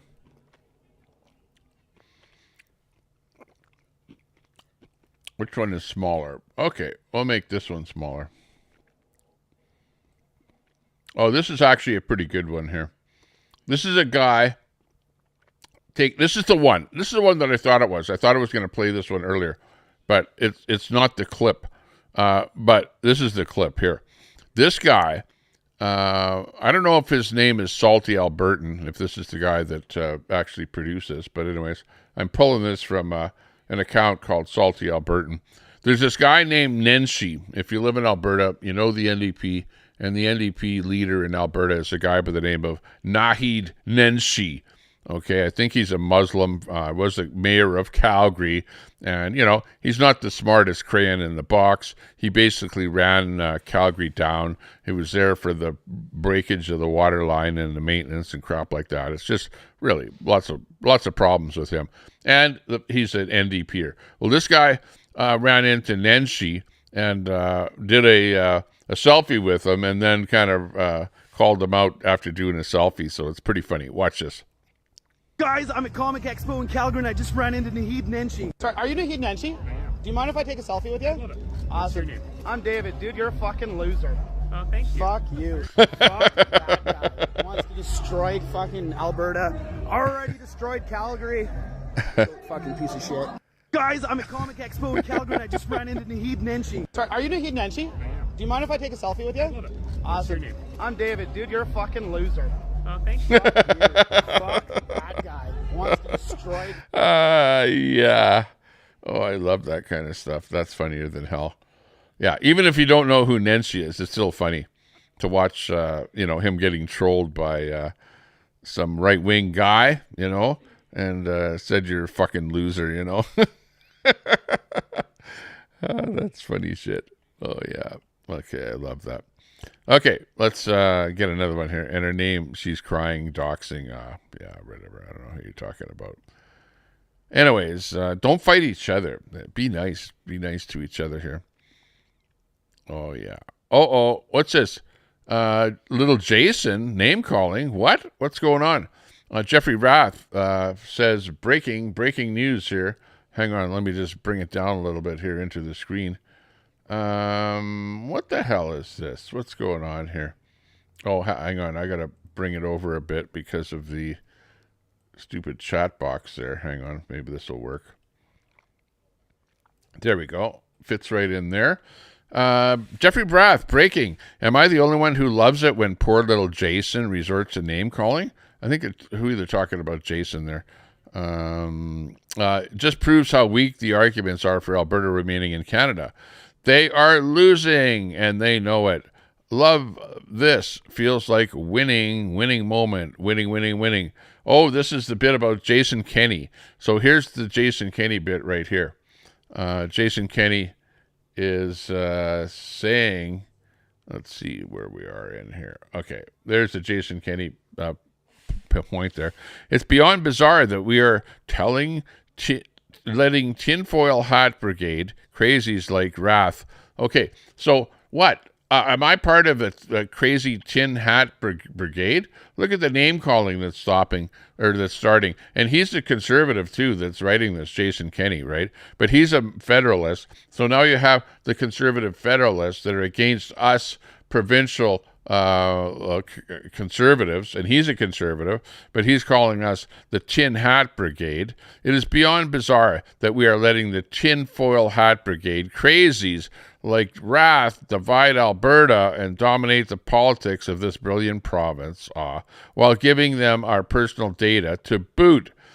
No, none of that personal data was used with regards to real people with real IDs and real signatures that signed all of those petitions. So screw you, Jason Kenney. Got nothing to do with what you're talking about, okay? Okay? Come on. A new version of X is available. I don't give a shit. Okay. Why is that popping up there? Well, whatever. Let's see. Keith Weeson, many Albertans told me personally that they were afraid of their bank accounts could be frozen or that they could be penalized by the government simply for signing the petition. They also shared their shame and sadness that Canada has reached a point where citizens are afraid to... What? Afraid to what? Afraid to... I hate it when it does that because I lose where it is. afraid to participate in a basic civic process. But they all said the same thing on October 19th. In the privacy of a secret ballot, they will be voting yes to independence. So, you know, there's lots of people out there that didn't sign, but 300,000 did. But those that didn't sign are going to be voting yes. So wait for that to happen. We should be frank. The sovereignists probably could have gotten a lot more signatures had there been a fear that someone in the civil service would leak the list of signatures. There is a fear of stigmatization and abuse by nationalists, okay? Ezra Levant drops this one here, which is pretty funny. Speaking of databases, here's the hacker who stole and published tens of thousands of names of donors to the trucker convoy, okay? This is a good one. Some of whom were then fired. No arrest, despite him proving it was him. Not even a denunciation, because truckers are bad. Let's see if we can move this up a bit to where I can actually play it. Hang on a second here. Let me just reposition this video, and then we'll watch what this nutcase leftist has to say. He was against the trucker convoy.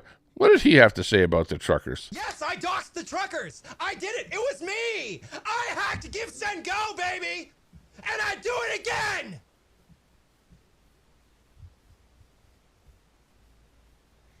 I'd do it 100 times. I did it. I did it.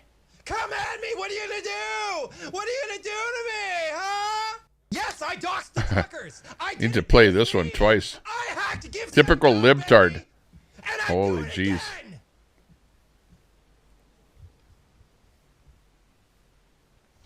I do it 100 times.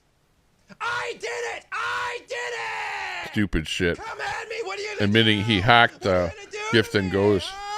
Yes, I doxed the truckers. I did it. It was me. I hacked Give, Send, Go, baby. And I'd do it again.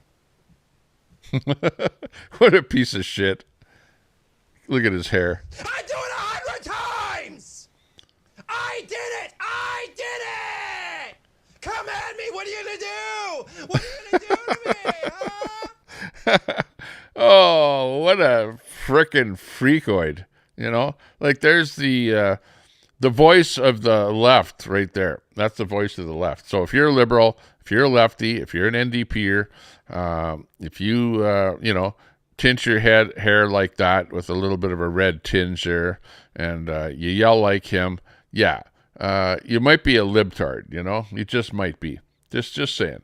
And really, he's the face of everyone that is just loony left. Okay, we know who you are. Yeah, there you go. And true on that one. He actually doxed everyone that contributed to the Gift and Go by hacking the website and pulling all the names of the people that donated to the truckers. Okay, and what did he get for doing that?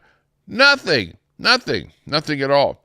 And like everybody in Alberta is like so worried that some voter list got published on the internet. Oh yeah, okay. So what does it contain? Your address, your phone number, and your name. Like big freaking deal. Big deal. So people will, hey, how many places have you ever gone and given that information to? Like tons of places. Like honestly. It's freaking crazy. Okay, we have this story coming in here. And it's from, let's see, let's preface it here from Shazi. 300,000 signatures for the Alberta independence just got delivered. Sounds big until you look closer. Signatures still need verification. Courts are already involved. RCMP investigating data issues. First Nations treaty rights could stop this entirely. This isn't a referendum yet, okay? It's the beginning of a legal war. Are we in a war? Some kind of a war going on here? Let's check this bit out here for, what it's all about here. We have a long way to go before the province becomes independent. Let's watch this story here. It could get crazy. But the signatures still have to be verified, and as Heather Yoriks West explains, that is just one obstacle. Heather.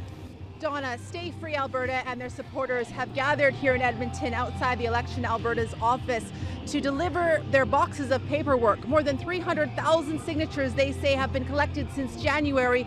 Yeah, at least she's not saying thousands of signatures, you know. She gives the exact number, which is nice. But a referendum this fall is far from a sure thing. With blue flags flying. No, it's not. There's a few hoops that we have to jump through, but it's a democracy, right? It's a democracy. And the democracy says that if we collect the signatures, that they get submitted to the government counts them, and if we get over 177,000, which if you collect 300,000, you know, do the math. If you need 177,000 signatures, and we've collected 300,000 signatures, that's twice as much. So if you throw out some of the signatures as being ineligible, you know, like what? You're going to throw out more than half of the signatures? Not too frickin' likely. And what about the other things that she's talking about? Signatures need a verification. Big deal. They get verified. The courts are already involved. Yeah, the courts are trying to stop the counting of the signatures. That's where we're at here right now, which is actually a pretty big thing. And we've got a liberal judge making that decision. So maybe that might happen. If that happens, then we won't have Alberta elections counting the signatures. We'll get a third party to count the signatures, like some you know, company that is involved in bankruptcies or something like that. Yes? What? Here, you can have it. You can open the box and check it out. There you go. And the RCMP are investigating data issues. That's a completely separate issue that has nothing to do with Stay Free Alberta. The only thing that RCMP is investigating is a party called the Republican Party of Alberta released a database of names. That's got nothing to do with all of these people here. Nothing to do with Stay Free Alberta, and nothing to do with the counting or whatever of the votes, okay? The First Nation treaty rights could stop this entirely. The First Nation treaty rights are what are being brought up in the courts right now, okay? And that's where the judge is going to, you know, look at that stuff and decide whether or not the votes can be counted. And you know what? She's probably going to throw it out and say, yeah, count those votes. So I say, no big deal on the whole story. The media is blowing it up like they always do. And loud music blasting. Stay Free Alberta turned in their signatures, confident a referendum on Alberta independence. And the loud music was not blasting. It wasn't that loud. Give me a break. Is now just months away. This day is historic in Alberta history. This is the first step to the next step. We've gotten by round 3. Now we're in the Stanley Cup final. Supporters had been invited to rally in support of the delivery, and while the crowd on hand in Edmonton was smaller than some of the signing events early in the collection campaign, those in attendance said they felt a sense of pride. I'm so pleased. Smaller? There was like hundreds of people down there, you know? Like it was a little event. It wasn't well publicized or whatever. There were hundreds of people there. So, okay. The other event that we had was at the Ledge building, and there were literally thousands of people there. That was completely different than this. All this is just the place where the signatures were being presented. So I actually thought that it would be smaller than what it was. I thought there would only be a few people there and whatever they were going to be delivering. There were hundreds of people down there. I'm so grateful. Hey, thanks a lot for that super chat. We got another super chat popping in there. Thanks a lot. And we got a new subscription new sub coming in there. Hey, thanks a lot for that sub. Love the subs and the super chats and stuff like that coming in. Let's see what that super chat is all about here. We've got Crackhead Loser giving us a $4.99 super chat saying, "You have a great chat, Tommy, other than the child stalker Crackhead Kenny." Oh my gosh, come on, you guys. How about saying something about Alberta independence? Give me a super chat for that, okay? Crackhead, you're getting lots of super chats in here for whatever reason. But thanks a lot for that sub. Who did we get to sub in there? I didn't catch the name. It was a short one there. And we got some messages being deleted by the chef in the chat there, in case you want to know who's deleting some and banning or timing out some people in the chat there. Here we go. Let's get back. who want a better life for their family, their children, their grandchildren. I want a stronger, free Alberta. I'm tired of Canada. Canada broke. The delivery comes less than a week after Elections Alberta went to court to get another separatist group, the Centurion Project, to take a complete list of Alberta voters' names and addresses off a searchable online database. Yeah. You know, and this group here just popped up out of nowhere. Don't even know who the hell they are. They had one event in Edmonton that I know of, and they apparently obtained a list, a confidential voter list that only political parties should have, and they published it online. Like, come on. You know, if you have a list, why the hell would you publish it online? That makes no sense whatsoever. It almost sounds like it's some kind of a setup to discredit the whole, bunch of us guys that want Alberta independence.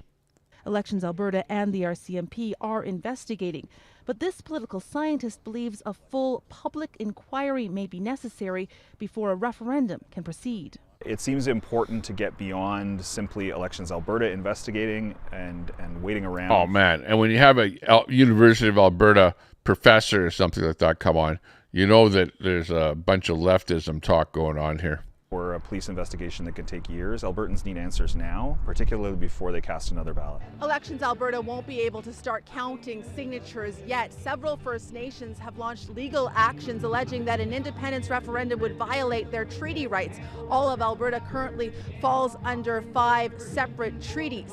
Elections Alberta must wait until a judge delivers her final decision in that case, which is expected to come before the end of the month. Donna? All right, Heather Yerix West in Edmonton. Thanks, Heather.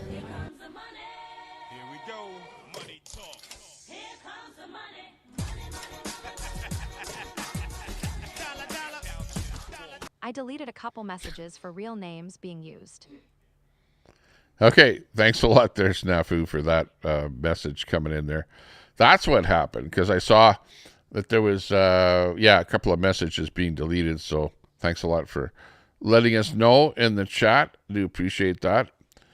Do appreciate that. Yeah, absolutely. Oh, we got this one here coming in, that there was this East Indian family and that had something to do with a beaver. This is like a weird one, absolutely weird one here, but we'll show you this one here.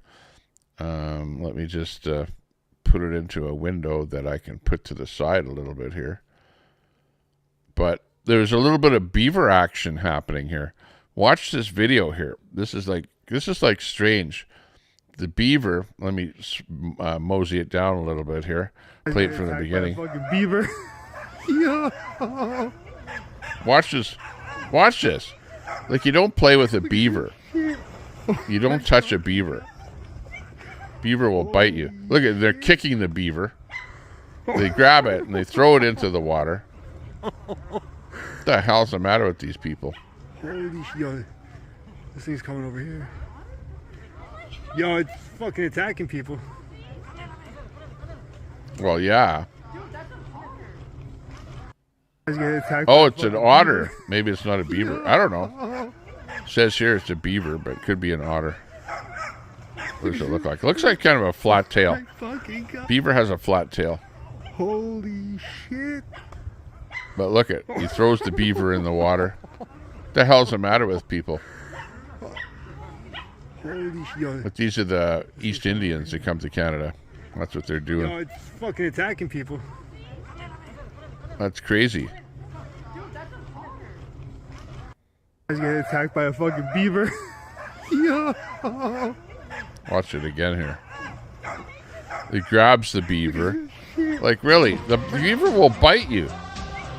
Like, I wouldn't go near a beaver, really, honestly. But these guys, they're like crazy. Hey, Axel Rose, thanks a lot for joining the channel. Much appreciated. Yo, it's fucking attacking people. That's crazy. Absolute craziness. What the hell's the matter with people there? Okay, as we move on to any other clips that we have here, we have this bit here from Keith Wilson. Keith Wilson, Alberta could be independent in 90 days after voting to leave. Let's hear what his take is on independence. We're going to be voting on independence in October, and it's an exciting time because I think we can actually achieve this, and I don't see the negotiations that would follow as being drawn out. My expectation is that we could complete the negotiation process and know where the parties stand within 90 days. The limited functions that Alberta needs to take over from the federal government are all known. There's no mystery here. It's like a passport office. Yeah, we think we can do better. Oh, we'll need border guards at the airports and the borders. Okay, yeah, we'll just hire those guys. Like, it's really actually, when compared to some of the other complex agreements I've been involved in mergers and acquisitions, this one's actually pretty straightforward. I think we can lay out a term sheet and get the deal done and have Alberta a free, independent country in January. We're going to be voting. Woohoo! Yeah, holy smokes. 90 days. Get everything all in order and be able to become an independent country.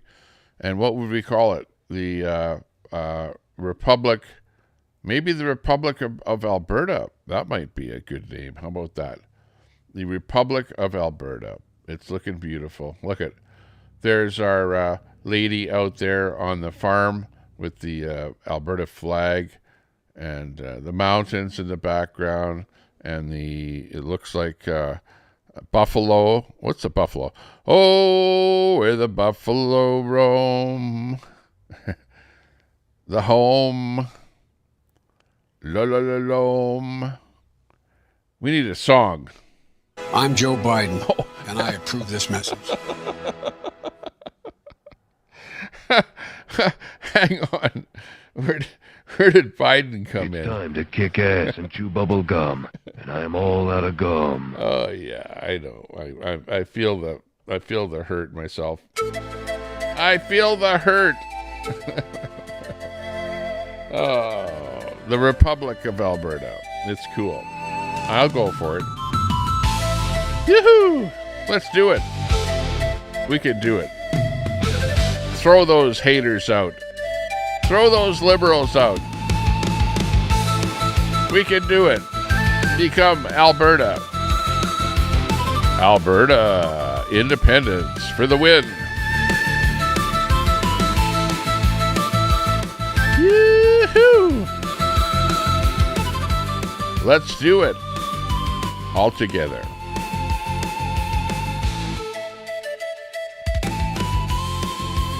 And with that, we will bid the audience goodbye, and we are going to finish up the stream here. Thank you very much. It was a good day here. We've been live for 4 hours and 25 minutes. You watching the Tommy Temper Show. I'm Tommy Temper, and you are the show. Thanks a lot, everyone, for participating, being part of the crowd. And, yeah, shut that off. And let's give us some real Tommy Temper music coming in here. Hey, ladies and gentlemen, Alberta's pride. Okay. Thanks a lot, everyone. Take care. Thanks a lot for all those super chats. Much appreciated. Absolutely. You guys keep a solid level crackhead, okay? From a lake house glowing in the moonlight's gleam. He's the YouTube king of the widest streams. Tommy Temper. Thank you very much. Woohoo. I know. We like to do a show. I'm not just boss sitting there.